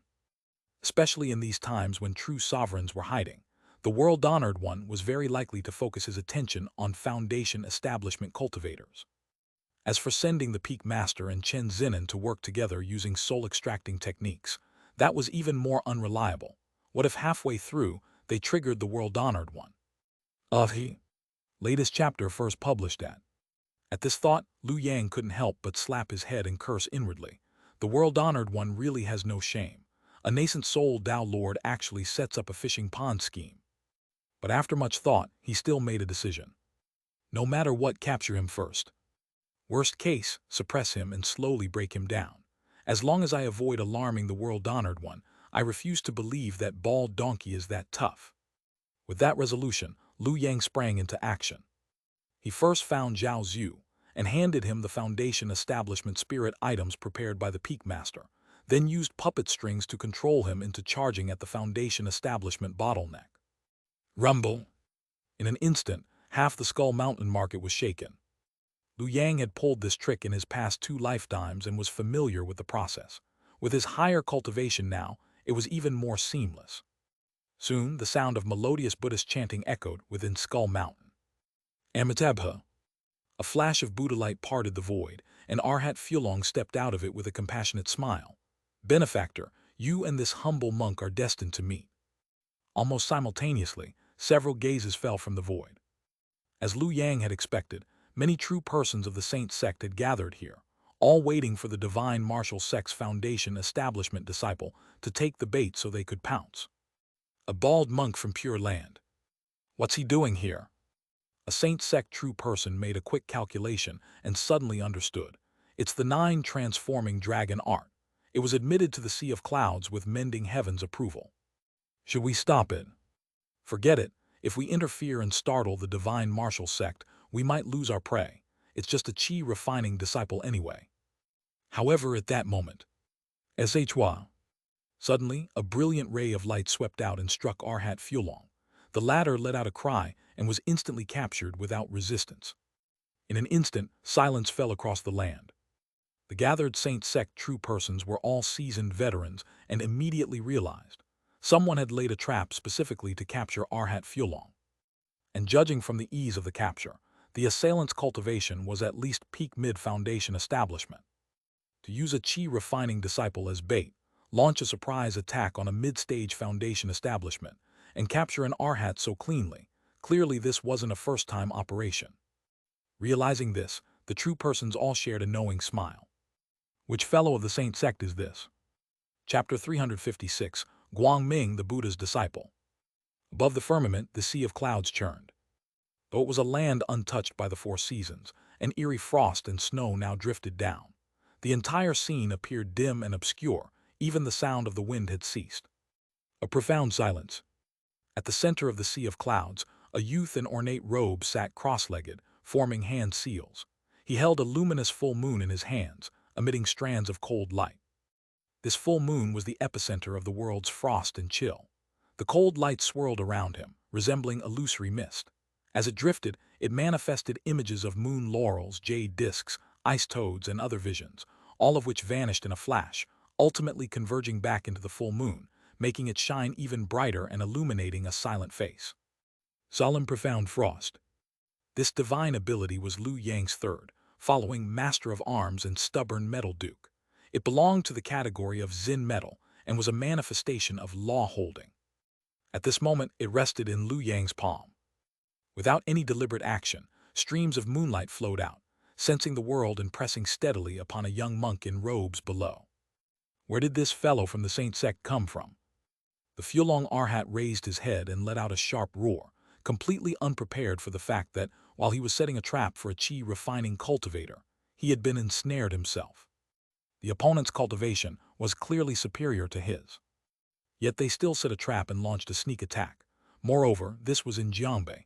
Without a doubt, the Fulong Arhat knew this had to be the work of a Saint Sect true person. What was even more fatal was that this person's divine ability was extremely effective against him. Zin metal as frost, the world turns bleak, vegetation withers and falls. Fortunately, my fiery dragon is of Jia wood, otherwise I might have perished already. Thinking this, the Fulong Arhat dared not be negligent. He continuously spat out blazing fire, transforming into a dragon to resist the descending curtain of profound frost. However, this bit of firelight was like a bonfire in the severe winter, warm but destined to extinguish eventually. Fellow Taoist Senior, do we have any enmity? If this is the Saint Sect's routine extortion, just say so. Why resort to violence? The Fulong Arhat cried out more miserably, his pleas tinged with grievance. After all, he had always been kind to others and truly had no enemies. Where did this person come from? However, Liu Yang completely ignored his words, merely observing him quietly for a moment. Then, a few stern smiles appeared in his eyes. In the past, his cultivation was shallow, and he hadn't noticed the clues. Now, upon closer inspection, he saw that beneath the seemingly glorious appearance of the Fulong Arhat, he was actually outwardly strong but inwardly weak, lacking confidence. The reason was simple. Your first innate divine ability is actually Jia Wood. The Fulong Arhat cultivated the 9 transforming dragon art, with a Tao foundation pointing directly to City Wall Earth. The first innate divine ability should have been Wu Earth, to align with the imagery. Why was it Jia Wood? Liu Yang's thoughts turned, and he immediately understood the cause and effect. As expected of a rogue cultivator, greedy for immediate progress, swallowing hastily, ultimately severing the path. If Liu Yang's guess was correct, the Fulong Arhat likely stumbled upon a Jia Wood while still a rogue cultivator, and swallowed it without hesitation. He was lucky that Jia Wood and Yin Wood were similar in nature, and his Tao foundation could accommodate it, avoiding immediate death by explosion. However, surviving by luck also severed his path. No wonder when I killed him in my previous life, the Pure Land had no reaction. Clearly, the Fulong Arhat was a Buddhist cultivator, yet the Pure Land cared more about me. The Fulong Arhat had been a discarded piece from the beginning. If not, since the Pure Land aimed to prove, City Wall Earth, how could they ignore the Fulong Arhat, allowing his cultivation to stagnate at the mid-foundation establishment stage? Understanding everything, Liu Yang immediately smiled. Fellow Taoist Fulong, it seems that today, no one will come to save you. Some might even hope for your death to support others in rising. As his words fell, profound frost spread throughout the world, a scene of desolation. Wherever it passed, it locked the void, depleted spiritual energy, and withered all laws, truly a vision of the end of Dharma. The Fulong Arhat several times mustered his power to break through this layer of profound frost, only to crash into it, bloodied and bruised. What exactly do you want, Senior? At this point, the Fulong Arhat abandoned any hope, saying straightforwardly, as long as this humble monk can do it, I am willing to comply, just spare my life. Heavily. Upon hearing this, Liu Yang lowered his eyelids, a faint voice emerging. I heard that the Jianbei Wonder Su Heng Palace contains a Xin metal. Is that true? Yes, yes, yes. The Fulong Arhat didn't hesitate, quickly saying, that is a wonder established by the treasure vase Water Moon Bodhisattva, and it indeed contains a Xin metal. After speaking, he glanced at Liu Yang, a trace of doubt flashing in his heart. To him, Liu Yang's solemn profound frost was clearly already a Xin metal divine ability. If so, why seek another Xin metal? Could it be to refine a spiritual treasure that harmonizes with the divine ability? Liu Yang naturally revealed nothing, his expression calm. Can you retrieve it for me? Yes, yes, yes. The Fulong Arhat dared not hesitate, for the surrounding profound frost had completely extinguished the flames around him, slicing his Dharma body like knives. However, he had another plan in mind. Let me get through this crisis first. Once I escape, I can hide in the Pure Land. No matter how fierce this person is, what can he do to me? Though he thought this, Liu Yang had already guessed his thoughts. Fellow Taoist words alone are hard to trust. This humble monk can establish a Dharma contract, the Fulong Arhat quickly said. Liu Yang shook his head. Everyone knows that your Pure Land loves to bully the weak and fears not these restrictive methods. Now it's clearly you bullying the weak. The Fulong Arhat's mouth twitched. This person clearly had higher cultivation, yet set ambushes and launched sneak attacks, and still had the audacity to speak of bullying the weak. How is that the same? Liu Yang decisively shook his head upon hearing this, righteously saying, you and I are both mid-foundation establishment stage, strictly speaking, the same realm. It's just that I have one more divine ability than you. How can that be considered bullying the weak? Upon hearing this, the Fulong Arhat's expression immediately became strange. This feeling something was off. After a moment of silence, he tentatively looked at Liu Yang and softly said, Sword Pavilion. Liu Yang. Enough nonsense. Liu Yang no longer delayed, straightforwardly saying, it seems you haven't thought it through. In that case, you're of no use to me. Better to send you to reincarnation. I have a way, I have a way. The Fulong Arhat quickly said, this humble monk has a disciple, clever and quick-witted.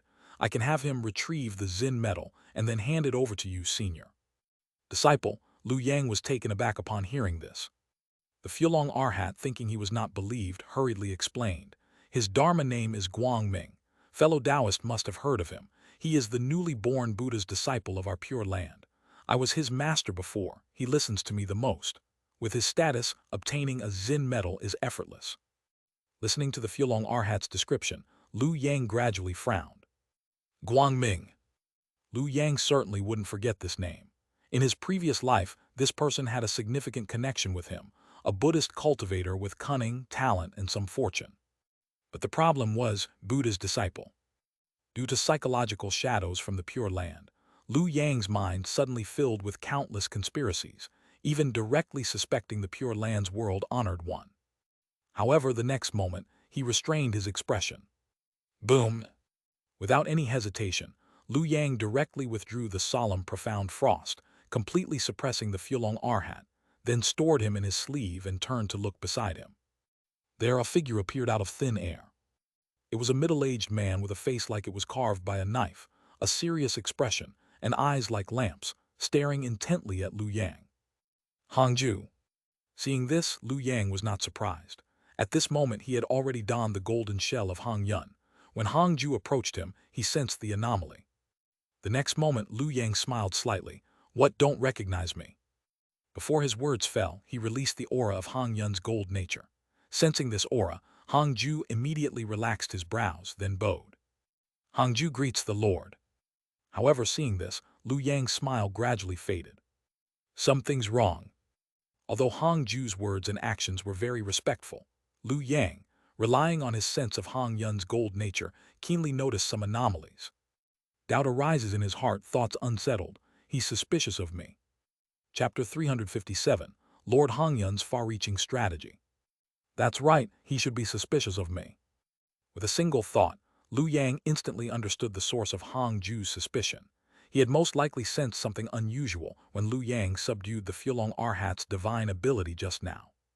Hang Yun cultivates the overturning lamp flame, whereas I cultivate the pomegranate wood. And there is no Zen metal divine ability in overturning lamp flame. Our cultivation paths differ, which is nearly ironclad evidence. It's only natural for him to have doubts. Though he thought this, Lu Yang remained completely unflustered. After all, Hang Yun's metal nature was in his hands, effectively putting Hangju's life under his control. He could have Hangju drop dead at any time if he wished. Otherwise, he wouldn't have dared to appear in person before someone, at the peak of the Foundation establishment realm. With that in mind, a composed smile appeared on Lu Yang's face. He looked at Hangju and said softly, "What's wrong? If you have doubts, just speak up." "Hangju obeys your commands, my lord. I have no doubts whatsoever." In an instant, Lu Yang sensed a shift in Hangju's emotions. All suspicion had turned into panic, though he forcibly maintained a facade of calm on the surface. But Lu Yang had no intention of letting it slide. Since he wanted Hangju to work for him, he had to win over his heart and mind. Otherwise, even if the man couldn't refuse, he might obey in appearance but defy in secret, creating unnecessary troubles. So, after a brief moment of thought, Lu Yang decisively said, "No need for that." Recalling how Hang Yun had treated Hangju in the past, Lu Yang smiled and said, "Hangju, you are a clever man. I've hidden this matter long enough. It's time I told you. Take a look at this body of mine." As he spoke, Lu Yang deliberately revealed a portion of his true nature. Hangju took one look and froze on the spot. An immortal spirit.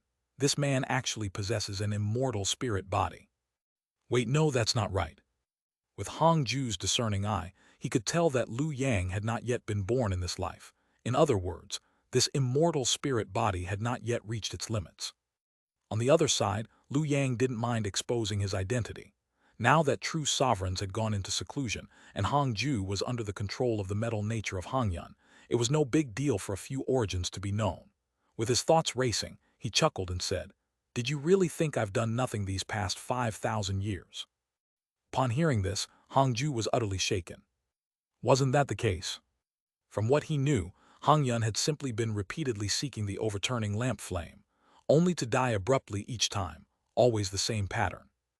"HMPH, you've underestimated me." Lu Yang sneered.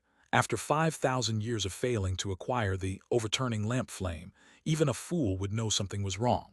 Why would I keep butting my head against that wall? As he spoke, Liu Yang suddenly released his aura. Commander of Arms, Stubborn Metal Duke, and Solemn Dark Frost, three innate divine abilities radiantly manifested before Hangju, making his pupils shrink instantly. These three divine abilities, the mysterious cultivator from overseas back then was you, my lord. Liu Yang readily admitted it. If not for my strategic planning overseas that led to the emergence of Heaven of Nothingness, how could there be such a perfect opportunity for all the true sovereigns to retreat into seclusion? Upon hearing this, Hangju was dumbfounded. But then he thought it over carefully and suddenly felt it actually made sense. The emergence of Heaven of Nothingness had indeed involved Liu Yang in many ways. He was the one who first suggested exploring the overseas beyond cultivation realm, and whose territory was the beyond cultivation realm. Lord Hangyan's, of course. In an instant, Hangju had an epiphany. It all made sense now. Could it be that Heaven of Nothingness was Lord Hangyan's true arrangement from back then? With that thought, Hangju felt as if he had been enlightened. No wonder Lord Hangyan had invested so much effort in the beyond cultivation realm. It couldn't have been just for a broken half-true treasure. That would be far too petty. Heaven of Nothingness was a plan worthy of someone who had once been a golden core true sovereign. My lord, your foresight is extraordinary, Hangju bowed deeply again. Reflecting on Lord Hangyan's constant attempts to attain the overturning lamp flame, over the past 5,000 years, what had once seemed like foolish persistence now appeared to be a brilliant disguise. Openly repairing the plank road, while secretly marching through the hidden path. Enduring hardship in silence, all for this day. Outwardly presenting himself as a hapless fool to mislead hidden enemies, while in reality laying down layers of strategic traps, ready to turn the tide. And now he had succeeded. With the true sovereigns in seclusion, no one could stop his quest for the golden core. But if that were the case, why didn't the Lord continue pursuing the overturning lamp flame? As soon as the doubt arose, Hangju answered it himself. After all, trying to claim the overturning lamp flame, again would definitely make an enemy of that cultivator, Xianxia, a late-stage golden core powerhouse. Why create such a powerful foe? It was better to choose a different path with broader horizons. As for how Lord Hangyan had managed to switch paths despite being a true sovereign, Hangju felt that, given the means of a true sovereign, anything was possible. With that thought, the bewilderment he had felt due to Hangyan's repeated failures vanished. Even his old prejudices against Hangyan lessened. Sure, he seemed different from the Lord Hangyan of the past, but hadn't that been deliberate pretense? Now this was the real Lord Hangyan. My lord's profound foresight earns my deepest admiration. In the next second, Hangju bowed once more. This time, his emotions were perfectly calm. All previous doubts and anxieties had completely disappeared. Seeing this, Liu Yang nodded in satisfaction. He then chatted with Hangju about past events. With the memories he had extracted from Hangyan via the Book of 100 Lifetimes, Liu Yang was extremely adept in this area. Naturally, this only reinforced Hangju's conviction. After all, a true sovereign could not be soul-searched. The fact that this man could so vividly recall past events meant he had to be Lord Hangyan, and only Lord Hangyan. Hangju, I have 3 tasks for you. Having gone to such lengths to subdue Hangju, Liu Yang naturally intended to make full use of him. He immediately said, "First, I want you to go to the myriad martial world and collect a batch of qi for me." After all, he was no longer part of the Primordial Saint Sect. Moreover, his clone had already joined the Sword Pavilion and couldn't act freely. If he wanted to return to the myriad martial world, it would have to be with his main body, which would be too dangerous. Having Hangju do it would be far simpler. I accept the order. Hangju did not disappoint Liu Yang and readily accepted the task. Seeing this, Liu Yang didn't waste time and revealed the other 2 tasks. Second, do you know where Chang Guang's Zin metal body is? Although there were some clues about Zin metal from the Fulong Arhat's side, if he could get it directly from Hangju, there would be no need to take any risks. Unfortunately, Hangju shook his head at the question. Reporting to my lord, the Zin metal in Chang Guang's possession was transformed from his immortal spirit in a past life. There are no clues on our side. He likely took it with him. Then never mind. Though Liu Yang was disappointed, he spoke casually. Lastly, I plan to visit the palace of Su Heng. Wait for my orders to make a trip for me. A free henchman, how could he not use him? Now that the true sovereigns were in hiding, Hangzhou, at the peak of the Foundation establishment realm, was undoubtedly one of the top powerhouses. He was the perfect candidate to explore the palace of Suheng. Understood. Hangzhou withdrew respectfully. Once he returned from collecting qi in the myriad martial world, Liu Yang's universal form of all phenomena under the dry heaven could make further progress. Just then, boom! A deafening rumble erupted from the direction of Skull Mountain. Liu Yang immediately turned his head and came to a sudden realization. The Witch Ghost Path secret realm has finally emerged. In other words, the ancestor Ting Yu of this lifetime should have also appeared. Chapter 358. Do you truly wish to live? Rumble. Accompanied by a thunderous roar that shook the earth, the massive Witch Ghost secret realm manifested within the belly of Skull Mountain, from which surged an endless stream of ominous yin energy. The subsequent developments unfolded much as Liu Yang had anticipated. True Person Yinshin made his move, acquiring the Heavenly Corpse Fiend from the Witch Ghost Path, simultaneously luring the real persons of the Divine Martial Sect. Ultimately, the real persons of the Primordial Saint Sect launched a joint assault. Beast, you are all beasts. The heavens echoed with the furious roar of the Divine Martial Sect's sect master. Yet, this late-stage Foundation establishment real person was now enshrouded in a veil of night. An even more formidable magical force obscured everything. A magnificent illusion concealed the sun, moon, and stars.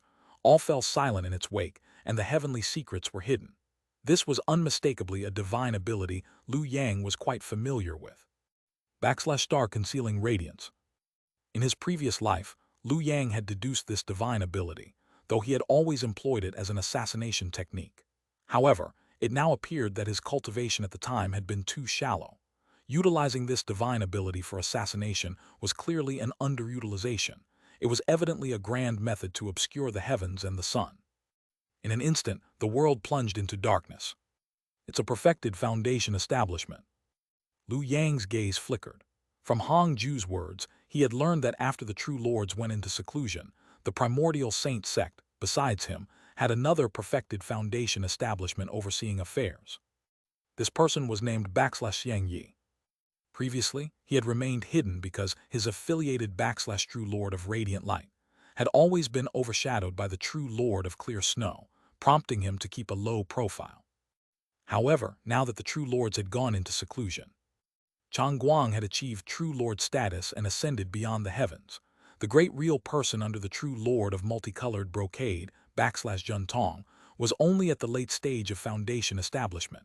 Naturally, this person emerged. This is a military exercise.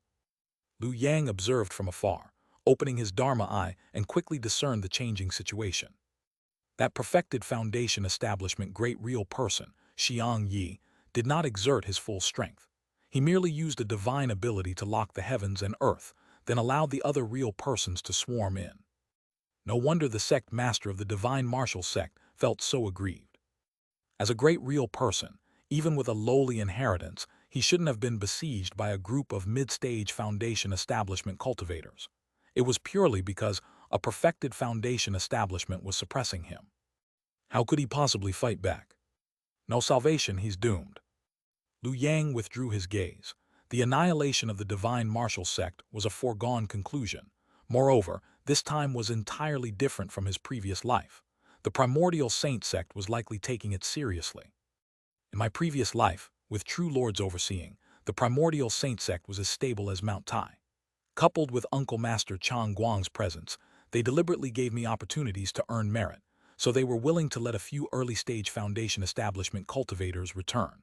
But now, with the true lords in seclusion, and a great real person from the Divine Martial Sect posing a certain pressure to the Primordial Saint Sect, how could they allow others to sleep soundly beside their bed?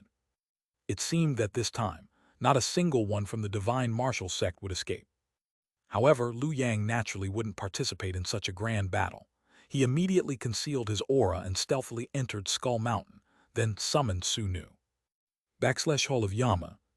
Connecting to the earth veins, searching the universe, Liu Yang quickly sensed some anomalies within the earth veins of the 800 Li Skull Mountain and instantly flashed his figure. almost simultaneously, within Skull Mountain. Who? Just as Liu Yang arrived, a figure within the earth veins opened his eyes. Amidst the fluctuation of aura, he was evidently in a pseudo-foundation establishment state. In the next second, he attempted to sever the connection. However, the disparity in cultivation between the two was simply too vast. Liu Yang, at the mid-stage perfected foundation establishment, dealing with a pseudo-foundation establishment, was truly like Mount Tai crushing an egg, leaving no chance at all. Yet the figure's reaction speed was commendable. Seeing Liu Yang approaching to seize him, he immediately revealed a ruthless expression. His hand seals changed, and the earth veins of the 800-li Skull Mountain below suddenly erupted, seemingly about to explode and perish together with Liu Yang. Freeze! Behind Liu Yang, the 10,000 Spirits banner unfurled, and Ancestor Ting Yu's figure appeared. He also formed seals, calming the previously turbulent earth veins. Witnessing this, the figure was momentarily stunned. How is it possible that you? Liu Yang gave him no chance to speak, directly striking with his palm, reducing the figure to dust, then sending him into the 10,000 Spirits banner for instant refinement. After all, to him, this was merely a stranger. The true Ancestor Ting Yu was the one who had followed him into the 10,000 Spirits banner in his previous life, blocking formidable enemies for him, and ultimately falling into a deep sleep due to severe injuries. Within the 10,000 Spirits banner, Ancestor Ting Yu took a deep breath, absorbing all the innate qi the figure had transformed into. His eyes, already radiant, became even more luminous, with intricate runes seemingly elucidating the profound principles of the Tao, all converging within his eyes. After a long while, he exhaled deeply.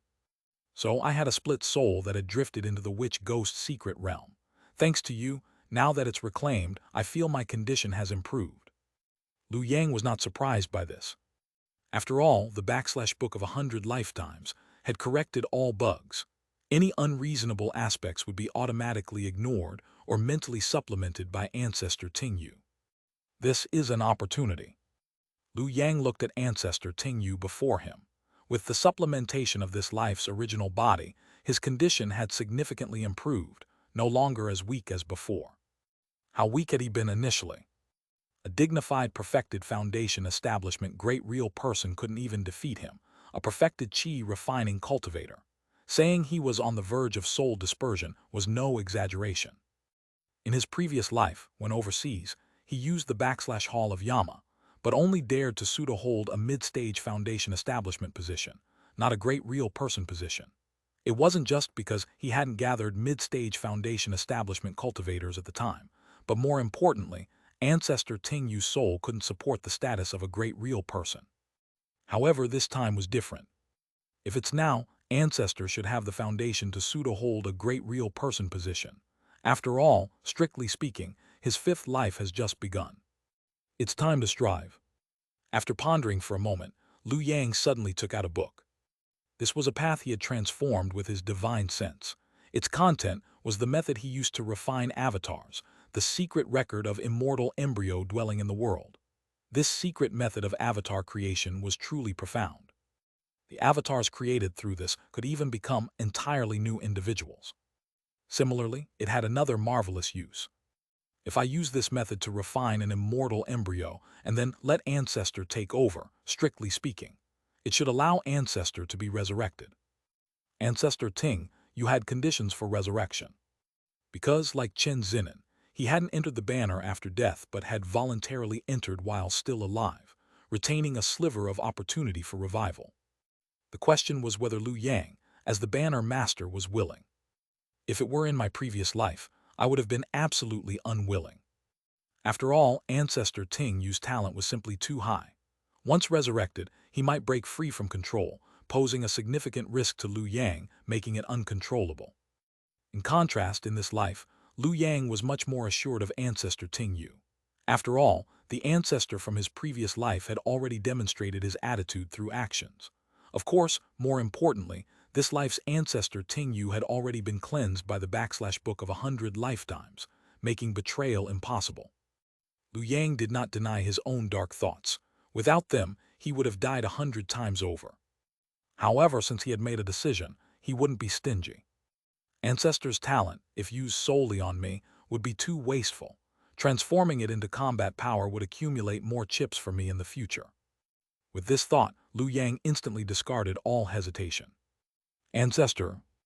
Liu Yang turned around, looked at Ancestor Tingyu, and handed over the secret record of immortal embryo dwelling in the world in his hand. Do you truly wish to live? Chapter 359, Borrowing a Corpse to Return the Soul. Truly alive? After hearing Liu Yang's words, Ancestor Tingyu was slightly taken aback. He then accepted the secret record of the immortal fetus dwelling in the world handed over by Liu Yang, and began to peruse it with a slight frown. After a moment, he exhaled a deep breath. It is indeed possible. However, after speaking, he looked at Liu Yang and said in a low voice, "Why have you suddenly thought of reviving me? That true lord has not died yet. Does Ancestor not wish to take revenge personally?" Liu Yang said solemnly, "There are still 50 years. If Ancestor can truly be revived and return to the peak of the Foundation establishment stage, there is still hope to break through to the Golden Core." Upon hearing this, Ancestor Tingyu became even more puzzled and frowned. Break through to the Golden Core. How is there hope? That old ghost from the Yi family is merely in seclusion and has not fallen. The wall soil still has a master. Even if I recover my former peak, it's impossible to seek the Golden Core. I would still be a dried-up corpse in the grave. There is hope, Ancestor. Liu Yang pointed to the All-Spirits banner behind him. With Ancestor's talent, if you can assimilate the embryonic fruit position within, wouldn't there be hope? Upon hearing this, Ancestor Tingyu was immediately stunned. He had never considered the embryonic fruit position within the All-Spirits banner, because, in his view, that was undoubtedly Liu Yang's trump card for seeking the Golden Core. But now, he wanted to give it to himself. No. Ancestor Tingyu immediately shook his head. The golden position is hard to obtain. This embryonic fruit position is very important to you. If I use it, it will not benefit your path. However, Liu Yang waved his hand. My mind is made up, no need to say more. Ancestor, you also know that it's very difficult for me to reach the step of seeking the Golden Core within 50 years. But you have hope. Once you break through first, you can then support me in seeking the Golden Core. This is the method to maximize benefits. After all, we still need to revive the witch ghost path, don't we? At this point, Liu Yang showed a bright smile. Given time, if Ancestor personally slays that old ghost from the Yi family, wouldn't that be delightful? Upon hearing this, Ancestor Tingyu held his breath. To first support someone in breaking through to the Golden Core, and then have them support oneself, what immense trust this was. He had never even heard of such a thing. Even among blood brothers, master and disciple, father and son, with a Golden Core path before them, how could one give it up? Not fighting to the death would already be commendable. Thinking of this, Ancestor Tingyu was truly moved. All right. He showed a solemn expression and performed an ancient salute towards Liu Yang. I promise you, if I achieve the Golden Core, I will do my utmost to assist you in breaking through. Ancestor is too courteous. Liu Yang still maintained the disciple's etiquette, giving full emotional value. This junior disciple only hopes that Ancestor can achieve success, and in the future, glorify our witch ghost path. In fact, even if Ancestor Tingyu did not promise, it would be useless. After all, the banner spirit baptized by the Book of 100 Lifetimes was under Liu Yang's absolute control. Even if Ancestor Tingyu succeeded in seeking the Golden Core, he could not escape. However, there was no need to say this. It would hurt feelings too much. Although I might not be able to seek the Golden Core in this lifetime, if Ancestor succeeds, it's still worthwhile. At that time, with a Golden Core backing me up, wouldn't I be unstoppable? Of course, that was still far off. 1,000 years of struggling to survive had caused immense wear and tear on Ancestor Tingyu. Even after absorbing the original body and somewhat recovering, it was still impossible to fill this gap. Even if revived, Ancestor cannot ascend to the peak of Foundation establishment in one step, but must start anew from the early stage of Foundation establishment, gradually recovering his former talents and divine abilities. However, with Ancestor's aptitude and talent and with my help, 50 years should still be achievable. The immediate priority was to revive him first. Liu Yang had long planned for this. To condense an immortal fetus, at least one superior spiritual treasure was needed, and currently, wasn't there just such a target? Above Skull Mountain, myriad illusory colors blended into one. The blood energy that originally belonged to the sect master of the divine martial sect was blazing like the rising sun. Now, only a small flame remained, ready to extinguish at any moment. It was undeniable that the divine martial sect had some substance. The sect master of the divine martial sect might not have been strong in combat among late-stage Foundation establishment cultivators, but his blood energy was as vast as the sea, very resilient. He fought for half an hour without dying. Of course, this was also because Xianxia, who had reached the peak of Foundation establishment, had not truly made a move. He was more focused on suppressing the sect master of the divine martial sect while calming his spiritual energy and dissipating the aftermath of the battle, to avoid damaging the 800 miles of Skull Mountain below and triggering a heavenly punishment due to the collapse of the earth veins. Boom! With a final loud noise, heavy illusory colors covered the sky, pressing down on an old man with bristling beard and hair, who still held a gleaming large halberd in his hand. This was the divine martial sect's supreme treasure. Divine martial dragon-binding halberd. This superior spiritual treasure specialized in killing. At this moment, it had been pushed to the extreme by the sect master of the divine martial sect, and the dragon on the halberd seemed to have become a living creature. Judging by the momentum, the old man was still imposing. However, his waist and back gradually hunched, his hair was disheveled, and his eyes were full of despair. He seemed to want to take a step, but suddenly staggered. The next second, he suddenly let out a blood-crying howl. The divine martial sect is destroyed. The heart-wrenching sound resounded, the last trace of the divine martial sect in this world, but it was mercilessly buried. Halasa. I should have known this day would come. When the Jade Pivot Sword Pavilion's immortal decree came to establish a sect here, I should have realized that this day would eventually come. The sect master's voice abruptly stopped. Before he finished speaking, he had already swung his halberd. In an instant, there was a dragon's roar and tiger's howl, the halberd splitting the sky, actually cutting open the curtain formed by the star-concealing radiance, flying towards the northern frontier. Seeing this in the sky, a young man in black suddenly raised his eyebrows, looking down with a hint of doubt. Hangju. He knew all too well the level of the divine martial sect master. It was impossible for him to cut through his divine ability. Did he really think there were miraculous outbursts in this world? If there were, someone must be manipulating things behind the scenes. After thinking it over, Xianxia felt that only Hangju, another Peak Foundation establishment true person, could have made a move in secret. But what was the reason for doing so? The sect master of the divine martial sect himself did not escape.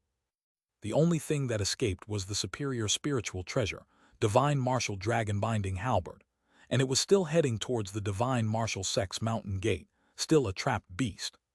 Not good. The next second, Xianxia seemed to realize something. His expression changed drastically, and he immediately used his divine ability, straining his eyes to look towards the divine martial sect. In the distant northern frontier, within the divine martial sect, the chief fortune and merit that originally soared into the sky, belonging to the divine martial sect, had been completely plundered. The treasure vault, once filled with spiritual materials, was now so empty that even mice could run through it. Beast, how dare you steal my prize? Xianxia was furious. He never expected someone would dare to snatch food from the tiger's mouth. While he was dealing with the divine martial sect's true person, someone else had raided their lair. Immediately after, a halberd light fell into the divine martial sect. It was the divine martial sect's superior spiritual treasure, divine martial dragon-binding halberd. Lu Yang reached out and easily collected it, then gave Xianxia a slight smile. Courting death. Xianxia was about to make a move when, at that moment, a divine radiance cut off his sight, and Lu Yang's figure took the opportunity to disappear. Hangju, it really is you. Xianxia immediately raised his eyebrows, only to see Hangju standing with hands folded in the center of the divine radiance, his eyes as bright as lanterns, looking at him with a hint of bitterness. Mission accomplished. Lu Yang fled all the way, using the tribulation wave to sever karma. As for the aftermath, it was naturally left to Hangju, just in time for him to take the blame. Chapter 360, The Patriarch's Rebirth, the Clone Establishes Foundation. In the northern region of Jianbei, nestled within a secluded mountain forest. After intercepting at Skeleton Mountain, Lu Yang swiftly fled to this location. Utilizing the tribulation wave, he cleansed karmic ties and established a cave dwelling within the mountains. Subsequently, he commenced the refinement of an immortal embryo. Although the quality of the divine martial binding flood axe could not compare to the Abai sword, it was still a superior spiritual treasure, more than sufficient to serve as an immortal embryo. Moreover, Patriarch Ting, you had made some improvements to this secret method. By lowering the refinement requirements and enhancing efficiency, the final formed immortal embryo and Liu Yang's clone were not significantly different. Soon another 3 years passed. Within the cave dwelling, under the burning of the 6 Ding divine fire, the immortal embryo belonging to Patriarch Ting Yu had taken shape, appearing as a valiant and spirited young man. Please, Patriarch, enter the shell. Liu Yang formed a hand seal, summoning the myriad spirits banner. The light and shadow of Patriarch Ting Yu manifested within it, his expression complex, evidently not expecting to have such a day. In the next moment, as innate chi dispersed, Patriarch Ting Yu's soul emerged, and with a flash it entered the immortal embryo below. Before long, the immortal embryo opened its eyes, its aura changing, yet only reaching the peak of chi refining, clearly requiring time to establish the foundation. Fortunately, having looted the divine martial sect, he was not lacking in foundation-establishing spiritual items. However, this doesn't really count as robbery. After all, the divine martial sect was a righteous sect. Now that it has been annihilated, if its resources were to fall into the hands of the demon sect, wouldn't that be equivalent to aiding the enemy? Therefore, taking away all the treasures of the divine martial sect was a necessary move. Only in this way could the divine martial sect preserve its final dignity. I believe the true spirits of the divine martial sect in heaven would surely approve of my actions. He was increasingly embodying the demeanor of the sword pavilion. Liu Yang had always believed in lifelong learning and dedication to one's craft. Now that he had become a disciple of the sword pavilion, he naturally needed to integrate wholeheartedly into it. Otherwise, what if someone noticed a flaw? Once Patriarch Ting Yu entered meditation, Liu Yang sealed the cave dwelling. He then took out a mysterious pearl from his bosom, within which was a scene of endless frost and snow. At the center of the frost and snow, Arhat Fulong sat hugging his knees, his entire body trembling. Senior. Before Liu Yang could finish speaking, Arhat Fulong's voice impatiently rang out. This humble monk has thought it through. I beseech you, Senior, to withdraw your divine power. Thought it through, what a pity. Liu Yang's expression remained indifferent, ignoring Arhat Fulong's plea. Instead, he crushed the mysterious pearl imprisoning Arhat Fulong with a single hand. Crack! In an instant, the splendid illusion shattered, and Arhat Fulong's voice was instantly drowned in the severe frost. In the blink of an eye, his Dharma body and soul dissipated. If possible, it would have been best to follow his path. However, that so-called Buddhist son Guang Ming, just hearing the name sounds ominous. It's best not to get involved. The risk is too great. It's better to have Hangju make a trip to the Su Heng Palace. There's still hope of obtaining Xin metal. Liu Yang remained rational. To date, among the 4 major powers, only the Pure Land truly made him wary. Therefore, if he could avoid entanglement, it was best to do so. As long as he didn't act, he wouldn't make mistakes. Speaking of which, harvesting the divine martial sect's fortune this time was just right. Liu Yang calculated with his fingers, then revealed a look of joy. Fortune divination draw for me. A surge of immense fortune emerged, soon transforming into lines of text before Liu Yang. Event, clone breaks through to foundation establishment. Minor auspicious, foundation establishment poses no difficulty for you. Although there are some minor setbacks, you still successfully break through. Minor inauspicious, someone secretly schemes against you, causing your breakthrough to fail, leading to your demise once more. Slight auspicious, you fall victim to someone's scheme, but relying on perseverance and a bit of luck, you manage to endure and finally establish your Tao foundation. Someone scheming. Looking at the fortune drawn this time, Liu Yang suddenly frowned. Strange, I've always been amicable in the sword pavilion. Why would someone scheme against me? Fortunately, the divine martial sect's fortune was abundant, allowing him to draw a minor auspicious.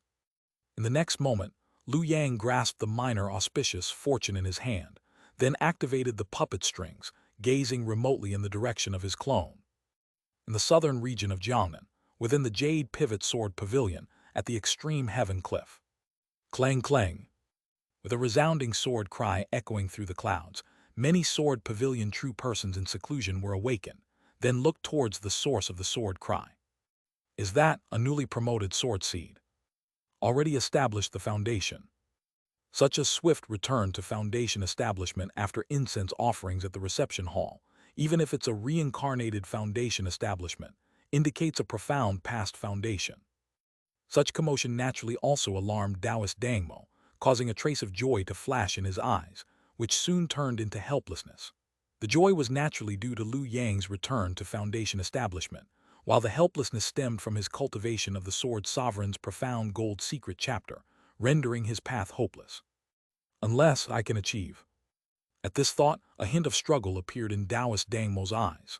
He opened his storage bag and looked at the densely packed human heads within. They were all still alive. However, the sword is an instrument of killing. To prove the sword path, how could there be no killing? Taoist Dangmo lowered his eyelids, his gaze fixed on the countless seemingly living heads within the storage bag, appearing rather eerie and strange for a moment. Meanwhile, within the cave dwelling, Lu Yang sat cross-legged, his gaze falling on a piece of jade stone before him, his expression slightly gloomy. This was a foundation-establishing spiritual item provided by Taoist Dangmo. By resonating with it during foundation establishment, it could increase the success rate by 10%. However, in reality, this spiritual item not only failed to assist in foundation establishment, but actually hindered him. Without the fortune's blessing, there might have been a real possibility of failure. Who exactly wants to harm me? Lu Yang pondered in his heart, simultaneously extending a finger, around which a strand of sword chi coiled. With a flick, it erupted with a thunderous roar. First realm of the sword path, sword chi thunder sound. This level of sword chi isn't much, at most equivalent to a powerful foundation establishment technique. But if I go further, it's a different story. Second realm of the sword path, sword heart clarity. This realm corresponds to foundation establishment. Therefore, once sword heart clarity is achieved, compared to other foundation establishment true persons, it's equivalent to having an additional divine ability without a rank. At this thought, Lu Yang suddenly clapped his hands. Beside him, a square sword box floated in the air, about half his height, entirely black gold, appearing simple and steady at first glance. However, in the next moment, as Lu Yang channeled his full mana, the sword box opened with a roar, and two brilliant sword lights surged out, instantly merging with him. Sword divine ability. As expected, with his achievement of foundation establishment, the two Taiksu divine abilities previously obtained from Wu Yu Heaven were all transformed into sword divine abilities by the sword box. It's a pity that after Uncle Master Chang Guang left, Wu Yu Heaven was sealed both internally and externally, making it impossible to enter and obtain more Taiksu divine abilities. That said, this was a regret only Lu Yang had. After all, others Taiksu divine abilities lacked ranks. Only he could use the nascent rank within the myriad spirits banner to bestow ranks, thereby transforming them into sword divine abilities. Otherwise, it would all be in vain. In any case, I've succeeded. With a thought, Lu Yang manifested two sword divine abilities, one after another, plus the transformed innate divine ability corresponding to the Chang Heng observing world holding gold sword foundation. 3 divine abilities, mid-stage foundation establishment complete. If I add holding the law, I would be a bona fide late-stage foundation establishment great sword cultivator. Looking at it this way, the clone now even surpasses the main body. Chapter 361, The Great Investigation. Jade Pivot Sword Pavilion, Extreme Heaven Cliff. Lu Yang's avatar exhaled a turbid breath, looked inward, and gazed toward the foundation establishment realm. Within it, a flying sword shimmered brilliantly under the force of Bai wind. Eternal Observation, Sword of Gold Enforcement Foundation. This sword foundation was no inferior to the 10,000 Chariots Dragon Riding Tao Foundation, and the condensed innate divine ability was called Brilliant Union with the eternal, upright enforcement of the Sword of Gold. Beneath it lay 4 arcane mysteries: Heaven Execution, Truth Slaughter, Mind Entrapment, and Certain Death. Something's not right. Sensing the divine name transmitted by the Tao Foundation, Lu Yang fell into deep thought, because the character's Brilliant Union had been part of the Taoist title bestowed upon him by the Taoist Dangmo. Why would it appear in the name of his divine ability? Unless this Tao foundation and even its divine abilities have already been officially recorded, the incense offering at the hall of reception probably wasn't just a ceremonial gesture. Lu Yang felt a chill in his heart, but he couldn't help feeling a bit lucky. He had come at the right time. Had it been during the era when the true sovereign still held power in the world, he wouldn't even have been able to play the game. Just the name of this divine ability would have kept him awake at night.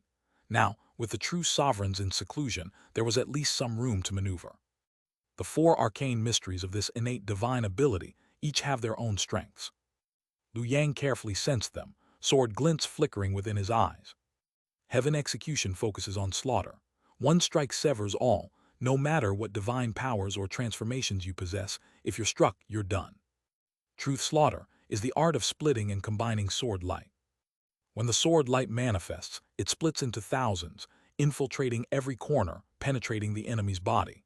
Once inside, they recombine and can be slashed outward again, truly insidious and venomous. Mind entrapment is a technique to entangle the enemy.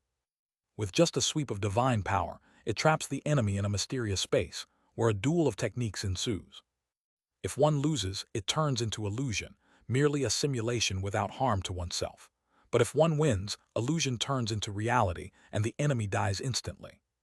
Moreover, under this divine veil, the sword wielder can repeatedly test strategies, experimenting in countless ways until discovering the opponent's trump card. Then one strike takes their life. The only drawback is that each failure consumes a large amount of spiritual power, so only those with deep reserves should use it. The final one, certain death, is a mutual destruction sword. As the name suggests, once this arcane mystery is activated, the user slays themselves before the enemy, cutting off their own fate. Though their body remains unharmed, their life ends instantly. In Lu Yang's hand, the sword light circled, divine radiance gleaming in four hues. Aside from that, Lu Yang had also condensed two sword divine abilities using his sword case, but those were purely enhancements for the innate divine abilities mysteries. Apart from increasing status, they had no special properties. Most likely because the fruit of the sword path hasn't truly been validated yet, so there's no mystical augmentation, only bricks added to the foundation. Pushing open the door, Lu Yang strolled out of his cave dwelling, assessing his own combat strength. No wonder the sword cultivators of the Jade Pivot Sword Pavilion are reputed to be peerless in magical combat. These four arcane mysteries alone are well-rounded both in numbers and mechanics, truly difficult to counter in battle. Not to mention above this, there's also sword intent. Lu Yang was still musing when suddenly a flying message talisman dropped from the sky, clearly intended for him. He took it, scanned it with his divine sense, and immediately showed a hint of surprise. The next moment, he transformed into sword light and flew to the top of Extreme Heaven Cliff. This place had previously been the secluded cultivation site of true sovereign of upholding heaven and virtuous conduct. But now that the sovereign had gone into seclusion, the one seated there was Taoist Dangmo. "Greetings, master." Without hesitation, Lu Yang offered a sword salute. Taoist Dangmo glanced at him, then said calmly, "At this stage of cultivation, the roots of your past life are no longer much help. Go and enter the world. For us sword cultivators, shutting oneself away is not the way. To temper a sword heart, one must undergo many bloody battles, forging a path from life and death." Though Taoist Dangmo spoke vaguely, Lu Yang understood well. Sword cultivators refined their sword divine abilities through slaughter and duels. The sword pavilion still maintained its usual refined wording, calling it entering the world, but it essentially meant finding a place for a massacre. As he finished speaking, Taoist Dangmo pulled out a jade slip. Recently, major sects and clans in Jiangnan have reported that the southern border's myriad venom cult has been secretly abducting civilians there to use as materials for goo refinement. Go and investigate. At this, a trace of killing intent surged in Taoist Dangmo's expression. "If this is true, report back to me immediately." Lu Yang respectfully received the jade slip. Disciple obeys. After Lu Yang departed, a figure appeared at the cliff, none other than Yi Cheng, the Yi family true person who had met Lu Yang before, watching Lu Yang's silhouette fade away. "This one has some luck after all," this Yi family direct descendant mused.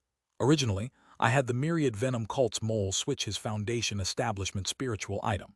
With his accumulated karma and misfortunes, he was surely doomed to suffer a sudden disaster and fail in his foundation. But unexpectedly, his background is formidable enough to pull through. A pity, if not for my senior uncle's stubbornness, I wouldn't have had to act in secret. Looking back at the cliff top, Yi Cheng shook his head. Though our sword pavilion is the leader of the righteous path, acting with proper justification, why waste time investigating mere commoners? Commoners were insignificant, easily replaced under the cycle of heaven and earth. Their sheer numbers made them tedious to investigate, costing energy and resources. And what if something was truly discovered? Wouldn't it be simpler to let a sword seed die at the hands of the myriad venom cult? That man killed Xingfeng in his past life, and yet my Yi family bore no grudge, even accepting him as a disciple. Now it's time for him to pay back that karma. That was why he had devised a scheme, waiting for Lu Yang to fail in foundation establishment, and then shift the blame to the myriad venom cult, gaining just cause for retribution. Righteous demonic war, a sword seed slain.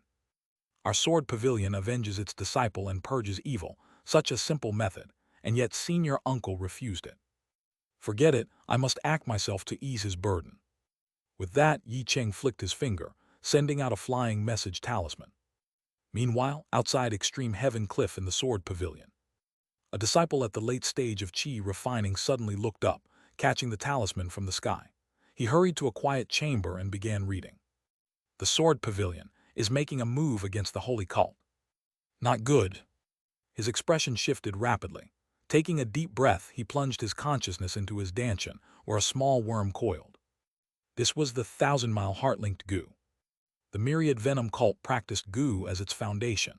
Every cultivator refined several kinds of goo insects as substitutes for magical tools, each with unique powers. As its name implied, the 1,000-mile heart-linked goo consisted of a parent and child goo, allowing messages to be transmitted from the child to the parent. After this operation, even before Lu Yang left the Sword Pavilion, the news of his journey to the southern border had already reached the myriad venom cult. Chapter 362, First Encounter with the Tao Court. Several days later, in the southern frontier, Lu Yang transformed into a streak of sword light, speeding along the way, but abruptly came to a halt upon entering the southern frontier. He withdrew his sword light and stood amidst the clouds, gazing into the distance. The next second, a jade slip appeared in his hand. This jade slip had been bestowed by Taoist Dangmo. Aside from detailed intelligence about the real persons of the myriad poison sect, it also contained another piece of information that he highly valued. Just as I've worn out iron shoes searching for it, I find it without any effort. Unexpectedly, the myriad poison sect in the southern frontier also held clues about Xin metal. There is a sacred pool within the myriad poison sect that gathers moonlight and transforms it into emperor's nectar. If one collects a full bottle and refines it, it can serve as Xin metal.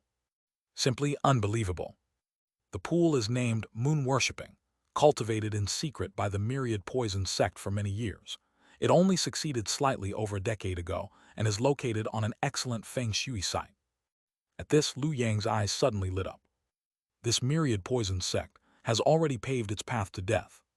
Such a treasured feng shui site should be reserved for the virtuous, and throughout the land, he, as an immortal spirit, the heavens' favored child, was naturally the most deserving.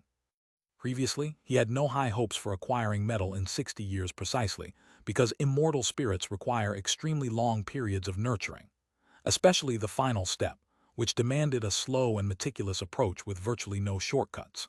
However, if supported by a feng shui treasure site, the nurturing efficiency would be significantly boosted. That said, I must still plan carefully. After all, the southern frontier was entirely different from the northern frontier. The myriad poison sect was far more cunning than the divine martial sect.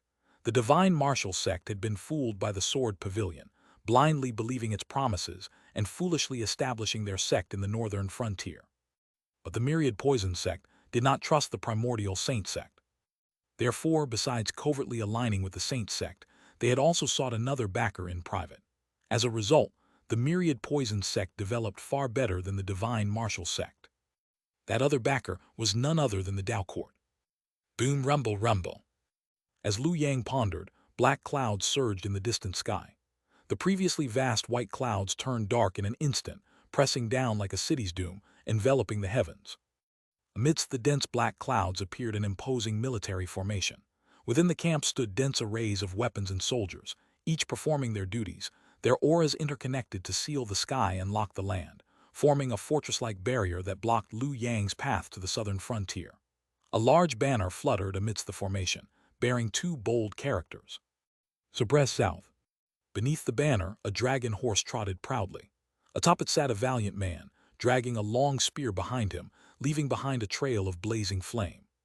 He stood there in the clouds, laughing loudly. May I ask which real person from the Sword Pavilion stands before me? King of the South Suppression, Wu Tian. The Jade slip had already detailed the Dao Court's deployments in the southern frontier. This King of the South Suppression was no ordinary figure. He was a direct descendant of Tian Wu. In the Dao Court, bloodlines wielded real power. Perhaps many Dao Court officials held illusory ranks, with actual strength inferior to cultivators of the same realm, but the royal bloodline was a different matter. Generations of Dao Court royals cultivated independently, with official ranks being mere decorations. For instance, this King of the South Suppression, though a Dao Court prince with a peak foundation establishment realm cultivation, even without his title, possessed late-stage foundation establishment strength. In a way, he's quite similar to Xu Huan back then. That being said, Liu Yang harbored little fear. After all, this was still Jiangnan. Unless the Dao Court had gone mad, they wouldn't dare assassinate him here. I am Minghe, heading to the southern frontier on my master's orders. Liu Yang stood in the clouds and cupped his hands. Might I ask why the King of the South Suppression is here? Are you colluding with the myriad poison sect to bar my way? As expected of a Sword Pavilion lunatic. Though the King of the South Suppression cursed inwardly, he maintained a smiling face. Young friend misunderstands. I'm stationed here solely to guard against the demonic sects of the southern frontier. A blatant lie. In truth, the entire Dao Court tacitly acknowledged this. Whether stationed to watch or secretly soliciting the myriad poison sect, it was all to guard against the Sword Pavilion. After all, everyone knew what the Sword Pavilion was like. Without precautions, they might one day slaughter their way into Jiangdong under the banner of universal salvation. While the two conversed, far in the sky, on a distant mountaintop, two other Foundation establishment cultivators silently watched Liu Yang. Their appearances were rather bizarre. One of them at first glance looked quite handsome, yet as his lips parted, there was no tongue or teeth to be seen, only a vicious-looking goo worm squirming inside. Beside him, the other cultivator was even stranger.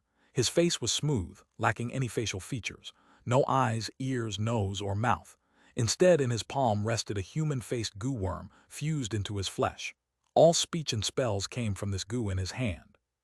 Judging by appearances alone, it was obvious they were both real persons of the myriad poison sect. One was called Huig, the other Dragon Centipede. That one is Xianxia. The Dragon Centipede real person spoke first. According to our Sword Pavilion spies, though this one has just reached Foundation establishment, he is a sword cultivator with extraordinary strength. Do you think the King of the South Suppression can stop him? Real person Huig shook his head. The Dao Court won't go against the Sword Pavilion. Unless the Holy Sect is ready to abandon the southern frontier, the Dao Court will never intervene. Then what do we do? Real person Dragon Centipede frowned. The moon-worshipping sacred pool was painstakingly formed. The refinement of the 10,000 calamities goo is at its final stage. We can't give it up now. Upon hearing this, the goo in Huig's hand shrieked. His tone turned vicious. Hesitation leads to chaos. He's only just built his foundation. If we join hands to capture him, no need to kill, just detain him for a year or so, that'll be enough. Well said. Dragon Centipede nodded and smiled. You and I are both mid-Foundation establishment. Dealing with a newcomer should be no trouble. Meanwhile, in the far sky, the King of the South Suppression had already stepped aside. Young friend, since you are headed to the southern frontier, I shall not hinder you. But beware, those are treacherous lands full of demonic ways. Stay cautious. Thank you for your concern, Your Highness. Liu Yang cupped his hands and watched the military formation withdraw. This prince has ill intentions. Making such a show merely exposed my whereabouts, making it difficult for me to sneak in now. Still, it was no major issue. He had never intended to sneak in, to begin with. After all, he was now a late-stage Foundation establishment sword cultivator. As long as a peak foundation cultivator or a true person didn't appear, he feared nothing. Besides, this is just a clone. What's there to fear? Might as well test my sword's edge. In the next second, Liu Yang rose with his sword light and boldly charged into the southern frontier. Seeing this, Dragon Centipede and Huig turned pale. How daring! The two had expected Liu Yang to sneak in, planning to tail him, lure him deep, then trap and capture him in seclusion. Never had they imagined Liu Yang would brazenly soar into the southern frontier, utterly unafraid of exposure. Chapter 363. Mechanisms and Numbers Coexist. Liu Yang sped through the southern frontier, his chief force manifesting as a grand sword light that locked onto the Poison Sect's mountain gate, flying directly toward the 10,000 Gu cavern. The two true persons of the Poison Sect followed closely behind. This man truly courting death. True person Dragon Centipede sneered coldly. If he weren't a disciple of the Sword Pavilion, but rather a rogue cultivator, acting so brazenly in our southern frontier, I would have already refined him into a human Gu. True person Cicada Molter, however, shook his head. A disciple of a great sect having just entered Foundation establishment, a bit of arrogance is normal. In fact, the more arrogant he is, the more it works to our advantage. I was fretting over how to lure him deeper into the southern frontier, but now he's walked right in on his own, saving us the effort. Senior brother is right. True person Dragon Centipede sneered again, saying, once we trap him, we must let him suffer a bit, so he learns the hard truth that there's always someone stronger. Before long, Liu Yang had penetrated 10,000 miles into the southern frontier. Looking back, the Sword Pavilion was long gone beyond the horizon. All he could see were dense forests, while eerie miasma began to drift down from the skies. In the next moment, a sharp screech suddenly rang out. Scree! As the sound pierced the air, a massive creature crawled out from the clouds, a dragon head and centipede body stretching for miles, its crimson eyes glaring at him. With a flick of his fingers, Liu Yang instantly calculated the creature's origin. Dragon centipede Gu, refined using true dragon's blood to nurture the Gu seed, then implanted into one's Dao foundation to incubate. Once the Gu breaks from its cocoon, it becomes the cultivator's life-bound Gu, functioning similarly to a true person's innate divine ability. A freak from the Poison Sect. As soon as the words left his lips, Liu Yang flicked his fingers again. Instantly, the sound of swords echoed like thunder, booming through heaven and earth. Below, beasts in the forest were startled and fled in terror.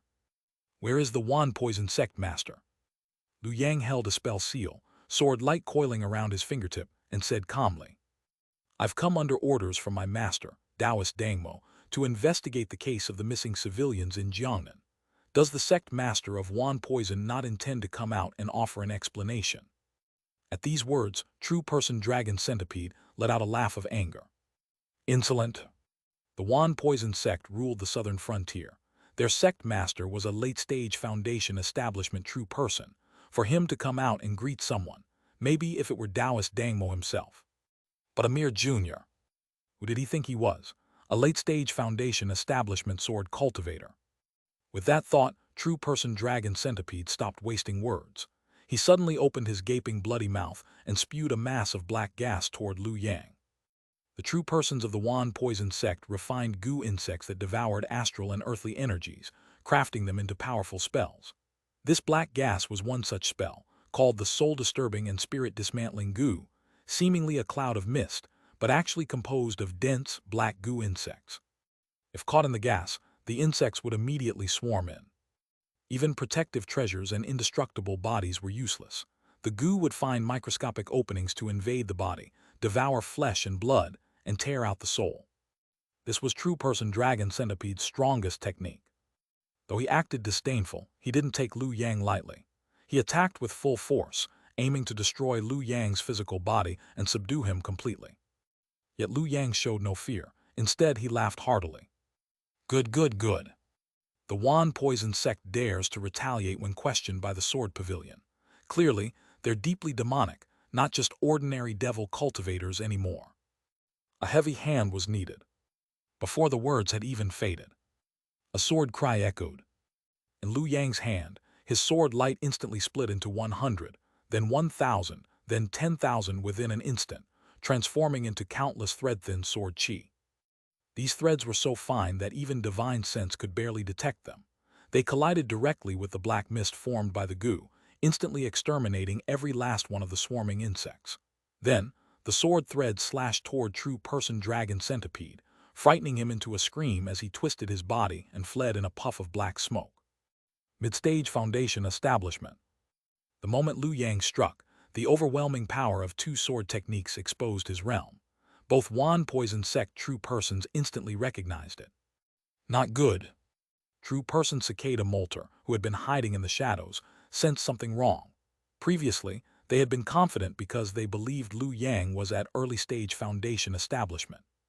Two mid-stage foundation establishment cultivators versus an early stage. Victory was certain.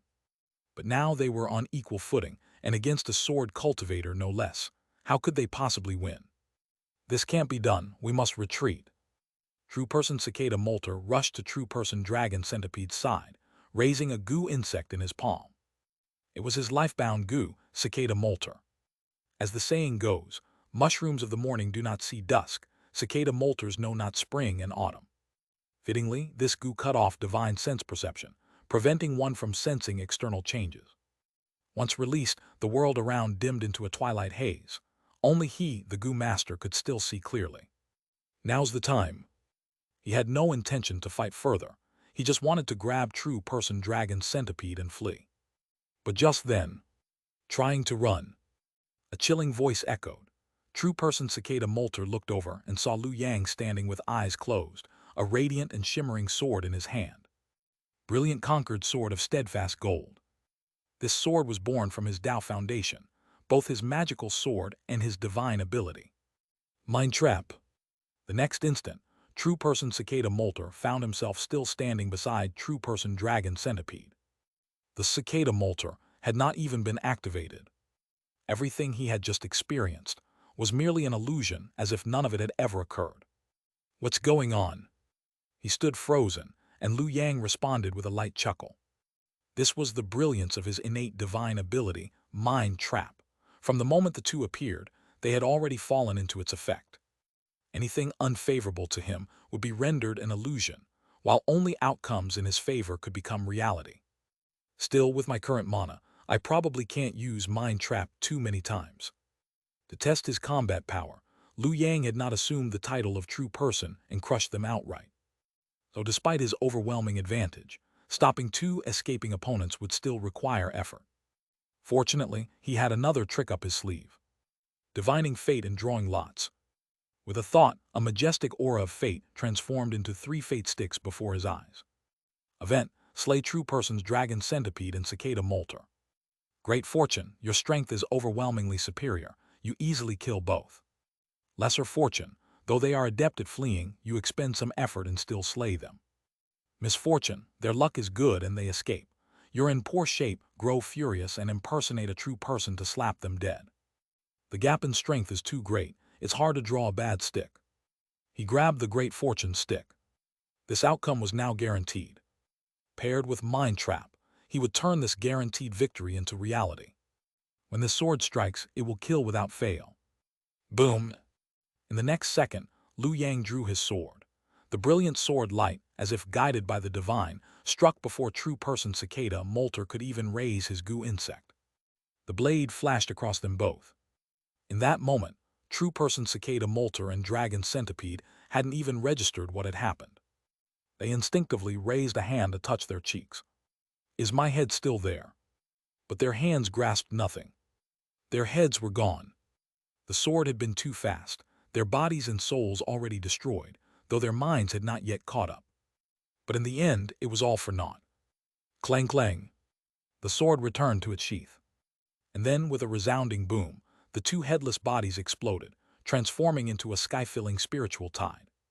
Chapter 364, It Begins With Me. Just this, and you dare to challenge me. Liu Yang suppressed the sword light, extended his hand, and immediately retrieved 2 streams of light from the dissipating spiritual tide formed by the disintegration of the 2 true persons of the myriad poisons cult.